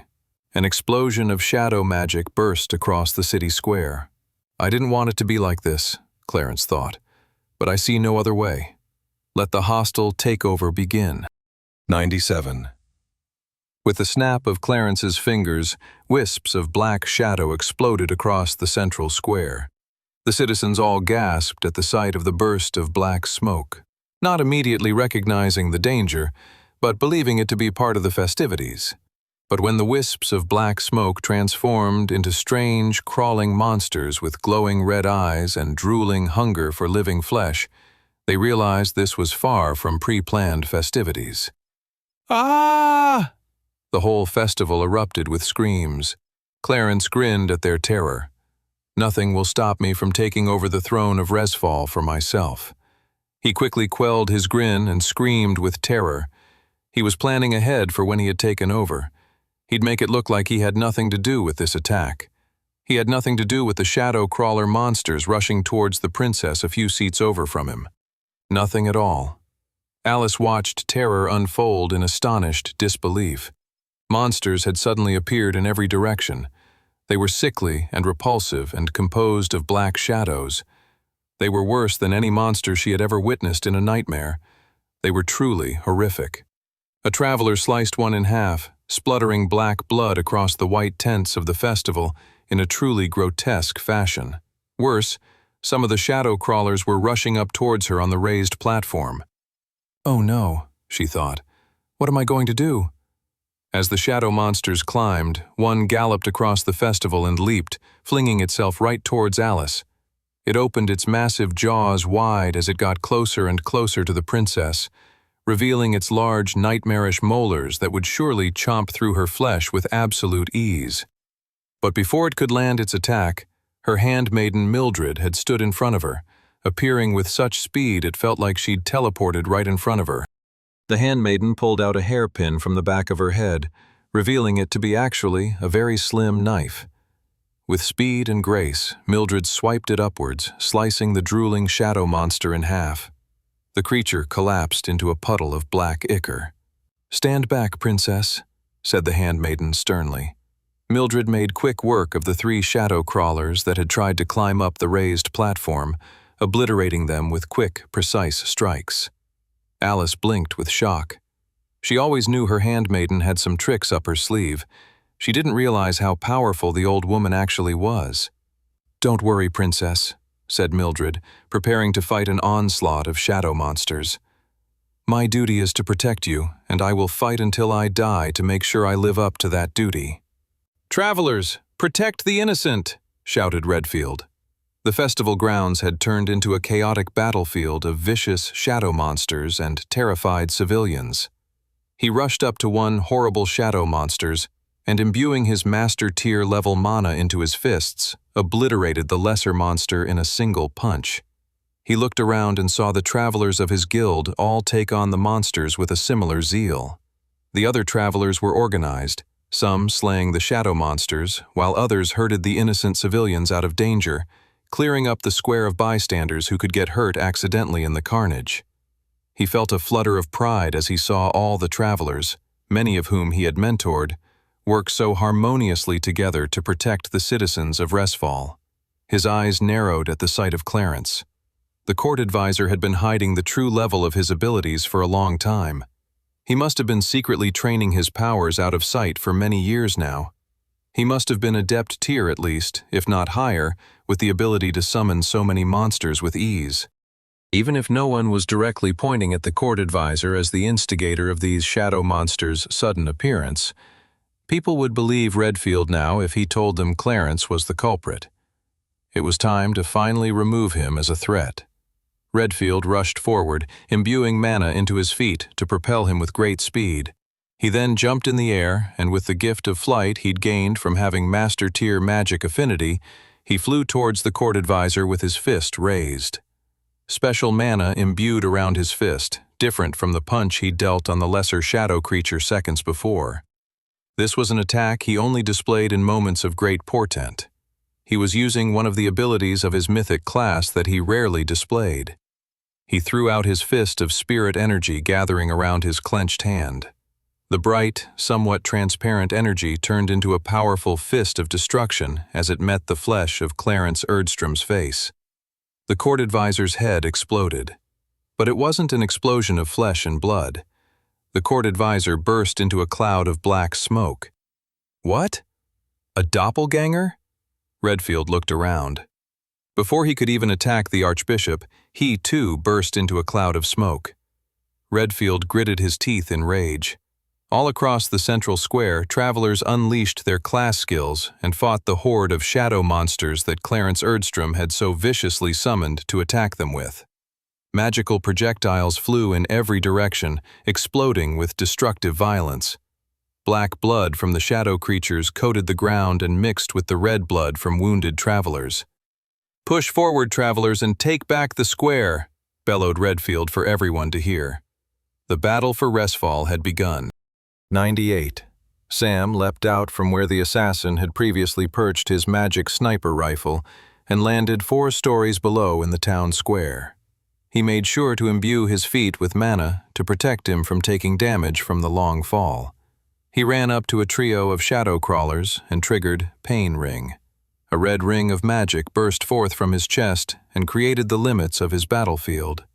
The silver dragon armor dug into his flesh, causing him pain and raising his strength second by second. He materialized his berserker sword as he swung his hand upward, the grip of the blade materializing and slicing through the unsuspecting shadow crawler within seconds. The creature dripped black shadow blood, and Sam wasted no time triggering his Deathlord ability, Blood Flame. The blood of the shadow creature ignited into a burst of bright red flame, burning the 2 remaining shadow creatures alive. They hissed and squealed as their bodies roasted, and then they suddenly burst into nothingness. Sam assessed the town square and quickly rushed to his next target. Their enemies had revealed their backup plan, and it was as Sam had expected. A more direct, hostile takeover. Sam and Guildmaster Redfield had prepared themselves for such a scenario, but preparation was a lot different from execution. They now had to fight their way through their enemies' minions. First, they had to reclaim the central square, and from there, take out the rest of the insurgency. Sam pushed ahead, gripping the hilt of his berserker sword tightly. His heart raced as he slashed through another shadow crawler. He was trying to simultaneously assess the battlefield while also making sure his allies were okay. Through the throngs of chaos, he made out Clara and Toby together, fighting alongside Olivia. Meanwhile, Curtis and Brock were on the opposite end of square, taking on a horde of shadow crawlers all on their own. They were all in this together. They were pushing back the shadow crawlers and showing them who was boss. Thankfully, many of the citizens and bystanders had been shepherded into nearby buildings and temporary shelter, so the travelers could fight the invading monster unimpeded. Things are in our favor, Sam thought, gripping his berserker sword. At that exact moment, however, all the shadow crawlers let out a scream of rage and began to fight with greater fury. The shadow crawlers pushed back against the group of travelers in the square. Their attacks were suddenly fiercer and bolder. One particularly nasty shadow crawler dodged the sword swings of a group of young novice-tier travelers. It jumped forward, opening its horrific jaws, preparing to rip off one of the young travelers' heads and swallow it down. Then, it readied itself to feast on another. "Stay away from them!"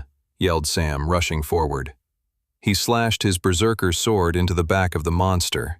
He felt the ridges of his blade shallowly dig into the creature's strange, monstrous flesh. Harmful, but not enough to kill it. Sam would need more power to kill it. This particular shadow crawler must have been at high apprentice tier levels of power. Thankfully, his sword's special ability triggered. The large, grotesque being from the shadow realm turned around with a frenzied anger and hunger for Sam's death. "Exactly what I wanted," Sam grinned as the large shadow crawler galloped towards him like a feral beast. Sam leaped backwards, retreating from the incoming beast. The shadow crawler was drooling, leaving a trail of nightmarish saliva on the ground as it chased after Sam. It was clearly angered by Sam's retreat. If the monster could speak, it would have called Sam a coward. But Sam wasn't a coward. He was just leading the beast back into his pain ring, where his power had already increased. As the monster jumped forward to attack him, level 2 of Sam's pain ring ability triggered, and Sam could suddenly make out the creature's weak point. It wasn't the head, or the heart. It was the creature's back, the spine just below the neck area. He just had to get behind the creature to deal the fatal blow. This wasn't too difficult thanks to his berserker sword's special ability. Because the powerful shadow crawler was attacking in a frenzied, hostile state, it was very easy to predict the monster's movements. Like, for instance, the creature was currently flinging forward rapidly in an attempt to tackle Sam and chomp on his skull and brains. Sam quickly spun on the balls of his feet and easily sidestepped the creature's attack. As the monster crash-landed on the ground below, he stabbed it right in the back of his neck, where his pain ring had indicated was the weak point. The shadow crawler collapsed on the ground, dead. Sam then turned around and shouted to his colleagues, "The shadow crawler's weak point is in its upper back just below the neck." Toby and Clara nodded their heads nearby. They knew to take Sam's word for such things. Suddenly, a blast of water flung across the former festival grounds right into the back of another shadow crawler, sending it to the ground in a weakened state. Clara then followed up Toby's first hit with her attack burst ability, sending her spear right into the weak point, killing the shadow crawler.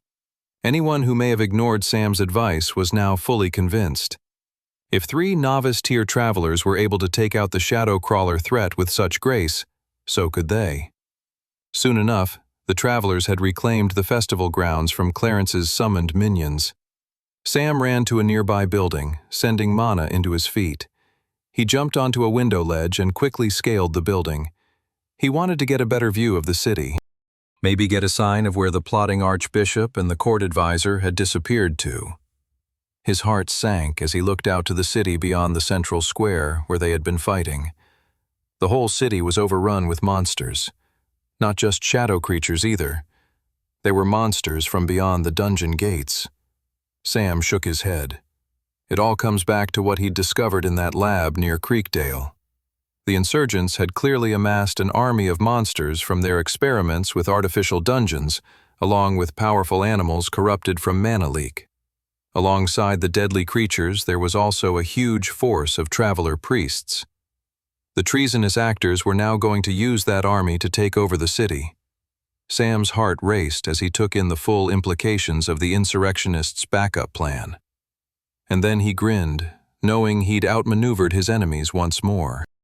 3 weeks prior to the spring festival, Sam and Guildmaster Redfield began having regular meetings in preparation for the upcoming festival and the chaos Sam had claimed would be unleashed there. I know for a fact the princess's life is in danger, Sam explained. But beyond that, it is my belief that the whole city is in danger. Our enemy's ultimate goal has less to do with killing the princess and more to do with seizing control of Resfall. I see where you're going, said Redfield. There are even more brutal ways of gaining control over the city beyond murdering the princess. Exactly, said Sam. We must prepare for a citywide fight against an army of mercenaries, monsters, and traveler priests. Don't worry, said Guildmaster Redfield. We'll be prepared. Sam looked out to the city of Resfall. Smoke, fire, and screams emanated from below the rooftops across the capital of Volsungur.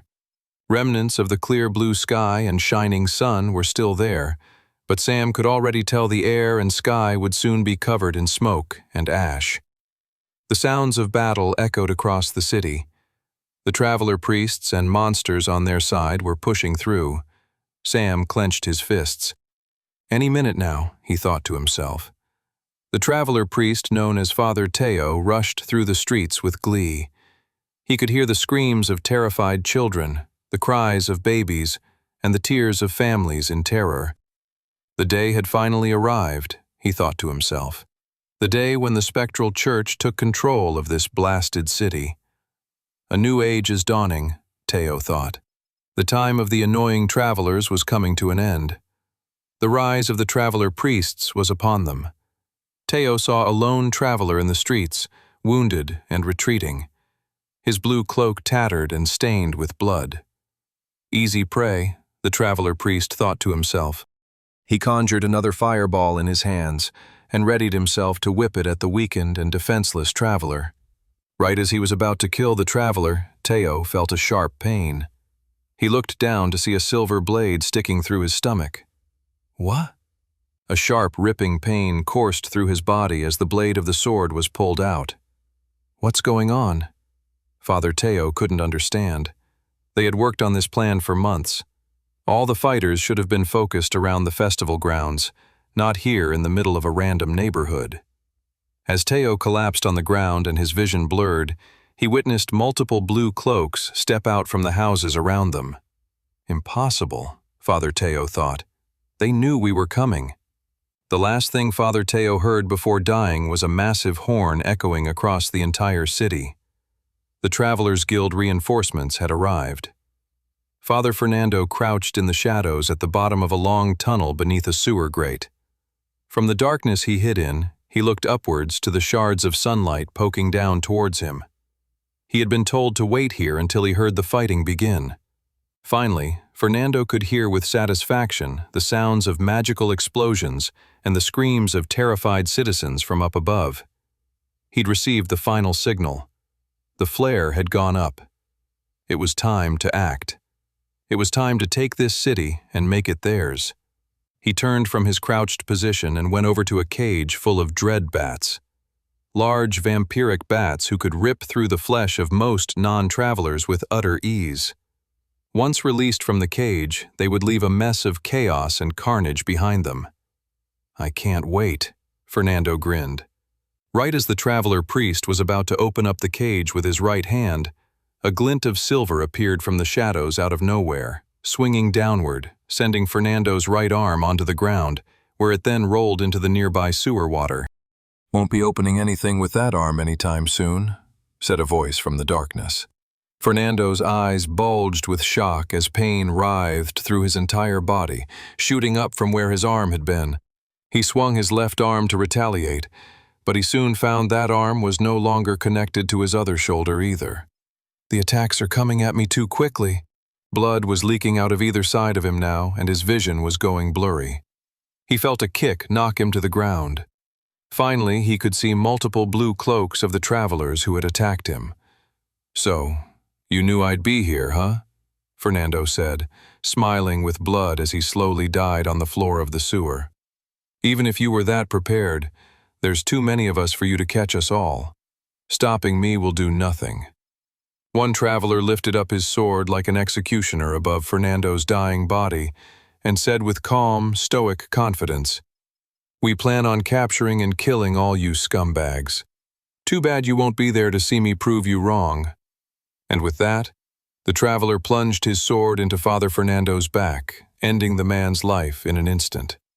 Sam grinned as he saw his plan come into fruition. All across the city of Resfall, travelers stepped out from their hidden positions. Some had been hiding underground, others in abandoned buildings.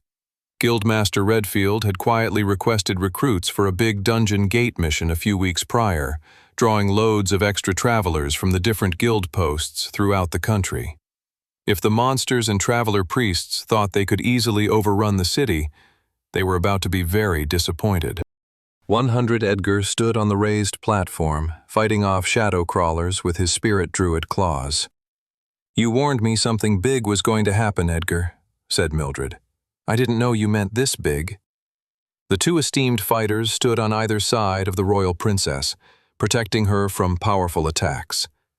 Edgar's heart raced as he felt his skin get hot and sweaty. He was consumed with anger. He thought venomously about the scheming and traitorous archbishop and court advisor. "I'll destroy them both with my own hands," he thought to himself. He hadn't felt this angry in a long time. He hated the treasonous villains more than his chronic back pain or Hearthmas carolers or jesters who handed out pamphlets for their comedy shows on the street. And I really hate those jesters, Edgar thought between gritted teeth. He prepared himself to jump off the raised platform and penetrate deeper into the battle. "Edgar!" shouted Mildred. "Where are you going?" The guildmaster turned to the handmaiden. "Get the princess to safety. Protect her at all costs." "Like I don't know that already?" said Mildred, slicing a minor shadow crawler with her hairpin. "I'm not some lackey of your guild. I don't take orders from you." "I mean, protecting my life does sound like a good idea, though, doesn't it?" piped the princess. Edgar smirked. "See you at the end of this."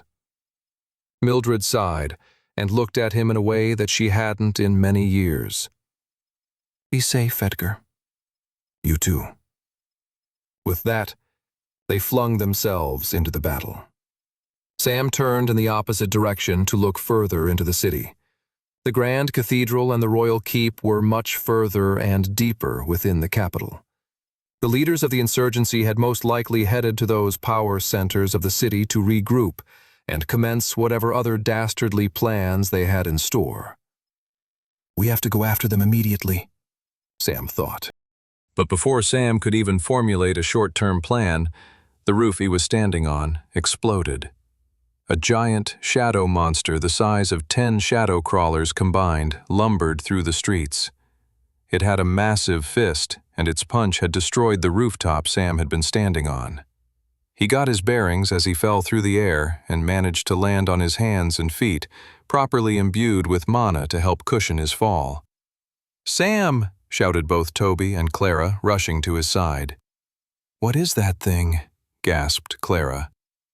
"I have no idea," said Toby, "but I don't like it. It looks like it can kill us. Did you see what it just did to that roof?" "Now is not the time to get scared, Tobes," shouted Sam as he brushed off debris from his fall and rushed to take the monster on. Sam and Clara also rushed forward to take the epic monster on too, but then a bright, angelic light appeared above them, followed by a less tranquil battle cry. "Die, you foul beast!" It was the guildmaster falling from high above with his fingers interlocked into a hammer shape. Powerful mana, unlike Sam had ever seen, rippled around his fists. That's the special mana, Sam realized with awe, of the mythic spirit druid class. Edgar screamed as his powerful blow crashed through the skull and body of the giant shadow bruiser and obliterated the monster seconds later. Everyone was blown away by the extent of the guildmaster's power. As he stood up and brushed some dirt off his arms, he said, "Don't act so impressed. I am the bloody guildmaster after all."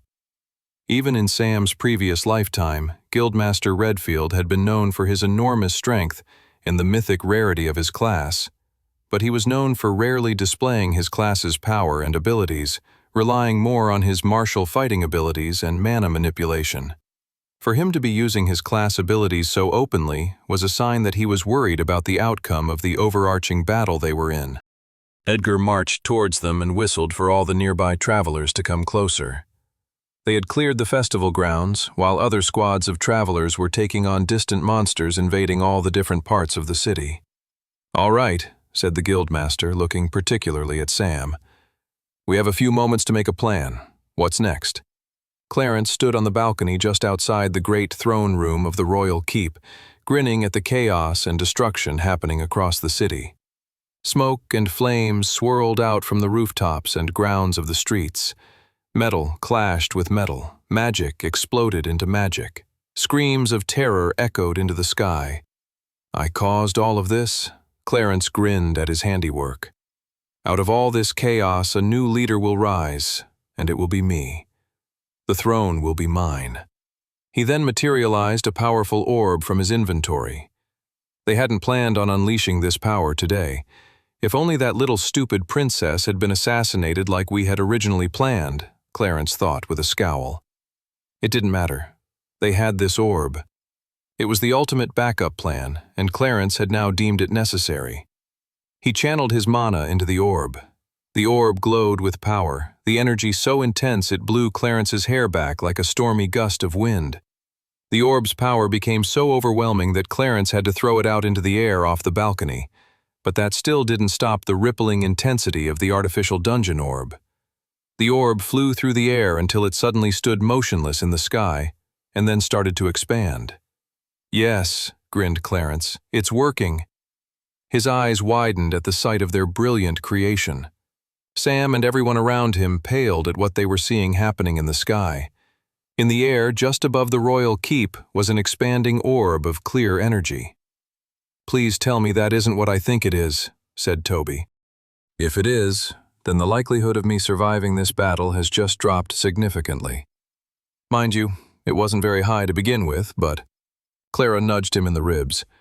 Toby's paranoid ramblings were certainly not helpful for morale. Sam gulped. His greatest fears were coming true.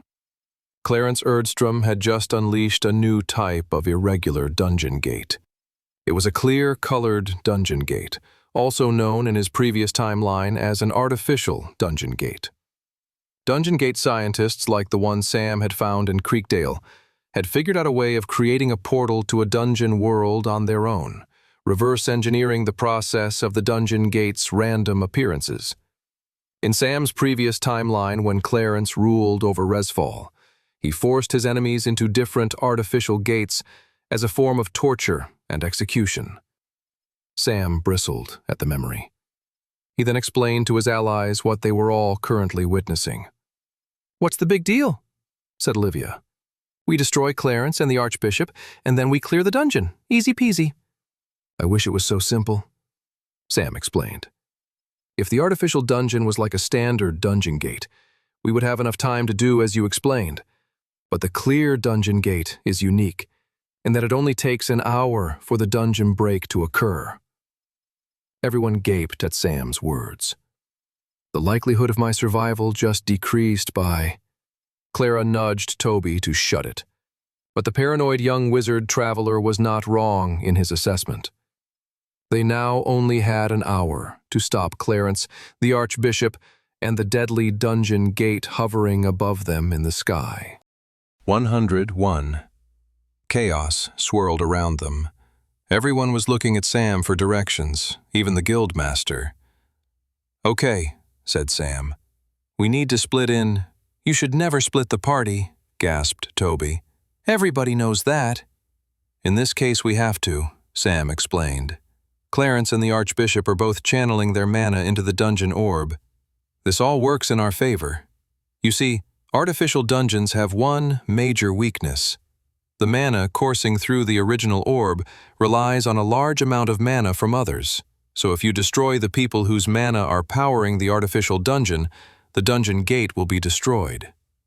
"All right, that settles it then," said Edgar. "We need to split up." "Here's what I propose," said Sam. "Edgar and I will take on Clarence, while you three take on the Archbishop." Olivia and Clara nodded with determination. Toby gave more of an exasperated, "I guess I'll go off and die if you say so," esque shrug.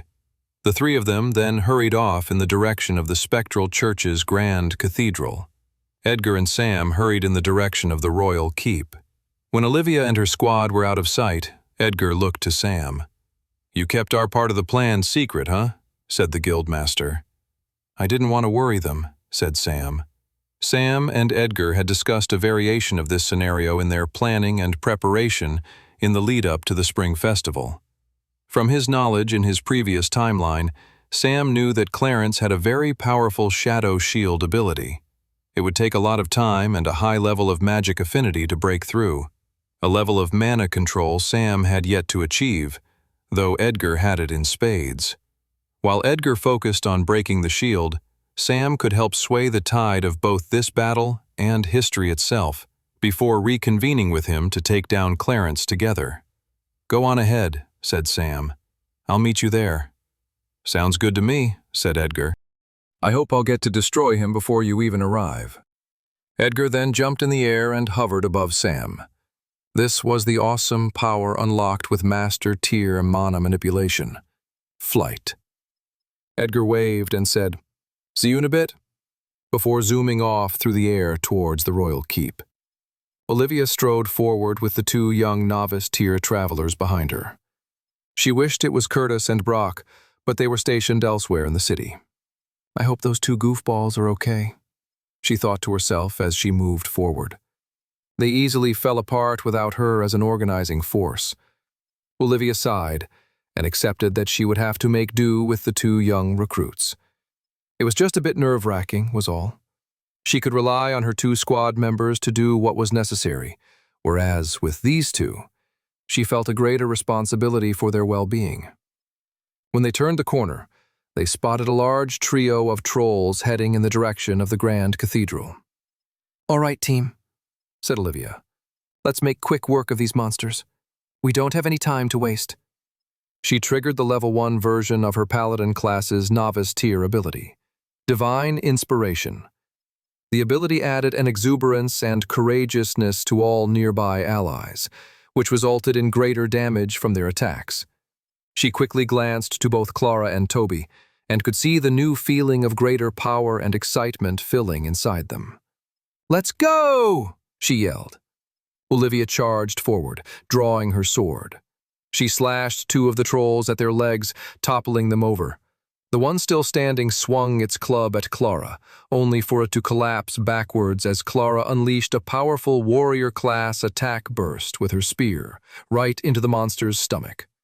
Behind her, Toby threw out an extra powerful water blast right into one of the other trolls, so it knocked into the other, completely disorienting them. It was enough for Olivia to reorient herself and finish them off. The three trolls disintegrated into mana stones, and she turned to the two young travelers behind her. She was impressed. "You're giving Brock and Curtis a run for their money," she grinned. "Now come on, let's go." They hurried forward towards their destination. They had 55 minutes left before the dungeon gate in the sky unleashed another wave of monsters upon the city. Edgar flew above the rooftops of the city. He witnessed the battles of monsters, travelers, and traveler priests. He wished he could go down and help all his allies and guild members. But they each had their own part to play, and he knew what his role was. He landed on the balcony of the castle, only to find he couldn't move any further into the palace. A shadow shield was blocking him, just as Sam had predicted. "Do you really think you can hide behind this, Clarence?" Edgar stretched out his arms and began channeling his spirit druid mana into the shadow shield. "Hide all you want, Clarence," shouted Edgar as he pummeled more of his master tier mana into the shadow shield. "I'm coming for you." Across the city, Brock was doing what he loved most, fighting and destroying monsters with his big and heavy warhammer. A small regiment of goblins rushed towards him and he obliterated them with a single smash of his hammer. Nothing remained but green goblin blood staining the cobblestone streets before disintegrating into mana stones. "Piece of cake," laughed Brock as he rushed forward at a new enemy that had emerged. His instructions from Olivia at the start of the day had been simple. Protect the innocent and destroy any threats to the well-being of Resfall. Brock was certainly succeeding at the latter. In fact, he knew no better way to protect the innocent than killing anything that threatened them. A group of boulder golems emerged, and Brock quickly headed towards them. Even before getting close to them, he swung his hammer on the ground and unleashed special apprentice-tier warrior ability, specific for hammer specialists. The ability was known as Shockwave. A ripple of energy shot forward from his blast and knocked the boulder golems on either side. By the time the boulder golems had regained their bearings, Brock had already smashed half of them into nothing but pebbly dust. The journeyman-tier dwarf warrior was looking around for his next target when a horrific shriek echoed from the skies above. 4 harpies descended through the sky towards him. Their skin was fleshy and disgusting, and they had narrow, slanted white irises for eyes. They flew towards him with inhuman, finger-like claws ready to scratch and dig through his skin. "Arr!" he groaned. "I hate flyers." He searched for cover. If he could get the harpies fighting on the ground, he'd be able to use his hammer against them. It would be harder to land a strike if they were swirling in the air just above him. Unfortunately, he was in the middle of a wide boulevard, and there was no immediate direct cover. Retreating would only result in his death. He then took in his surroundings and came up with a new plan. He moved a few yards away, and as the harpies came closer towards him, he lifted his warhammer with both his hands and smashed it into the ground, unleashing his shockwave ability again. The ripple of energy went forth across the ground, but the harpies paid it no heed. They were in the air. A land attack was no threat to them. Except Brock had been clever in the way he'd smashed his hammer. The shockwave he created had managed to pick up a piece of debris and shoot it forward across the formerly broken ground Brock had already created in his previous fight with the rock golems. In so doing, Brock had created a powerful projectile rock that smashed right into one of the harpies, leaving a gaping hole in its chest. Blood and guts splattered everywhere as the harpy plunged to the ground dead. "Bullseye!" cheered Brock. But he wasn't out of the woods yet, as the 3 remaining harpies were now much closer to him. He swiped his hammer in a wide arc, but the 3 harpies easily dodged the attack. Brock was beginning to panic. His warhammer was no good against these blasted harpies. It was too slow, and there were too many of them. He then decided to do something risky. He dematerialized his warhammer back into his inventory.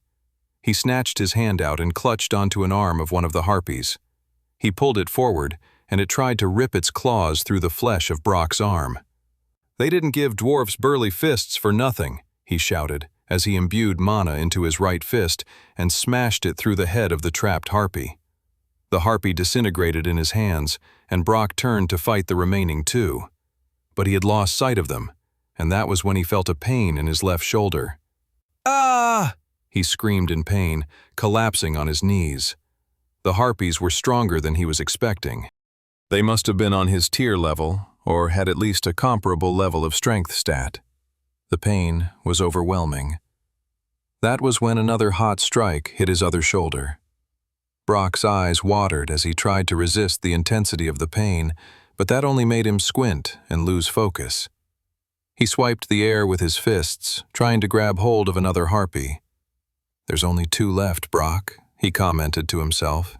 "You're not going to let your whole dwarven race down by being destroyed by a couple of nasty harpies, are you?" He swiped the air once more, but now that he'd lost focus and the pain had slowed down his movements, the harpies were leveraging their air advantage, along with the fact that it was 2 against 1. Another painful scratch ripped into his back, and Brock found it a struggle to hold himself up. "They're too bloody fast," he thought. "I can't keep up with them." The harpies were moving so fast around him, he was continuing to lose focus. Is this really it? Just as Brock was about to pass out, a sound of crackling electricity filled the air. One of the harpies screamed out as a burst of lightning magic shot through its chest. It was bright purple and blue lightning magic in the shape of powerful interlocking chains with a massive hook at the end of it.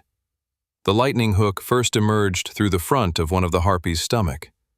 Its eyes bulged as it took in the newly formed hole in its stomach and then coughed out blood. Then, the lightning chain hook pulled back and flung the harpy into a nearby building, destroying it instantly upon impact. What? Brock couldn't believe his eyes.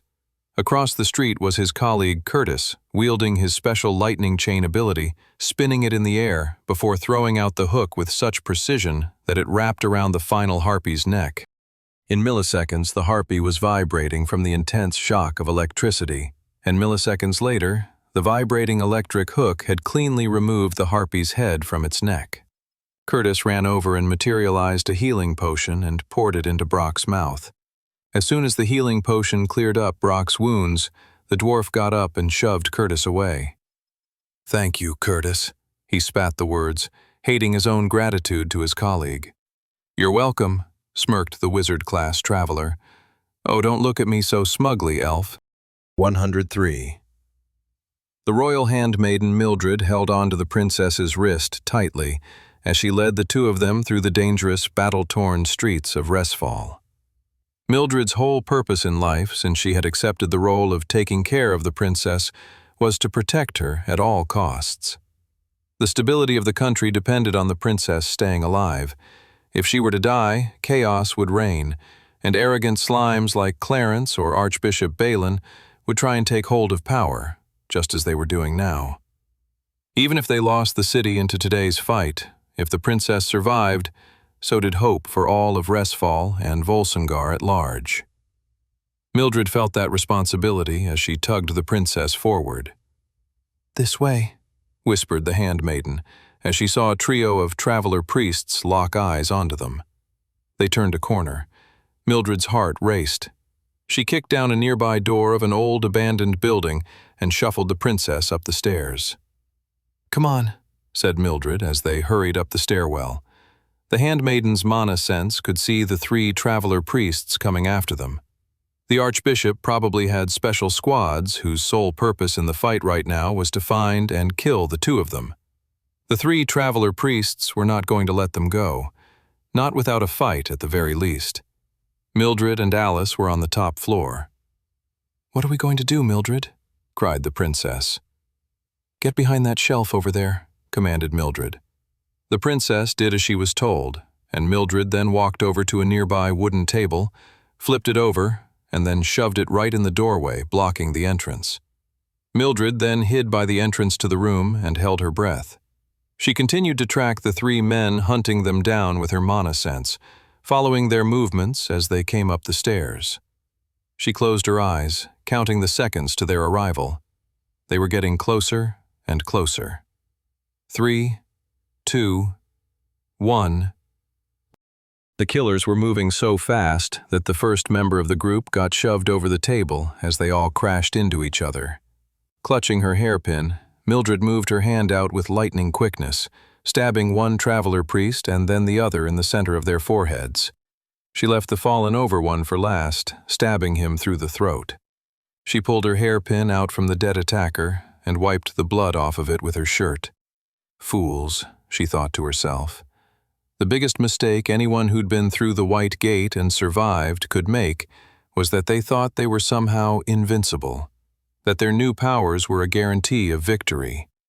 So many travelers over-relied on their abilities, foregoing common sense and good strategy. The princess nearby shivered and made a gasping sound. You killed them with such ease," shivered she. "That is my job, Your Grace," said Mildred, whose eyes darted to the nearby window. "Duck!" The glass windows shattered as two more traveler priests kicked the windows down and swung into the room from outside. Mildred smirked. So, the first set of attackers weren't so foolish after all, she thought. They were smart enough to call for backup and tell them where they were going. No matter, I'll make quick work of these two as well. From her mana sense, Mildred gathered that these two priests were journeyman-tier travelers with high mana capacity, which meant only one thing. They could wield magic. One priest lifted up her arm and conjured a vine whip out of the air, while the other conjured an axe composed of fire. The vine whip woman rushed Mildred, while the flame axe went for the princess. Mildred moved with lightning quickness. At adept tier, she was faster than either of the two traveler priests by a long shot. She tripped the flame axe wielder, and he slammed into the ground. She then focused in on the man with her hairpin. She started stabbing him at random points across his body, and his flame axe suddenly flickered out of existence. "What have you done to my weapon?" gasped the evil traveler priest. "Why can't I conjure it?" Mildred picked him up by the head and then kicked him out the window to his death. She turned to the vine whip priest, who suddenly looked horrified. "What did you do to my partner?" she yelled. "I'll kill you!" Mildred sidestepped the woman traveler priestess and landed the same strikes on her back as she had on her partner's. The grass specialist wizard's vine whip disappeared, just like her partner's flame axe. "What?" "It's my ninja ability, Channel Sight," explained Mildred. "I can see your mana points and I can disrupt them so your abilities don't work. I don't mind telling you, as you're about to—" Mildred finished the traveler priest off with another smooth attack to the forehead, with her hairpin going right through the brain of the enemy. The princess looked at her handmaiden with horror, not realizing the violence Mildred was truly capable of. Mildred cleaned up the blood from her hairpin once more, with a patch of cloth from her humble dress. Then, as if to assuage the princess of her newfound horror, the older woman turned to Alice and bowed. "I am merely fulfilling my duty, Your Grace." 104. Sam sprinted through the city streets towards the royal keep. He held both his berserker sword and fiery flame sword out in either hand as he hurried forward. His heart raced, his throat burned. While he was entirely focused on his end destination, Sam did stop to help in the battle wherever he could. If Slash saved a traveler, killed a monster, or weakened one so that an ally could finish it off, all the better. Sam was a roving one-man army of destruction, spinning his swords and erupting his blood flame ability wherever he could. He wanted to do as much damage to his enemies as possible, all while still moving forward. Eventually, Sam arrived in a small square where a traveler priestess was cackling over a pile of dead bodies. Sam's eyes narrowed as he took in the woman. Eliza Shanklewood. "Exactly who I was hoping to find," he grinned. Olivia sliced a rock golem in half, clearing the way for her group to head forward through the battle-swept streets of Resfall. They still had another few monster-filled streets to get through until they were in sight of the Grand Cathedral, but they were making headway. "We just need to keep pushing forward," the adept-tier traveler thought to herself. "We can't slow down now." "How are we doing, everyone?" asked Olivia as she ran forward with the two novice-tier travelers at her side. They were doing a good job keeping up with her. They showed more promise than she had expected of them when she had first met them. They'd grow up to be fine travelers if they survived today. She could hear it in their breathing that they were not used to this level of frenetic uncertainty in their lives, this level of risk in battle. "Get used to it, kids," she smirked as she slashed through another set of weak goblins blocking the way. "This is the life of a traveler." She swerved around a corner only to find a shadow bruiser wreaking havoc on a nearby building. The shadow monster punched a fist through the bottom of the building, collapsing it to the ground. Olivia was running as fast as she could to dodge the falling building and pushed herself to get on the other side of the street before the building collapsed and blocked the road. Just as she reached the other side, she heard the shudder of the building and the shattering of glass as the building smashed into the ground. She turned around to make sure her two companions were all right. Unfortunately, there was only one of them behind her. The young girl Clara was looking up at her and panting. "Where's your friend?" The girl was so out of breath and so focused on not getting crushed by the building that she'd temporarily lost sight of her companion. "Toby?" she yelled. "I'm okay," hollered a voice on the other side of the fallen building. Clara turned to Olivia. "What are we going to do?" "Go on without me," shouted Toby from the other side. "I'll catch up with you. Good luck." Olivia slashed the shadow bruiser at the legs and then stabbed it in the eyes. The creature collapsed on the ground, and the adept-tier traveler turned to Clara. "We don't have time to wait for him," said Olivia. "If he catches up, great. If not, it's you and me against the Archbishop. Now come on." Eliza Shanklewood had long black dreadlocks, pale skin, and wore black eyeliner and deep black lipstick. Sam bristled at the sight of her. "What's this?" she hissed. "A little novice-tier traveler all on his own?" Sam smirked. Eliza Shanklewood seemed to think that it was Sam who had accidentally come upon her, rather than the other way around. In his first timeline, the horrific woman had gone on to become Clarence's second-in-command during his reign of terror. She was his main executioner, killing thousands of innocent people. She had also been a key part of Clarence's ultimate betrayal of his alliance with the spectral church. She had fed him secret information that the church had been withholding from him for pretty much the entirety of the treasonous alliance. And, maybe worst of all, was Sam's personal connection to the woman. Eliza Shanklewood had also been one of the torturers and experimenters who had made Sam's initial life after the White Gate horrible. Sam triggered Pain Ring and rushed towards her. "You foolish boy," hissed the Traveler Priestess as she unleashed her class ability. Her right arm mutated into a fleshy spear and then stretched out in Sam's direction. Sam ducked and ran alongside the deadly stretched-out arm. Eliza mutated her left arm and shot that towards Sam as well.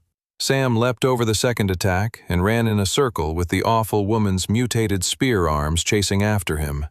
"Stop running, you coward," said Eliza. Sam dodged, flipped, ran, and retreated from the woman's deadly spear hands for another minute. He was biding his time. Letting the teeth from his silver dragon armor chew into him, the agony raised his power from his Pain Ring ability by the second. "You want me to stop running?" said Sam. He was suddenly no longer retreating, but going straight for the woman. Sam jumped and swirled in the air, dodging right between the flowing hostile tendrils of the woman's spear arms, and unleashed both of his swords right across her face, slashing her entire head into quarters. The woman's quartered face collapsed onto the ground like chopped meat from the butcher shop. The woman now looked like she belonged in an experimental painting, a portrait of a fragmented head with half her crooked smile resting over her forehead and eyes. Blood leaked everywhere across the jumbled, horrific mess. "Nice to see you again, Eliza," Sam thought. Glad it was for the last time. Sam would have loved to stay and relish his vengeance, but he looked to the royal keep, knowing he had to catch up with Edgar. Even still, he was glad that within the chaos of this horrific day, he was able to destroy a nightmarishly evil woman and rid her from history once and for all. Within this single fight in the larger battle for Resfall, many future lives were now saved. Sam then started hurrying towards the keep. They only had 35 minutes left to stop the upcoming dungeon break from wreaking havoc and killing them all. 105. Curtis spun his lightning chain hook and threw it at enemy after enemy. Be it monster or traveler priest, he was happy to destroy any enemy of Resfall. He was running a tally in his head against Brock of how many monsters he'd slain, so that when they saw Olivia at the end of this, she'd recognize him as the superior suitor to Brock and confess her undying love for him and utter disgust for the dwarf, Brock. The daydream was incredibly motivating for Curtis as he swung his lightning chain hook of destruction all over the streets, slaying monsters and rescuing others with ease. Out of nowhere came a gang of 5 green, lizard-skin Naga spearmen. They hissed and rushed towards him. Curtis flung out his lightning chain hook and swiped it in the wide arc. The Naga all leaped high in the air, dodging the slash of Curtis's lightning hook. "Crap," Curtis thought. "They're gaining on me. I won't be able to deal with them all if they get too close." With his free left hand, he clawed the air and triggered his apprentice-tier wizard ability. One of the most incredible things about the wizard class was, despite its common rarity, it had a powerful amount of customization. At journeyman tier, a wizard unlocked a powerful elemental weapon conjuring ability, as displayed by Curtis's lightning chain hook. But the customization happened even before hitting the middle traveler tier. At apprentice tier, a wizard class user developed a unique elemental ability, and it was the unique elemental ability that was about to save Curtis's butt. His left hand sparkled with blue and purple electricity, and then Curtis threw out a ball of lightning at one of the incoming Naga spearmen. except the lightning ball was no ordinary lightning ball. Before it collided with the Naga, it expanded and transformed into a cage with powerful bars made of lightning. Suddenly, the cage had captured the central Naga spearman. The lizard man's body trembled spasmodically as paralyzing lightning coursed through it from inside Curtis's lightning cage. The other Naga were still heading for him though, so no time to waste. Curtis then used the level 2 evolution of the ability, slamming the cage up and down, creating lightning bursts across the whole area. The attack managed to stun and trip the other Naga. "I got you now," Curtis grinned. He then triggered the level 3 evolution of his lightning cage ability. The cage that held the central Naga spearman suddenly shattered into a countless number of glass-like shards of lightning that went in every direction. The lightning shards rained down on the squad of Naga spearmen, slicing and cutting them to death. Within seconds, the 5 of them were nothing but mana stones on the ground. Curtis wiped the sweat off his forehead. Glad that's over with. He then turned to find Brock, but amid all the fighting, the dwarf had disappeared. "I better go find him before he gets nearly killed by harpies again," Curtis thought. Curtis figured Brock couldn't have gone far, except when he decided to turn around and search for his dwarf companion, he came face to face with a rock ogre. It was a large ogre monster, but instead of normal green or grayish skin, the monster's body was composed of stone. Curtis grimaced at the sight of the horrific creature. He wasted no time spinning his lightning hook and then shooting it out towards the monster. The rock ogre grabbed hold of the hook and shattered it. "What?" Curtis was shocked. The creature was immune to lightning magic. Now that's a big problem, Curtis thought. He still had a few options at his disposal as he conjured raw mana and threw out a blast of basic mana. The rock ogre swiped it away as if Curtis's magic was nothing more than an annoying bug. The monster stepped forward, towering over Curtis. Curtis started creeping backwards. "What do I do?" he thought. "It's completely immune to all magical attacks." As the rock ogre got closer and closer, Curtis looked around for his companion, Brock.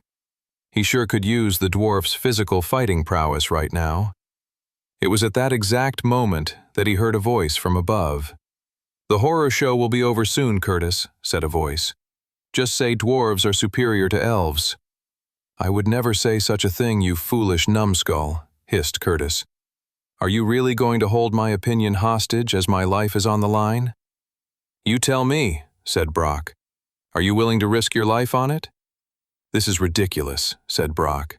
"Fine. Dwarves are better than elves. Are you happy, you immature—" "I thought so," yelled the dwarf. The dwarf then unleashed level 2 of his journeyman tier warrior ability. The simply titled, yet incredibly powerful move known as forward charge. At this level, the ability allowed a warrior to thrust himself forward with incredible speed and unleash a devastating attack with their weapon. At level 2, the forward charge could become a forward leap for even greater destruction. Unleashing this ability, Brock emerged from the roof of a building and jumped off it, swinging his warhammer and imbuing it with mana as it crashed down onto the skull of the rock ogre and obliterated it upon impact. The dwarf's hammer attack then smashed into the ground, leaving a small crater. Brock yanked his hammer out of the ground and grinned at Curtis. "Consider us even," huffed the dwarf. 106. Toby's eyes widened and he gasped at the sight of the demolished building in front of him. "I'm all alone in this monster-infested city," he shivered at the thought, as the countless ways he might be killed any moment now rushed through his head. Then, from beyond the demolished wall, he heard someone scream. It was a shriek of terror, not unlike the many times he thought he'd been infected with dirty water disease, or woke up thinking his blanket had suffocated him. Except this wasn't his shriek of terror, it was someone else's. And Toby recognized the voice. It was someone really important to him. It was Clara. Toby gulped. His friend was in trouble. He needed to help her. He had to get back to Clara and Olivia immediately. "I won't let them get hurt," he thought. "I need to help them now." His confidence and determination, however, disintegrated as he turned around to the smashed building and took in the smoke and blood-filled streets and the army of monsters roaming in front of him. Toby trembled. "The monsters probably won't even notice me," he said to himself. "Yeah, that sounds right. I'm just a little novice-tier wizard traveler. They'd want a challenge. They would never see me as easy, delicious, and succulent flesh to be preyed upon. Oh boy, who am I kidding? They'll definitely think that." Toby's eyes filled with tears as he rushed forward into the battle-torn streets. He figured he could try and run and outmaneuver the monsters, and, if so, he'd be able to catch up with Clara and Olivia and help them with whatever danger they were currently facing in no time at all. He got to the first street corner and turned, managing to not draw the attention of a group of monsters that were in a fight with a squad of other travelers.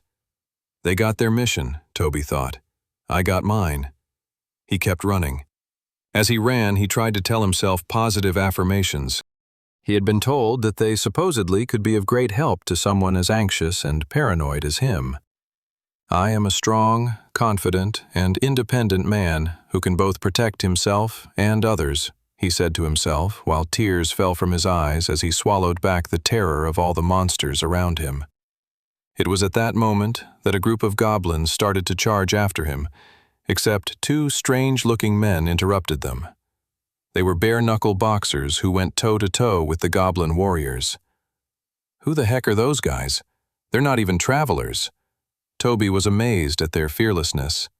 The two human civilians punched and destroyed the goblins until they were nothing but mana stones. Who are you guys?" said Toby, aghast.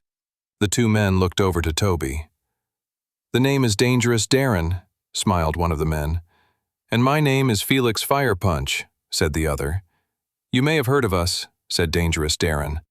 "I guess you could say we're minor celebrities in the illegal underground fighting circuit of Resfall." "Don't be humble, Darren," said Felix. "We're definitely major celebrities." Toby didn't know what to say to these two strange men. They were beginning to creep him out just as much, if not more, than the monsters they were all meant to be fighting. "You see, late last year my wife left me for another man," said Felix, wiping a tear from his eye. I didn't ask you about—" "And the thing I learned from that experience," said Felix, ignoring Toby's protestations, "was that despite my incredible muscular appearance and devilishly handsome good looks, I still harbored a deep sense of insecurity. And that was when I realized I had to team up with my longtime rival Dangerous Darren and show the world that you can be a strong and courageous fighter even without having the magical aptitude of a traveler." "That's right. Dangerous Fire Brigade assemble," shouted Darren, letting out a whistle. A group of burly young boys and girls stepped out from a nearby alleyway with their fists raised to fight. "We're not going to let the Travelers Guild hog all the glory," said Felix. "We plan on protecting this city just as much as you." Toby didn't want to correct them and tell them they were speaking to the wimpiest and most fearful traveler in the entirety of the Resfall Travelers Guild. But more than that, Toby was profoundly moved by this group of citizens. They had no magic abilities, and yet they fought these monsters with an unbridled fearlessness. How could Toby let fear control him so much when, unlike this group, he actually had the power to truly fight back and make an impact? He couldn't abide by such restrictions any longer. Toby wiped tears from his eyes and said, "Thank you for sharing your inspirational story. You've made me realize I need to fight with as much courage as all of you. See you all at the end of this." Toby rushed off on his own, only to come face to face with a group of growling and snarling ember wolves. "Ah!" shrieked Toby. He shivered at the sight of the vicious and monstrous wolves. The wolves snarled at him and took a step towards him. "Please don't eat me!" cried Toby. The wolves all pounced towards him, and that was when Toby snapped out of his fear. He shook his head. "Screw that," he thought. "They should be afraid of me." He gripped his wizard staff and clenched his fist and conjured a massive torrent of water and then pushed it out, knocking back the two ember wolves closest to him. "I refuse to be afraid of you," shouted Toby. "Especially because I can manipulate the very element that you're weakest against." There were still 3 more ember wolves rushing from the side towards him. Toby leaped back and clawed the air with his fingers as he manipulated the mana in and outside of himself to create powerful particles of water that came together in a swirling mass of hostile energy. He shot the water blast out at the incoming wolves and knocked them back. The wolves were hurled backwards by the force of the magic projectile, one smashing into the wall and instantly disintegrating down into a mana stone. A few other ember wolves lay weakened on the ground. Their formerly orange glowing skin looked like the surface of a wet, damp log. Toby had completely doused the ember from the ember wolf's skin, and it looked to be suffocating the monsters, almost like what would happen if you sealed shut the gills of a fish. The ember wolves whimpered, and they all slowly disintegrated around him. Toby wanted to pick up the mana stones, but left them behind because he knew he had to help Clara, so he kept pushing forward. As he ran, his eyes filled with tears. He was worrying about Clara. He didn't want her to die. He didn't want her to even get a little bit hurt. There was so much he still hadn't said to her about how he felt, about the life he dreamed they might one day have if they weren't killed by the thousands of possible ways one could be killed before then. There was so much he wanted to say to her, and hadn't yet. She can't die, he thought as tears welled up in his eyes. She just can't. He kept sprinting forward. His heart raced. His throat burned. Come on, Clara. Hang in there. 107. Towering over both Olivia and Clara was a monster unlike either of them had ever seen before. The monster was a giant that stood upright like a human, but had the fur and face of a tiger. It had yellow eyes, whiskers, and an angry face. It also wielded a giant axe. Any ideas on how to fight this thing? Asked Clara. Olivia gripped her sword and gritted her teeth and said, Yeah, up close and personal. Come on. Clara's heart skipped a beat as Olivia charged forward. She's expecting me to run up close to that thing as well, she panicked. That thing can squash us with its foot. But she didn't let her fears get the better of her, and she followed Olivia's orders, rushing towards the axe-wielding tiger giant. As she ran forward, she felt the effects of Olivia's paladin ability, her divine inspiration. She was now using a higher level of the ability than she had used before. Not only did she feel a rush of power surge through her, but she could see a light blue coating surround her as divine mana created a protective shield around her. "Attack its legs!" shouted Olivia. The 2 travelers rushed towards the giant's left foot. Olivia slashed her sword, ripping a large gaping wound on the calf of the giant monster. Blood, fur, and flesh exploded everywhere. The crimson liquid stained the fur of the tiger's giant leg. Clara followed up with an attack burst, sending a powerful burst of energy into her spear thrust, going right through the open wound Olivia had made. "Excellent work," said Olivia as she unleashed another slash attack. The monster wailed and lifted its foot to squash the 2 of them like bugs. "Move!" Olivia commanded. They jumped out of the way and missed the powerful stomp attack of the giant. "Again!" Olivia shouted. They moved back in again towards the giant's legs, and Olivia thrust her blade into the open wound and jerked the blade inside, ripping through the flesh and bone until the giant could no longer keep balance on both feet and collapsed on his knees. "We almost have this," shouted Olivia. Olivia ran towards the giant to climb its back when the tiger blinked its cat-like eyes, and suddenly Olivia froze. "Ugh," groaned Olivia. Her head and neck squirmed, but the rest of her body was frozen in place. "That monster's blink is a paralyzing ability. Don't look it in the eye, Clara." Clara gripped her spear, unsure what to do next. She had been following Olivia's lead. She didn't know how to take this giant monster down on her own. Worse, the power of divine inspiration had disrupted the monster's paralyzing ability, meaning all the stat gains and boosts disappeared, along with the protective divine mana shield previously coating her skin. "Clara, watch out!" Clara's thoughts were interrupted by the giant's axe coming right down towards her. She rolled out of the way as the axe smashed into the city streets, sending rocks and debris flying from the impact. The tiger giant then did something Clara wasn't expecting. Right as Clara was getting back on her feet, the tiger giant let go of its axe and swiped its paw towards her. Despite its giant size, the monster was fast and agile, and suddenly Clara found herself clutched in the grip of the tiger giant.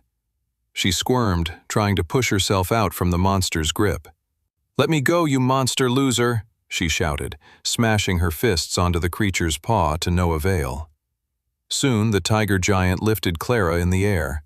Her hair fell forward and her stomach lurched as the tiger giant held Clara upside down, dangling it over its wide mouth, ready to drop her in. She kept fighting and squirming. "This can't be it," she thought. "This can't be how I die. There must be a way to escape. Someone must be nearby. Sam, Guildmaster Redfield, or even Olivia's two ridiculous, love-struck colleagues." "Help!" cried Clara. The tiger giant released Clara from its grip, letting her fall into its mouth and down its throat. Except, before Clara entered the monster's mouth, a giant water ball knocked her in the air, sending her flying away from the tiger giant's jaws. Clara flew through the air, disoriented, and she soon found herself falling back towards the cobblestone street. It looked as if she'd luckily dodged the bowels of the tiger giant, only to become a pile of blood-splattered flesh on the ground.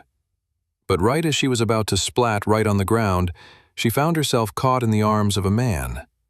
No, it wasn't a man, more a boy. She looked up and couldn't believe it. It was her childhood friend. "Toby," she thought, looking up at the boy with wonder. "Is that really you?" Toby held Clara in his arms and stared at the tiger giant with rage. "Stay away from my friends," he yelled, as for once in his life he truly showed no fear. Mildred made sure Princess Alice stayed hidden in the corner of their hideout.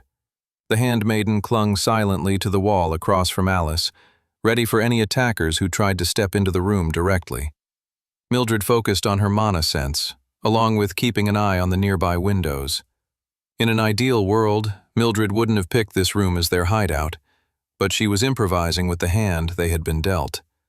The handmaiden decided it was better to stay hidden than to attempt to find somewhere safer. If they stayed where they were, the higher the likelihood that they wouldn't attract any more unwanted attention. All they had to do now was wait out the battle and hope Edgar and the other travelers were able to stop this bloody coup from going any further than it already had.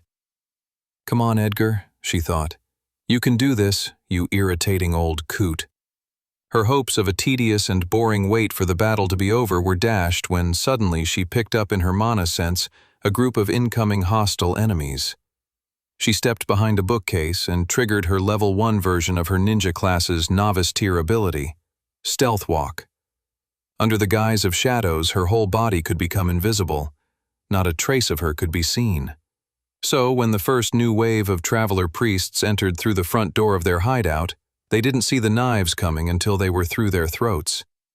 3 more traveler priests swung in through the windows. "I see," Mildred thought. "They're going to come at us from both sides this time.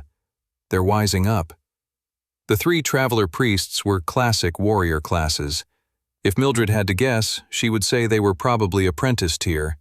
Definitely not higher than that. One was wielding a sword, another wielded an axe in both hands, and the third had a flail.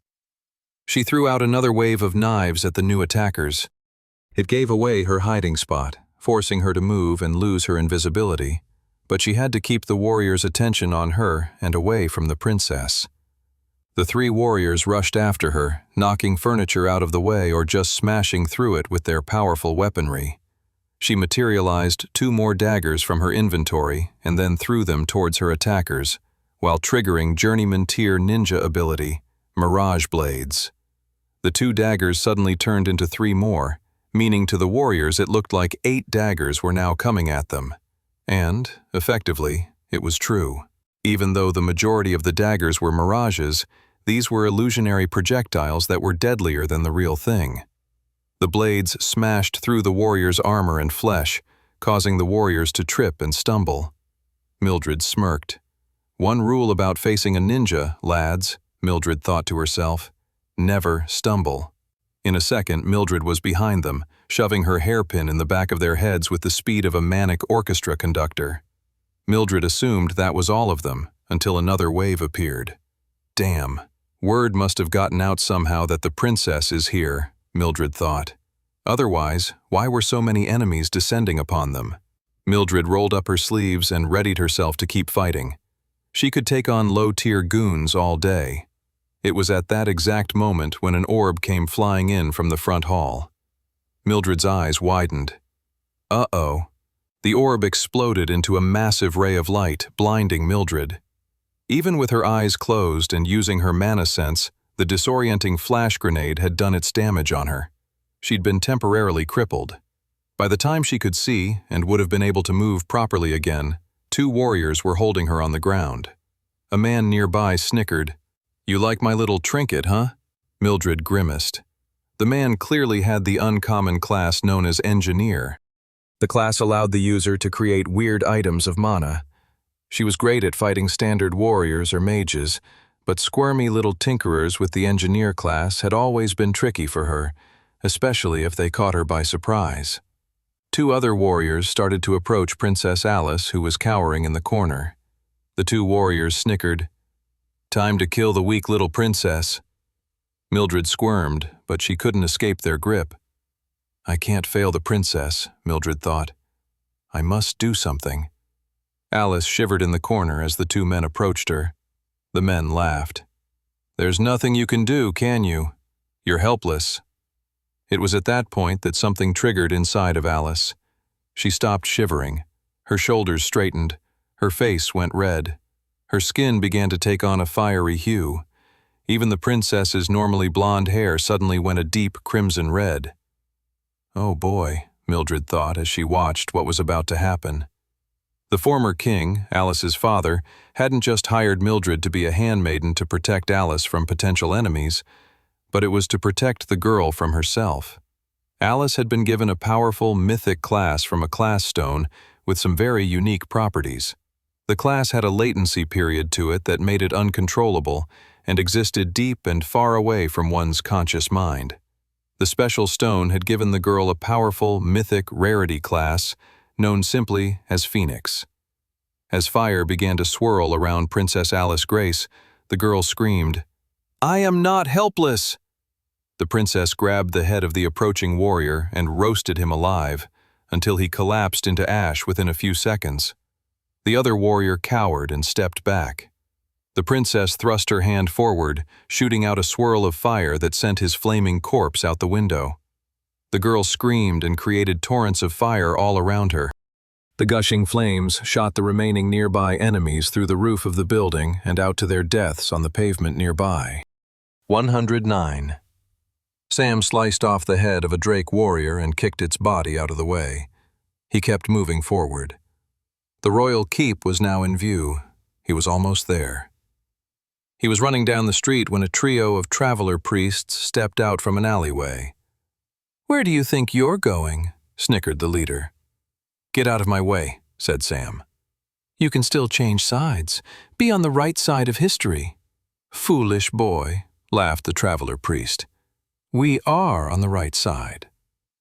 They rushed towards him to fight, and Sam grimaced. He didn't have time for a drawn-out fight with traveler priests. He only had 20 minutes to stop the explosive and destructive dungeon break of the artificial gate. Toby helped Clara onto her feet. She blushed and smiled at him. "Thanks, Tobes." Don't mention it," said Toby, blushing. "But I think we need to deal with this horrible monster nearby before we do anything else." "You think?" said Olivia sarcastically. "Why aren't you helping us?" asked Toby. "Is this some kind of demented training exercise?" "No, I've been paralyzed," yelled Olivia angrily. "Don't look that thing in the eye. It has a blink ability that can paralyze you." Toby shivered. That sounded rough. The monster was clearly at least apprentice tier in its stats, meaning Clara and him both were going to struggle to slay it on their own. They definitely needed Olivia's help. The real question was, how could they undo Olivia's paralysis? "I have an idea," said Toby. "Clara, distract him for me." Clara nodded and rushed forward to the creature's non-wounded leg and unleashed a powerful attack burst into its flesh. The tiger giant's focus returned to Clara, and it snatched its claws towards her.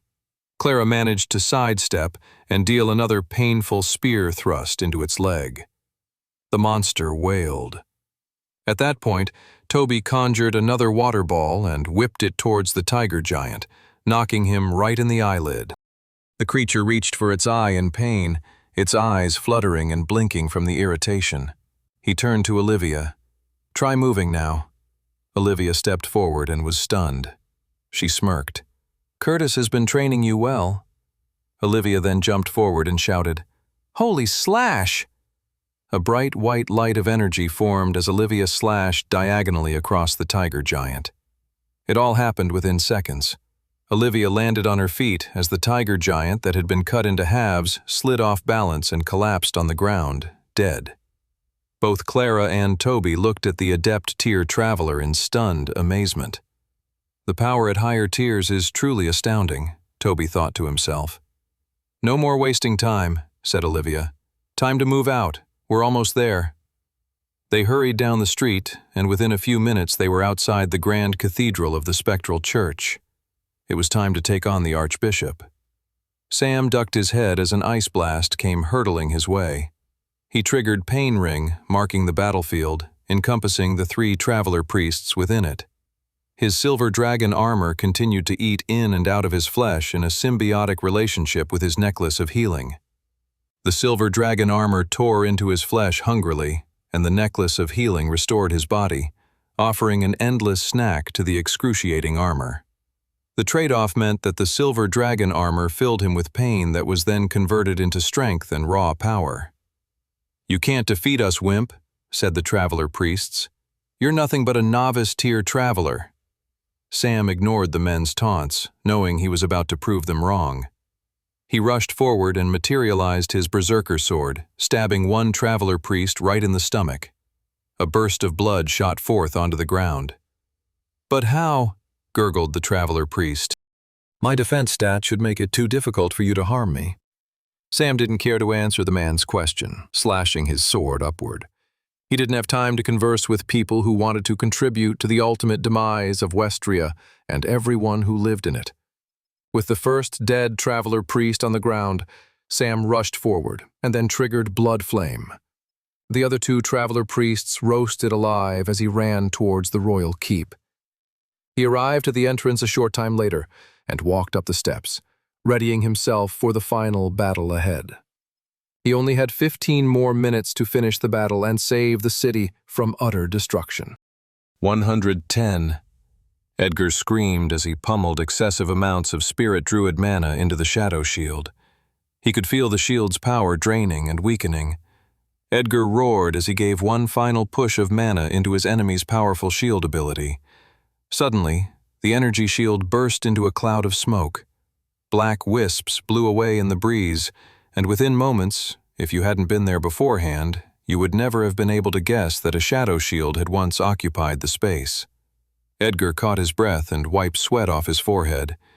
It had taken the guildmaster 45 minutes to break the shield, which felt like a colossal waste of his time, considering elsewhere people were fighting for their lives.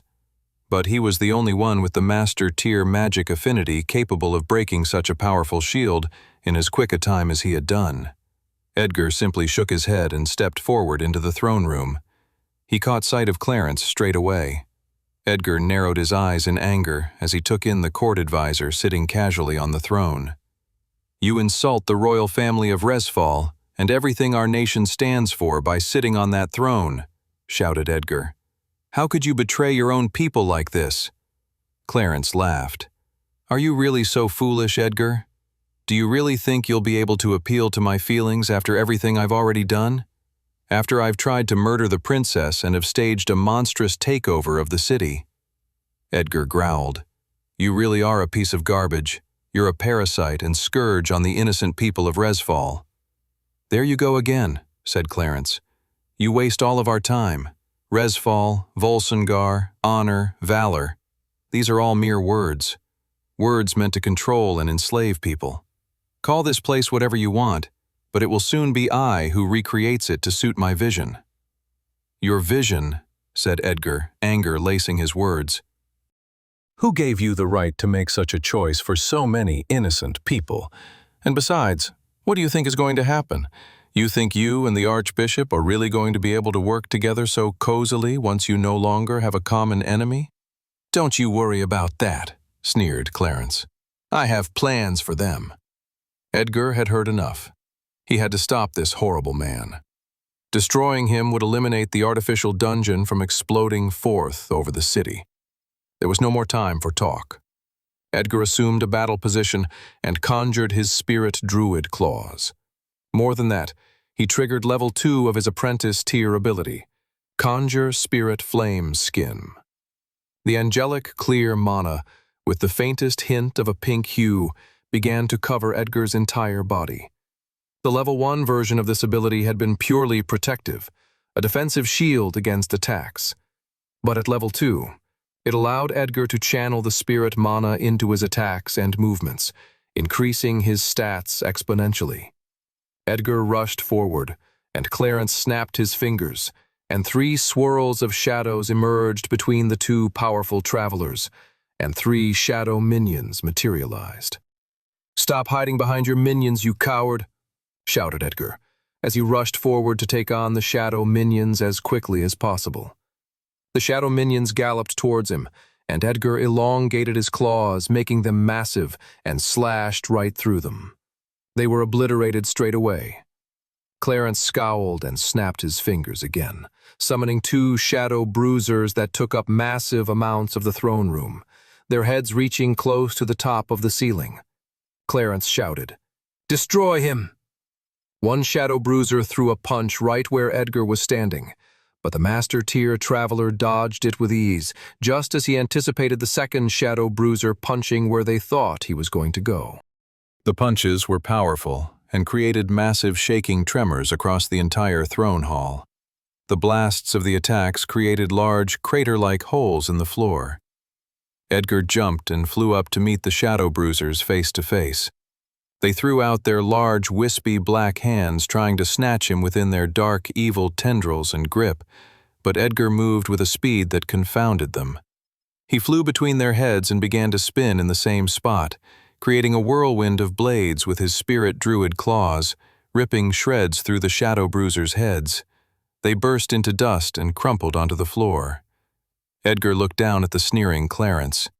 "You won't be able to hide from me forever," shouted Edgar as he soared down to meet Clarence head-on, pulling back one of his clawed fists, ready to strike and stab him right through his smug, evil face. The front door of the Spectral Church's Grand Cathedral loomed over Toby and his 2 companions, Clara and Olivia. Toby gulped, just looking at the entrance to the horrible building. "I can't believe we're actually back here," he thought. "I can't believe we've returned here voluntarily." Toby bristled just thinking about the memory. He could feel the sneers and laughter of the malicious traveler priests who took them there against their will, who shoved them through the nightmarish portal of the White Gate. "Toby!" Toby snapped out of his dark memory to see Clara looking at him sternly. "Come on," she said. "We don't have any time to waste." Toby nodded and tried to shake the traumatic memory away as they took a step into the large, grandiose building. Olivia led the way into the Spectral Church's Grand Cathedral. She was slightly perplexed that there had been no guards stationed at the entrance. Were all the traveler priests out fighting and causing havoc in the rest of the city? But if their leader had come here to hide out and orchestrate things from the sidelines, wouldn't it make sense to have a few guards on deck? It was at that moment that she noticed a pale foot poking out from one of the nearby pews. It wasn't any type of foot. It was the foot of a corpse. Suddenly the corpse lifted itself up, followed by other seemingly dead people. "Don't tell me," said Toby, shaking his head with tears in his eyes. "Are those zombies?" A horde of them rushed towards them. Olivia lifted her sword and triggered her apprentice-tier paladin ability, Divine Blade. The silver sword gripped in her hand suddenly took on a bright blue hue of divine energy. Olivia slashed her sword at the first incoming zombie, chopping its head straight off. She triggered allies' abilities as well. Divine inspiration, boosting her. "Come on, we need to fight through this horde as quickly as possible," said Olivia, stabbing the zombie right through the center of its forehead with her divine blade. Just as she slashed another incoming horde of vicious zombies, she felt the young girl Clara right beside her, gripping her spear. She thrust her spear upward towards the zombies' brains with grace and precision, obliterating them before they could get close enough to harm her. Over their shoulders, Toby threw out water blasts, knocking the zombie hordes back and keeping them at bay. But even as the three of them got into a rhythm of ultimate zombie destruction, the Archbishop had clearly left the whole church filled with undead monsters, and the horde appeared to be unabating. Worse, flying down from the ceiling were more than just undead zombies, but zombie hawks. The deadly and vicious birds had black feathers and glowing green eyes. "Incoming!" screamed Toby, as he hurled powerful blasts of water at the birds to keep them back. Clara roared as she triggered her attack burst spell, sending an explosion of powerful energy forward in the direction of the incoming zombie hawks. But there were too many of them. The zombie hawks began to descend towards them and surround them in a huge flock. "This is getting annoying," Olivia thought. She triggered the level 3 evolution of her divine blade and thrust it forward to the sky. Multiple bright blue swords of divine energy surrounded the adept tier traveler and shot upward in the sky. The sharp, deadly projectiles flew upwards, cutting through the undead flesh of the birds. The divine blades ended up killing many of the nightmarish birds, stabbing them right through their small heads and brains. For those who weren't killed by the multiple divine blades, their bodies were deformed enough, with a wing being cut off, sending them hurtling to the ground where Clara finished them off with an executing plunge of her spear. "This is taking too long," thought Olivia. She spun on her feet, manipulating her divine blades to do so in a destructive whirlwind. Within seconds, the zombie horde was nothing but destroyed flesh rendered into obliterated dust. Finished with her attack, Olivia took in Clara and Toby, who were both staring at her aghast. "I've never wanted to be adept tier so badly," said Clara. "Me too," replied Toby. Olivia grinned. "Come on," said the adept tier traveler. "The Archbishop must be hiding in the rooftop pavilion." A few minutes and another few zombie hordes later, Toby and his allies had fought their way to the top of the Grand Cathedral. They stood in front of a large doorway. It was the entrance to the Archbishop's chambers. Toby was still in shock and awe that this was really happening. Only 6 months had gone by since he'd officially become a novice tier traveler, and now he was preparing to fight one of the strongest travelers in the city. "This is madness," Toby thought. "Get ready, you two," said Olivia, taking a step forward towards the doors. "Prepare yourselves for the most difficult traveler battle you've ever encountered." 112. Archbishop Balin stood at the far end of his chambers, grinning to himself. He was looking out his window to the chaos that he had helped orchestrate. "It's beautiful," he thought. He stared out to the artificial dungeon gate growing in the sky, looming over the city. It was growing with his and Clarence's combined mana. Only 10 more minutes now, and the city would truly be under their control. He then heard the doors to his chambers open behind him. What annoyance is this? He turned around and scowled at the sight of 3 measly travelers, interrupting his moment of rejoicing. "How dare you intrude upon me?" he said, conjuring nightmarishly green lightning from the palms of his hands. "Let me take care of these meddlesome flies." Olivia gripped the blade of her sword, readying for the battle against the Archbishop. Her eyes narrowed at the sight of the sinister man. She felt anger swell up inside of her as she thought of all the pain and suffering the Archbishop had caused so many of her loved ones, along with countless other innocent people. "This man is a menace," Olivia thought. "It's time we remove this parasite from our city." Nightmarish green lightning emanated from the palms of each of the Archbishop's hands, and he whipped the lightning towards them. Olivia's eyes narrowed. She could actually stop the Archbishop from summoning more undead monsters. She snapped out her left arm and hand and triggered her paladin's level 3 journeyman tier ability, Spell Cancel.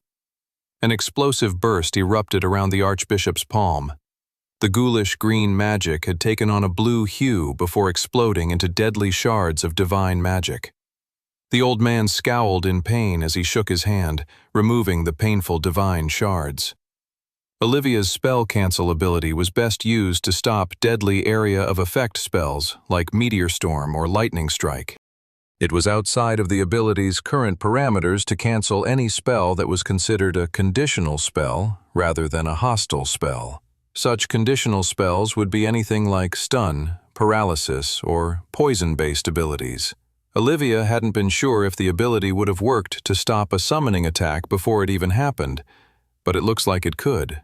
She'd leverage that power to the best of her ability now then. The Archbishop smirked. He stretched out his hands and began a necromantic summoning spell from both his hands.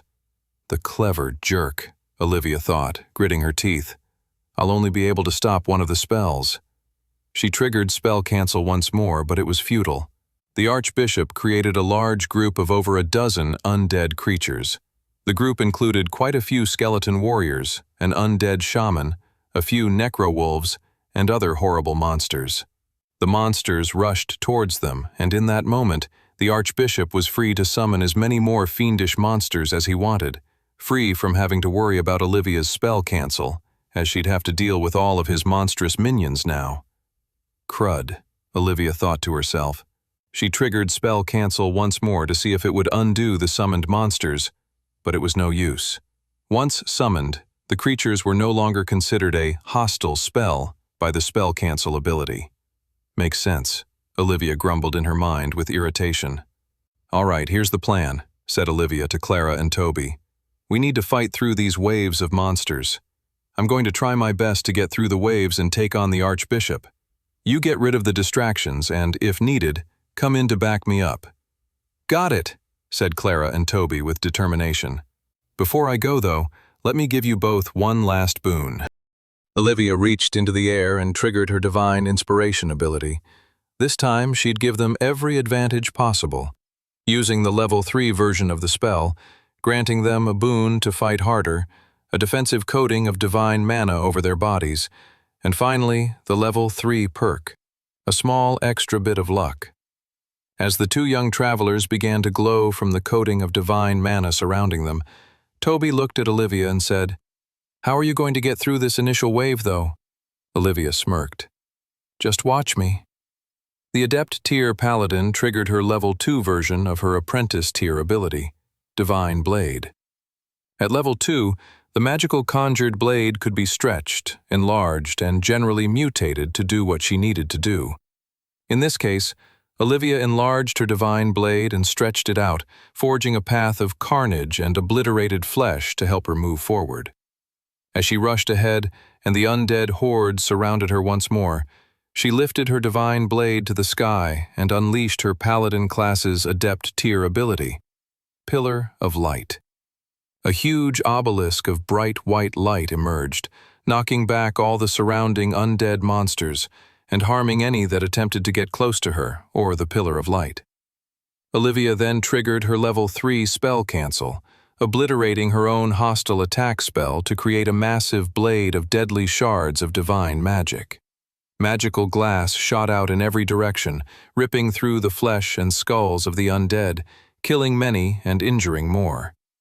By the time Olivia's spell was over, she had crossed the divide between the undead horde and the Archbishop. She looked over the horde and back to Clara and Toby. Remember, you two stay back and handle the lesser monsters, shouted Olivia. Leave the Archbishop to me. 113. The Archbishop rushed forward and met the Adept tier Traveler woman head-on. He conjured magical necromantic daggers composed of green ghoulish energy in either hand. His necromantic daggers clashed with the steel of her silver paladin's blade. You have so little power, sneered the Archbishop. At Adept tier, the woman could clearly hold her own against his powerful undead monsters, but against him directly, she was still no match. He lifted his arm and shot a wave of powerful energy into her chest, which sent the woman hurtling into the nearby wall. "Face it, you little wench," hissed the Archbishop. "You can't defeat me. You're not strong enough. I'll kill you, and then I'll kill your puny little friends over there too, and I'll smile while doing it." The Archbishop grinned as he watched the traveler woman struggle on the ground, barely able to pick herself up. "You're an absolute piece of trash," said the woman as she wobbled back onto her feet. The woman screamed and rushed to attack the Archbishop once more. "A stubborn little fly, isn't she?" thought the powerful spectral church leader. But a stubborn fly only gets squashed faster than the rest. Clara thrust her spear into the chest of a corpse knight. She then held the corpse up, only to smash it into the ground. She ripped her spear free and then thrust it back into the undead creature's head. The glowing red eyes faded away after that final attack, and Clara ripped her spear free to keep the battle going. Toby hung behind her, flinging hostile water attacks for extra support. As they made their way through the small regiment of undead monsters, Clara would glance over to Olivia, fighting against the Archbishop. Clara couldn't help feeling concerned for the adept tier traveler going head-to-head with the Archbishop. "Hang in there, Olivia," thought Clara as she stabbed another undead warrior. "If we clear these lesser monsters for you, we can come in and help you." Elizabeth triggered level 3 of her divine blade, sending multiple blasts of sharp, sword-like divine energy right in the Archbishop's direction. The man ducked as the powerful energy smashed into the wall behind him. Olivia, however, didn't let her onslaught abate. Using level 2 of her divine blade, she gripped her sword and thrust it forward, elongating the divine mana and power right to where the Archbishop had crouched. In seconds, this should all be over after the sword obliterated the pathetic man's head. The Archbishop rolled to the left, narrowly dodging the attack. Olivia narrowed her eyes, assessing the man. He was old, but agile. While his class abilities clearly suited summoning monsters to do his bidding, he still had plenty of one-on-one powers and fighting prowess to match it. Over the course of the last few years, no one was in denial that the Archbishop had a traveler class and was most likely extremely powerful. But to have trained this hard and gained this much power while keeping knowledge of such gains so secret from the rest of Resfall was truly a feat on its own. Olivia took in the Archbishop's movement once more, beginning to understand his power set and movement patterns more and more. "I think I got it," she realized. She rushed forward with her blade, and the Archbishop met her halfway with his dual-wielding necromantic daggers. He lifted his arms to block and defend, but Olivia had only been feinting. She sidestepped the Archbishop, managing to get around him. She then imbued her blade with all of her mana and sliced downward, chopping the Archbishop's right arm off. The Archbishop screamed in horrific pain as blood burst out all over Olivia's face from her incredible attack. She kicked the Archbishop's arm so hard it smashed through a window and fell out into the streets. "That should do it," Olivia grinned. She realized that so much of the Archbishop's power stemmed from his hands and arm. By removing one arm, she'd cut his power in at least half. "Looks like you're the one about to be defeated," smirked Olivia. The Archbishop's eyes bulged as pain erupted throughout his body. My... His vision wobbled. "My arm. It's gone." Anger and pain swirled around the inside of his body, and he realized he couldn't waste any more time. He needed to finish this battle as soon as possible and tend to his wounded arm. Otherwise, he might actually lose this thing. "You stupid little fly," hissed the Archbishop as he thrust his arm forward, sending a powerful burst of green, nightmarish, necromantic energy right into Olivia's body. He was able to lift her up and smash her spasmodic, shivering body again and again on the ground until she was nothing but battered, bruised, and silent like a corpse. 114. Clara was in the middle of stabbing the brains out of an undead priestess when she saw the Archbishop's necromantic flames take total control of Olivia and knock her out completely. The adept tier traveler lay pale and unconscious on the ground. "Olivia!" Clara cried. She looked over to Toby, whose face was now going white with shock. "Clara," said Toby. What the heck are we going to do? Olivia was our trump card, our saving grace, our ticket out of here, our only guarantee of survival, our only hope in this entire— Now is not the time to spiral, Tobes, said Clara. The young novice-tier traveler with the warrior class quickly dispatched with the final zombie warrior, leaving the Archbishop as the only remaining enemy to fight. Even with his arm bleeding profusely, the Archbishop managed to laugh at the sight of Clara and Toby. "What are you going to do?" he laughed. "Your only hope of defeating me is dead on the floor over there. You're just two novice-tier travelers. There's no way you'll be able to beat me. Face it, you've lost." "Shut up," said Clara. She quickly turned to Toby. "Come on, Tobes, we got this. Follow my lead." Toby blinked as Clara sprinted forward with her spear at the ready to confront the Archbishop. His heart pounded. His eyes widened with fear. "Is Clara freaking crazy?" he panicked. "She's going to get herself killed fighting so boldly." He took a deep breath. "I have to protect her," he thought. "I'd rather be dead than live in a world without her." Over the course of their battle with the zombie horde, Toby had leveled up his novice-tier water manipulation ability. It was time to test out the new evolution of the skill. Toby conjured all the mana in his body and created a powerful gushing force of water from his two palms. "Tsunami blast!" he screamed as he unleashed the wickedly powerful magical attack on the Archbishop. The old master-tier traveler snickered as the attack hit him head-on. The Archbishop wobbled on his feet and had to take a step back as the hostile water pounded against him. With his free hand, the Archbishop sent out a flicker of ghoulish lightning that smashed into Toby and flung him against the nearby wall. The boy slumped over. He wasn't getting up. Clara's eyes welled up. "Toby!" Her friend couldn't be dead. Not yet. They still had so much to do, so much to see, so many things to experience. She pushed forward, despite a huge part of her trying to make her stop. A small, anxious voice in her head that she tried to ignore day in and day out finally gnawed inside of her, hissing, "If everyone is dead, who are you going to protect? You failed everyone. Sam, Olivia, Toby, and all the kids at Orphanage H. You weren't strong enough to save them, to help them. They're now all dead because of you. There's no need to keep pretending that you're so tough and strong anymore. No one to perform your fake courage around.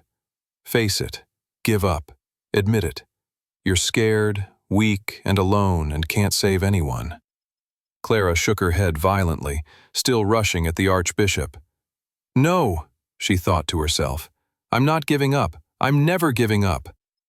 Clara gripped her spear tight as she sprinted forward.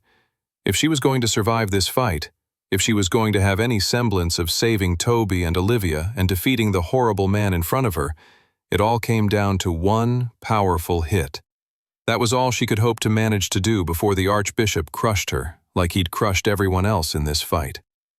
Under normal circumstances, there was no way a novice-tier traveler could have the hopes of penetrating through the defenses of a master-tier traveler. But Olivia had left her an opening. Clara charged and then unleashed a powerful attack burst from her spear. The spear went head-on towards the Archbishop. "Pah! Such a puny attack won't hurt me head-on, you fool." That was when Clara snickered and revealed a powerful special ability that came with her new apprentice-tier mithril spear that she had gotten in the blue dungeon alongside Sam and Toby. "Twist!" she yelled, and the energy of her ranged attack burst suddenly swerved and then swerved again, no longer heading directly at the Archbishop, but at an angle. Her attack burst blasted right through the hole in the Archbishop's arm, chest, bone, heart, and out the other side. The Archbishop coughed up blood as his eyes bulged in shock.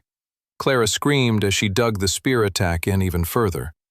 "That's for the crap childhood, you piece of garbage." 115. Across the city, at the Royal Keep, Edgar rushed forward to attack Clarence. The plan was simple: to rip the court advisor to shreds with the Guildmaster's powerful spirit druid claws. "Die!" screamed Edgar, slashing forward. Clarence jumped backwards, dodging the attack. "He's fast and slippery," Edgar noted. Edgar realized he needed to step it up a notch. He had mainly been using his novice tier and apprentice tier and a portion of his journeyman tier spirit druid abilities, but it was time to stop holding back. When Edgar had first started his journey as a traveler, he'd been disappointed with his first two abilities. He didn't understand the point of them. What he didn't realize was that the power to imbue spirit mana and to conjure spirit lame skin were all preparing him for his journeyman tier ability, Run in spirit werewolf transformation. For the majority of the battle, he'd already been using the level 4 version of the ability, which was to mutate and use isolated aspects of the spirit werewolf transformation.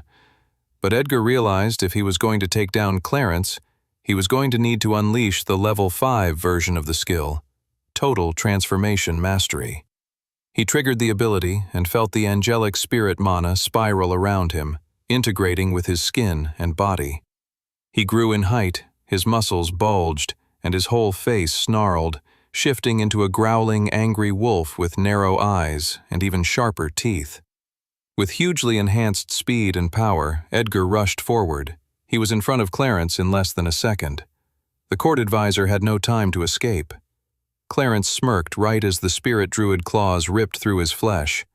Except blood and guts did not burst from the open wounds, but rather black, shadowy wisps as the man disappeared into smoke in front of Edgar. Looking for someone? Edgar spun around to see the court advisor behind him, coming in with a shadow magic pincer attack of his own. Edgar leaped forward and gritted his teeth. Clarence has some kind of shadow blink ability then, Edgar mused. That's a problem. But how long can he keep such a cowardly strategy up for? Edgar rushed at Clarence with even greater speed. He slashed, and Clarence would shadow blink in retreat. Except, now that Edgar knew that Clarence could shadow blink, Edgar's years of fighting prowess meant he knew where to attack next. He could anticipate Clarence's moves. Clarence shadow blinked again and again until he finally teleported to the other end of the throne room and conjured 2 new elite shadow warriors in front of him and rushed towards Edgar. The guildmaster galloped towards the 4 shadow warriors. He slashed one to death, sending it hurtling right towards a window, shattering the glass and sending it out into the sky. He grabbed another by the neck and ripped its head off with his spirit werewolf mouth and spat it out on the ground. "Enough of your tricks," shouted the guildmaster. I need to finish this, Edgar thought. He morphed out of his spirit werewolf form. He then breathed out a whistle, triggering his master tier ability. The air from his mouth took on the same angelic mana that formed around his fists, and slowly a large griffin appeared, composed entirely of spirit mana. Edgar quickly jumped onto his new summon and charged at Clarence with so much speed, the court advisor did not have the opportunity to shadow blink. Edgar gripped the man's neck and then spiraled high into the air with his spirit griffin, blasting through the roof of the palace and high into the sky. They went so high, and then the griffin swerved heading back down to the throne room. "You won't survive the impact when we land, you fool," said Edgar. "It was nice knowing you." The griffin dove straight back down through the air with Clarence positioned to take all the impact. The 3 of them slammed back into the throne room, creating a massive crater of marble and concrete. Edgar's spirit griffin flickered away, and he stood up to take in his defeated enemy. The smoke began to clear, and Edgar took in the court advisor's body. Clarence's teeth were coated in crimson blood, and he smiled and laughed at Edgar. The man began to flicker into smoke. No, Edgar thought, not another doppelganger.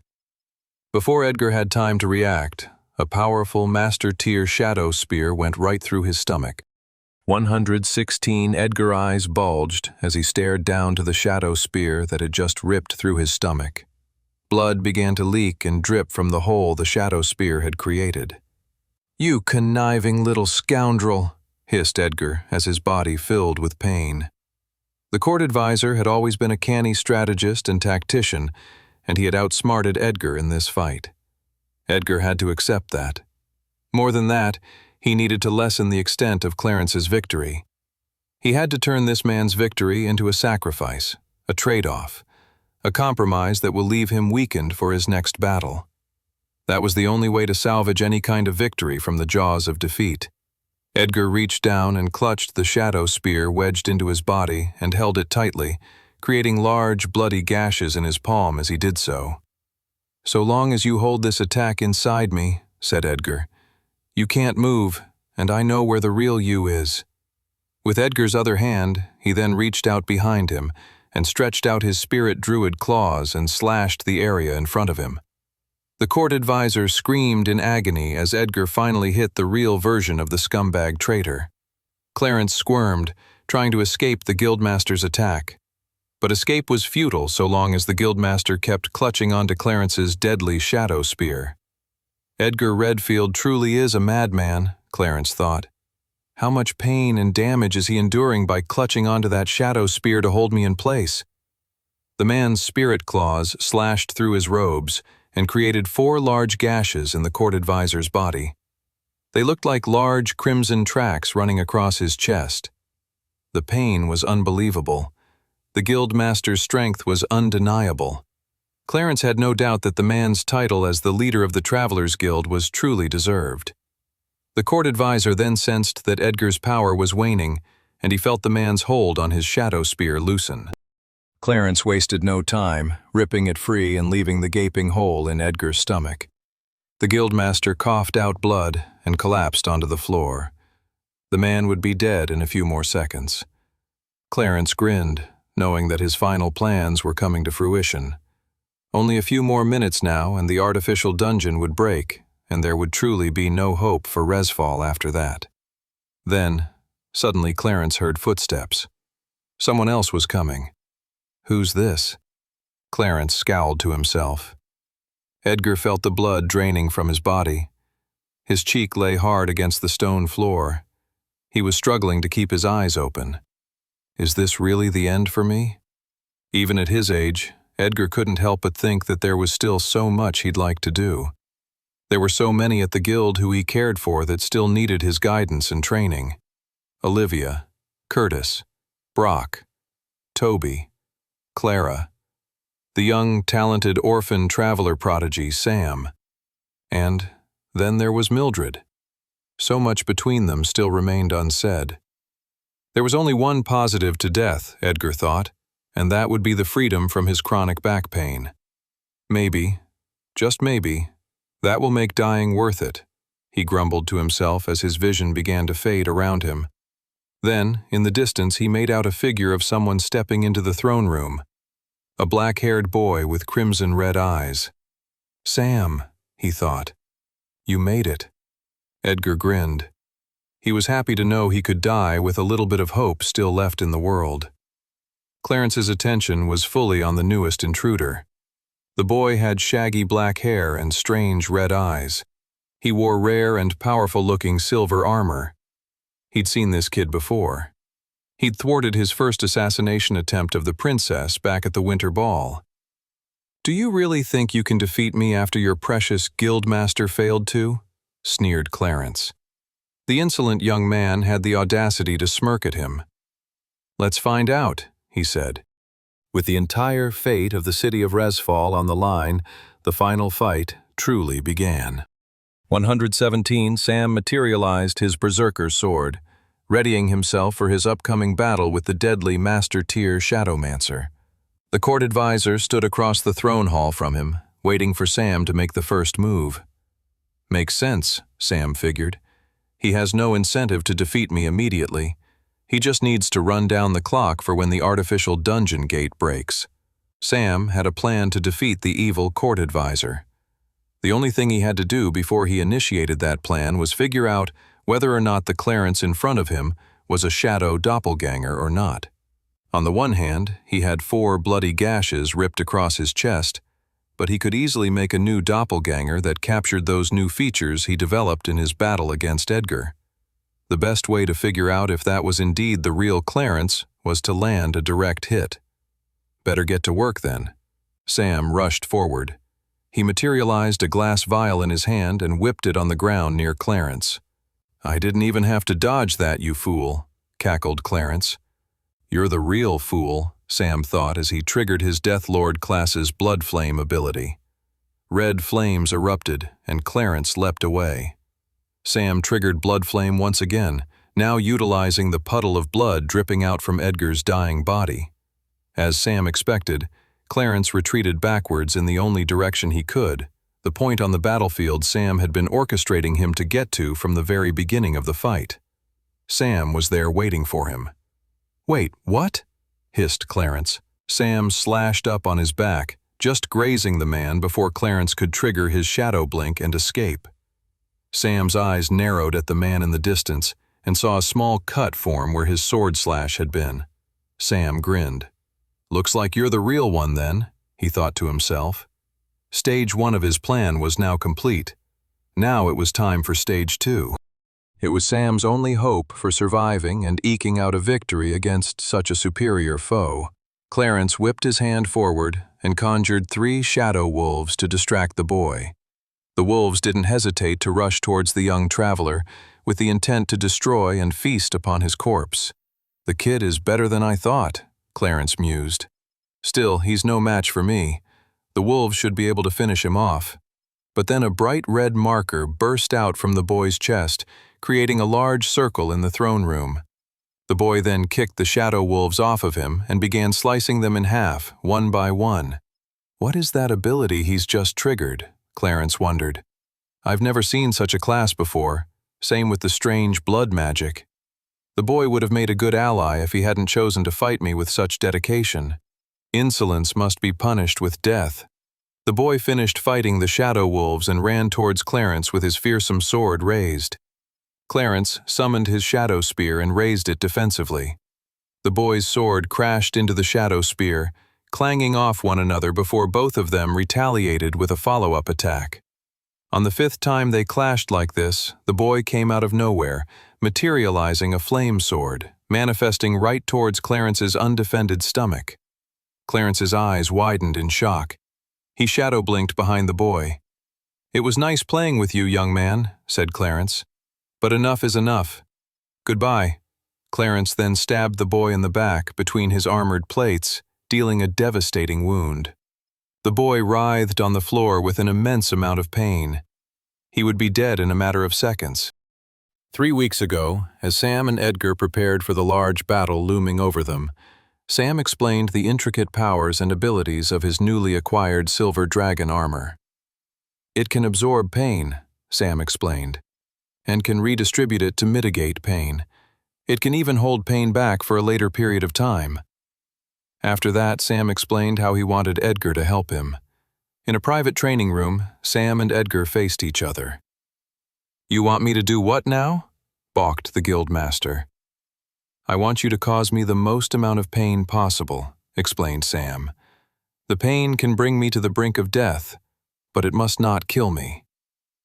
The guildmaster looked at Sam as if the boy was crazy, but understanding the special abilities of the silver dragon armor, he could understand what Sam was trying to do.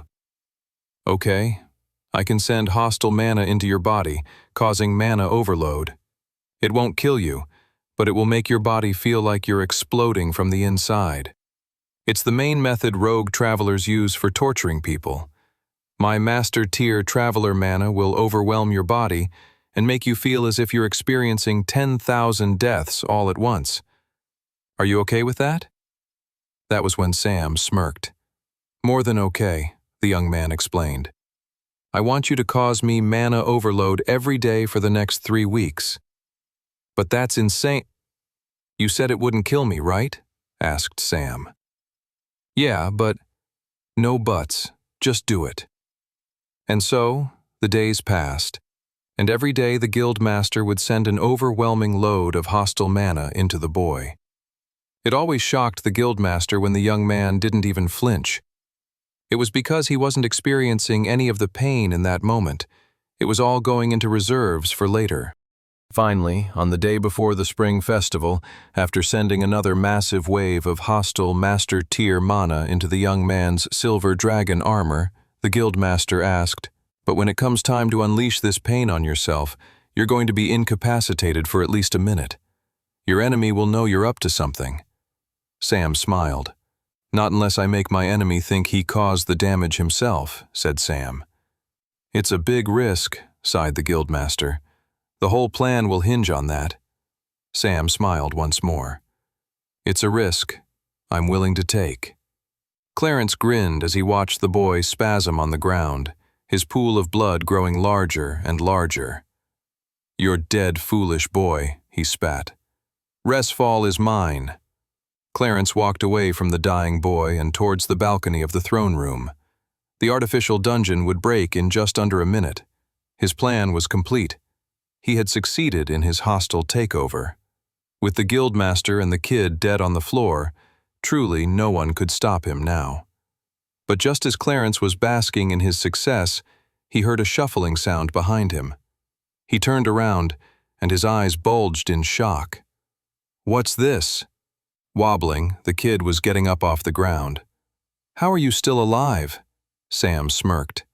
This is impossible. The boy should be dead. Sam grinned as he took in Clarence's shocked face. As Clarence asked him once more how the heck he was still alive, Sam thought quietly to himself, "It wasn't your attack that hurt me, you fool."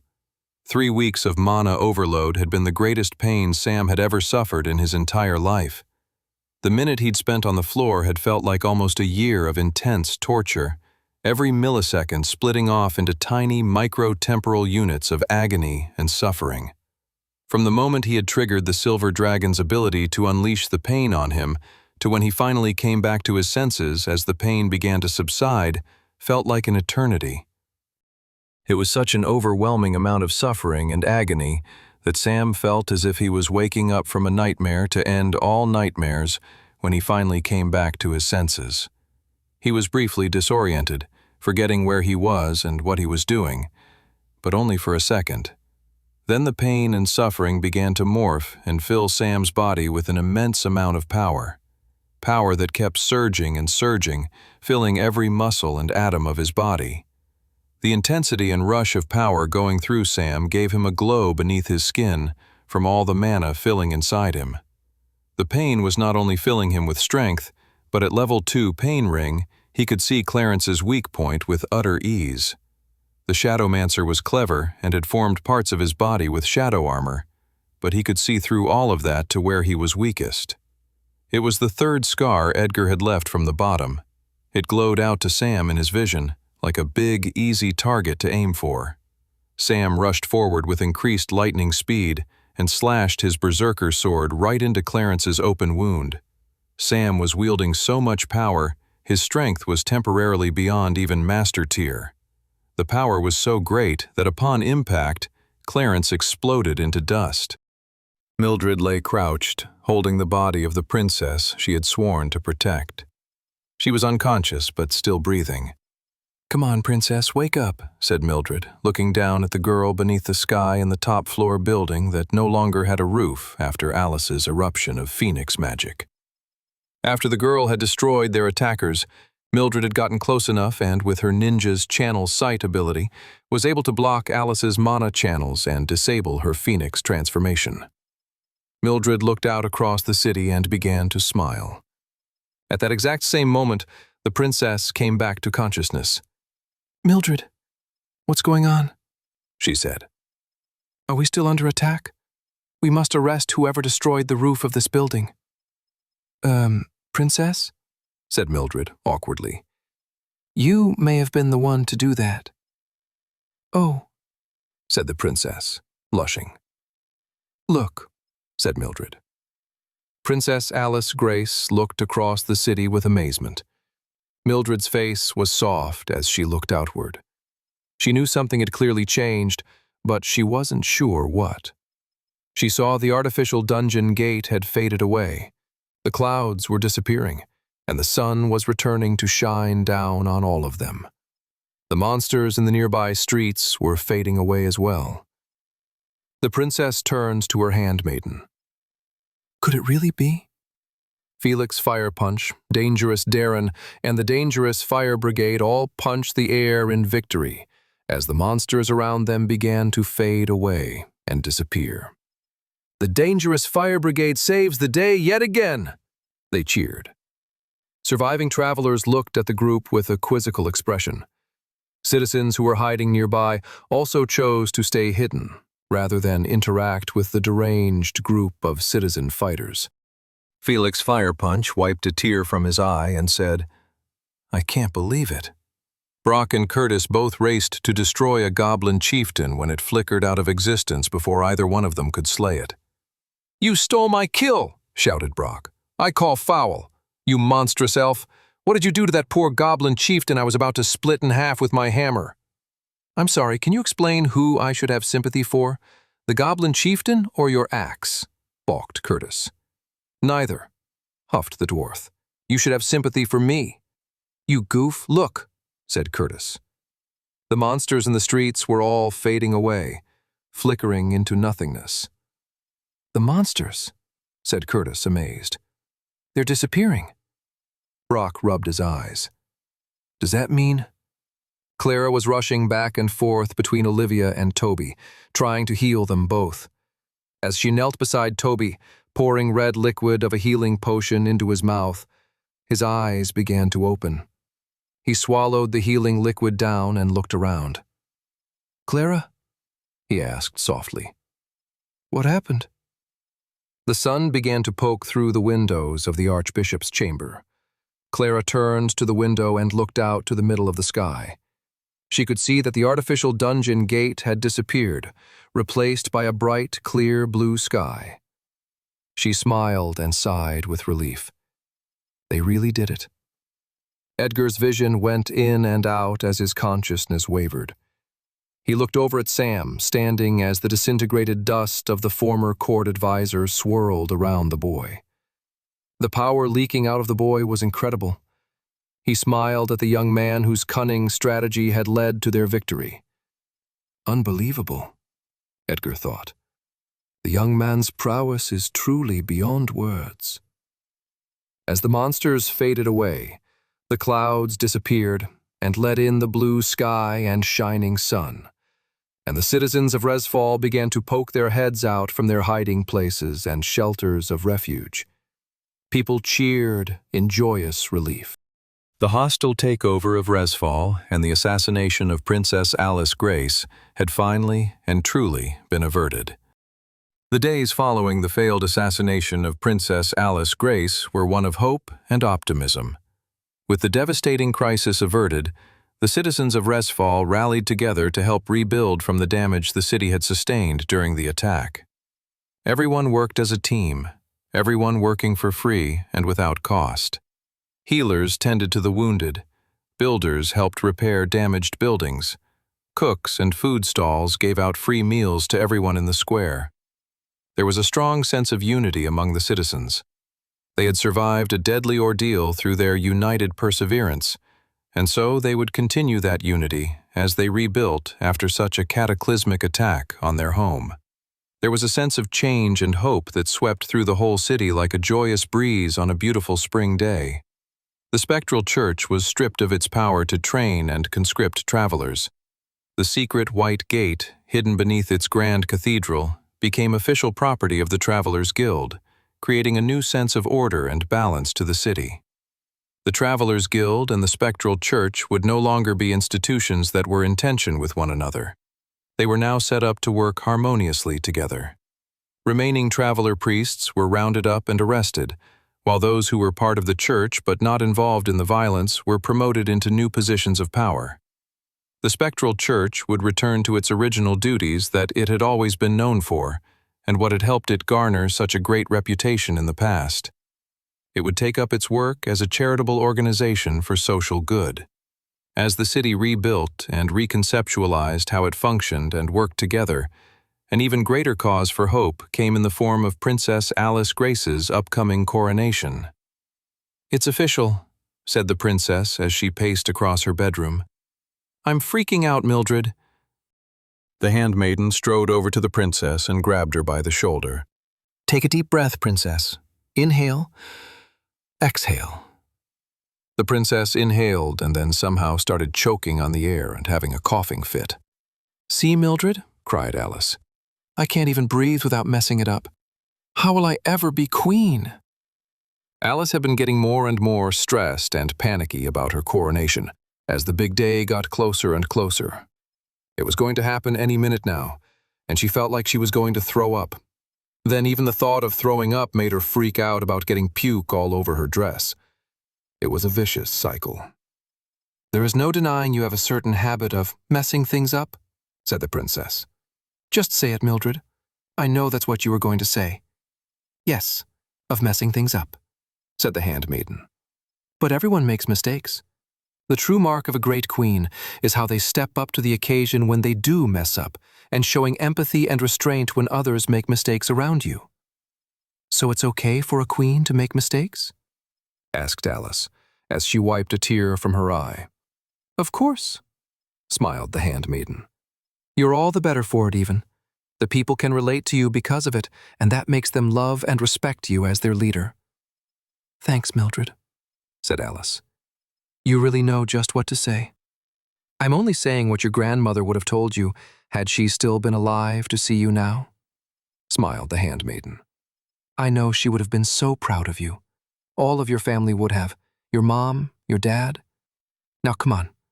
It's time that you follow in their footsteps. The ceremony is about to begin." Mildred took Alice's hand and escorted her down through the palace from her chambers to the throne hall, where the entire nobility, merchants, and guild leaders were standing at attention, waiting for her to enter. The young man with shaggy black hair and red eyes, who she felt was incredibly insufferable and annoying, was standing in the crowd alongside the guildmaster of the Travelers' Guild. The black-haired boy smiled at her as she stepped out into the hall. She blushed and looked away in a huff.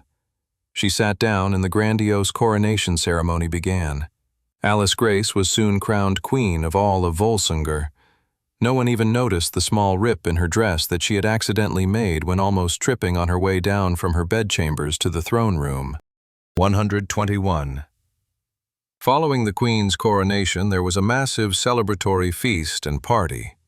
With the spring festival having been such a disaster, the coronation day became the big celebration that everyone had been wanting for the last few months.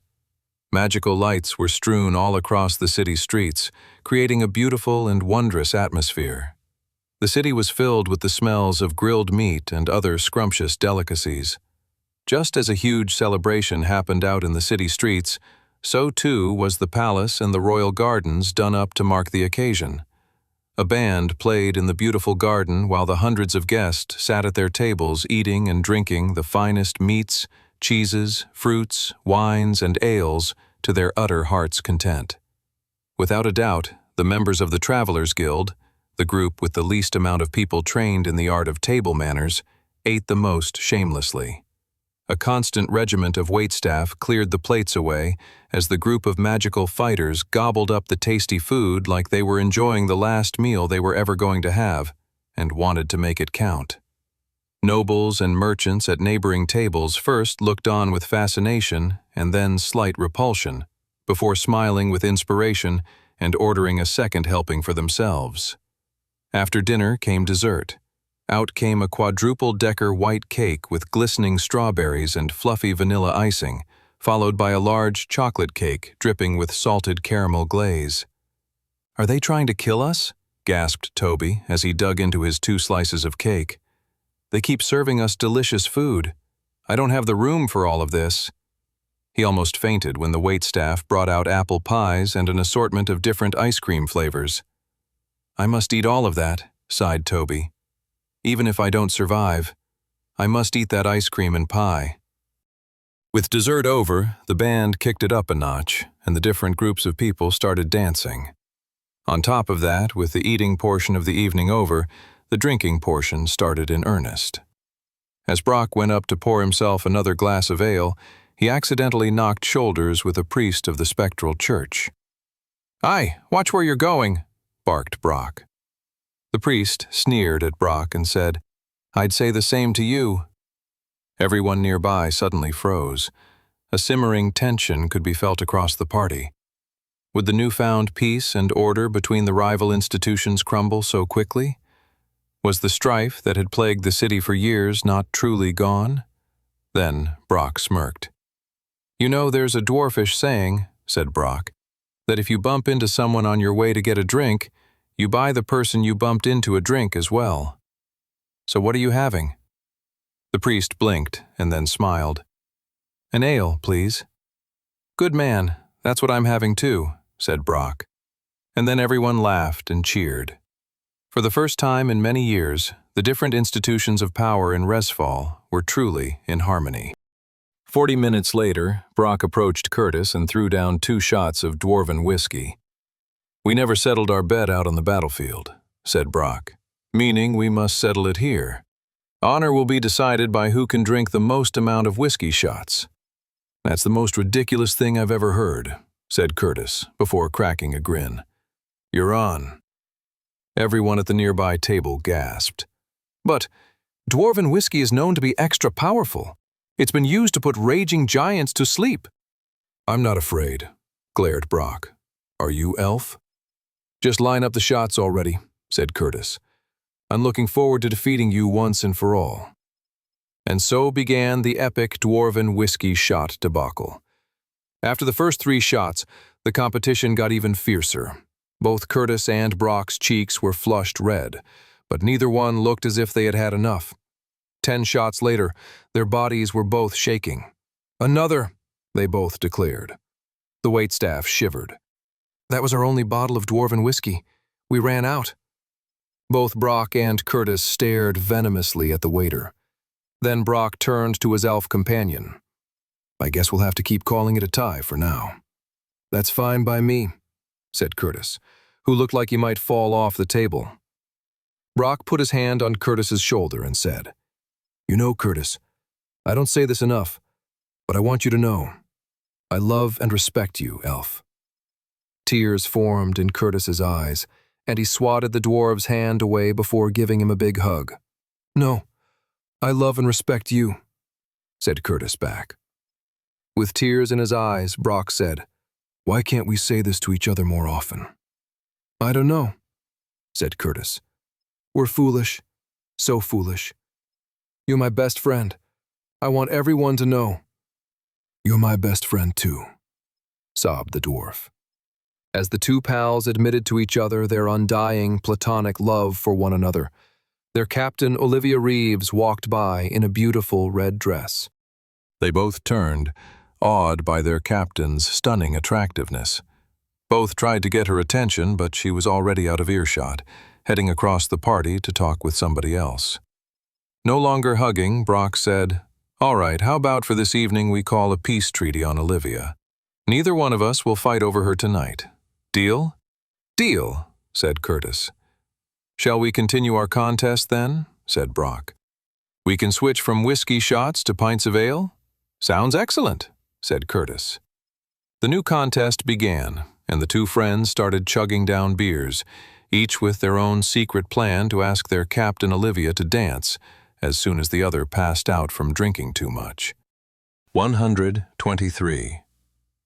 Mildred sat proudly beside Queen Alice at the high table of the young girl's royal coronation party. The day had been a huge success. Alice was now queen, and with the celebrations of her royal coronation underway, the most recent horrors that had engulfed the city could be replaced with now fonder, happier memories. How are you feeling, my lady? Asked Mildred, sipping a cup of tea. Wonderful, said Alice. The former princess was beaming. She looked radiant and composed. The 2 women looked out to the group of people dancing in front of the live minstrel band. Do you plan to dance with anyone tonight? Mildred asked. The queen shook her head. I am queen now. I must be diplomatic with who I show my affections to. Certainly, said Mildred. So I'm guessing you won't dance even with a young, shaggy, black-haired boy who saved you and the city? Queen Alice's face went a deep red, and she shook her head vehemently. I have rewarded him with the privilege of our counsel should he ever seek it in future times of great danger. At best, we are colleagues, nothing more. Mildred gave the young girl a knowing look. Your words say one thing, while your face says another, said Mildred. The new queen crossed her arms and said, I have no idea what you are talking about. Besides, I think someone is after your hand to dance, Mildred. Approaching their table was Guildmaster Redfield. He's coming, whispered the queen gleefully. What will you say if he asks you to dance? "I will politely decline," said Mildred. "I don't believe that for a second," giggled Alice. "You spent every day beside him while he was at the healer's wing after the Battle of Resfall."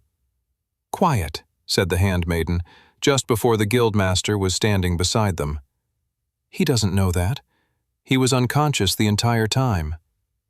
Edgar smiled at Mildred and bowed. "Beautiful Mildred, can I have the pleasure of a dance?" Mildred, who was very good at not showing any emotion, for the first time in many years, blushed. Edgar took Mildred's hand and walked her out to the dance floor.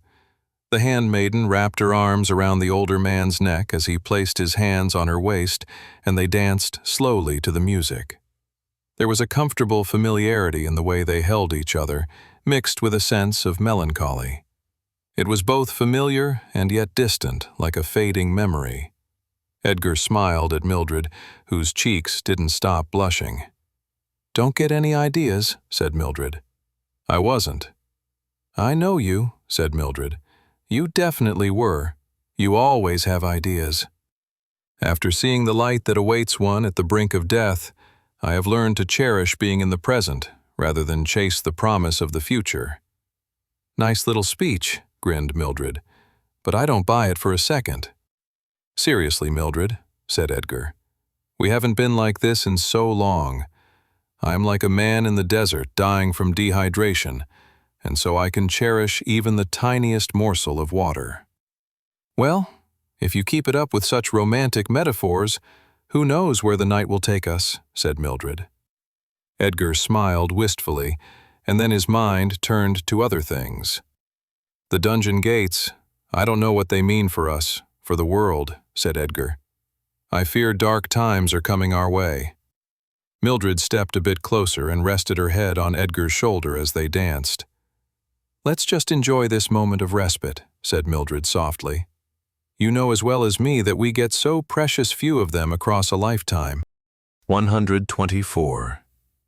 Clara looked around the royal coronation at a loss of who to speak with or what to do. Every noble who made eye contact only made her bristle with disappointment. Where the heck is he? All she wanted was to spend the night with her best friend, Toby. She realized, after fighting together during the Battle of Resfall, she never wanted to be far from him ever again. More than that, she felt herself admiring her friend more and more as she thought about him. She had always thought she was the braver one, pushing away her fears, not letting anyone see them or knowing that they were even there. But there was something deeply courageous the way Toby didn't shy away from his fears. Occasionally annoying, yes, but somehow special too. "I wish I could be more like you, Tobes," she thought quietly to herself. "Now, where the heck are you?" She asked the others in the guild whether they'd seen him, but Toby had seemingly disappeared from the party. Did he go back to the guild for an early night? Or did he, and she felt a flutter of sadness in her stomach, just not want to spend more time with me? As the royal coronation party progressed, Toby found himself in a position he was quite familiar with. He was hiding and terrified. He stood behind a fountain of red wine, furtively glancing over at Clara, who was standing alone near the dance floor. She clearly wants someone to ask her, he thought. Why shouldn't it be me? The question seemed simple enough, but Toby's brain was good at cataloging potential disaster. He could ask her and she'd beat him up for ever considering the idea of them dancing together. He could ask her and she could tell him that she was actually waiting for one of the noble guys who was attending to ask her, and then Toby would subsequently die from the most severe form of heartache ever witnessed in all of Westria. He could ask her, and the universe recognizing that it was such an absurd idea that someone like him could ever dance with someone as amazing as her, that he would accidentally rip open the space-time continuum and cause the entire universe to implode on itself. All of those things might happen, he thought. Or we might just dance and it might be really nice. He gulped, struggling to believe there might be any hint of truth in the latter. He took a sip of water and thought of the words Brock had said to him at the winter ball all those months back. Drink hype juice, not haterade, and do what you gotta do, fella. He chugged back the glass of water, wiped the sweat off his brow, and started walking across the garden party towards Clara, who was standing all alone. The walk across the party may have been the longest walk of Toby's entire life. He felt every step he took, every beat of his palpitating heart. He was practically hyperventilating by the time he was standing in front of her. "Hey, Clara," he said, his voice cracking as he spoke. "Do you maybe wanna, sort of, it's not a big deal or anything, but dance? With me?" Clara smiled. "Yeah, Tobes, I'd love to." "It's okay if you don't want to, not a big deal or anything. I don't want to put pressure on you or mess with our friendship or whatever. Totally understand if you're waiting for a noble—" Toby's fear had taken over and he'd been rambling, and it took a moment for his thoughts to catch up with his voice. "Wait," he paused. "She said yes." "Tobes?" Clara looked up at him with her gorgeous green eyes. If his heart had been beating rapidly before, it was going even faster now.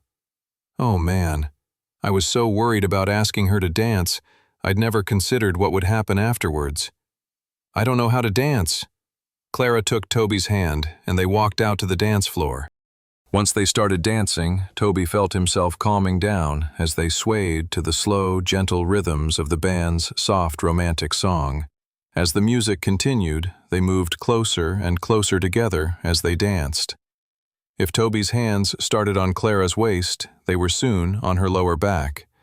If Clara started the dance holding onto Toby's shoulders, they were soon wrapped around his neck with her head resting on his chest. As the song came to a close, Clara pulled away and kissed Toby on the cheek. She whispered, "You're the bravest guy I know, Tobes." Toby's whole face blushed. In that moment, he was the happiest young man in all of Westria. 125.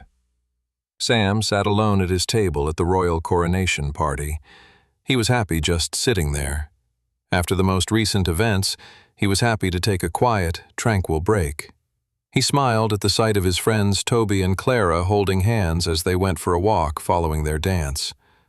"I'm happy for them," he thought. In the distance, he saw the new queen surrounded by noble gentlemen, all trying to impress her and get her to dance. For a second, his eyes locked onto hers, and he felt a strange feeling in his stomach. The queen herself blushed and looked away.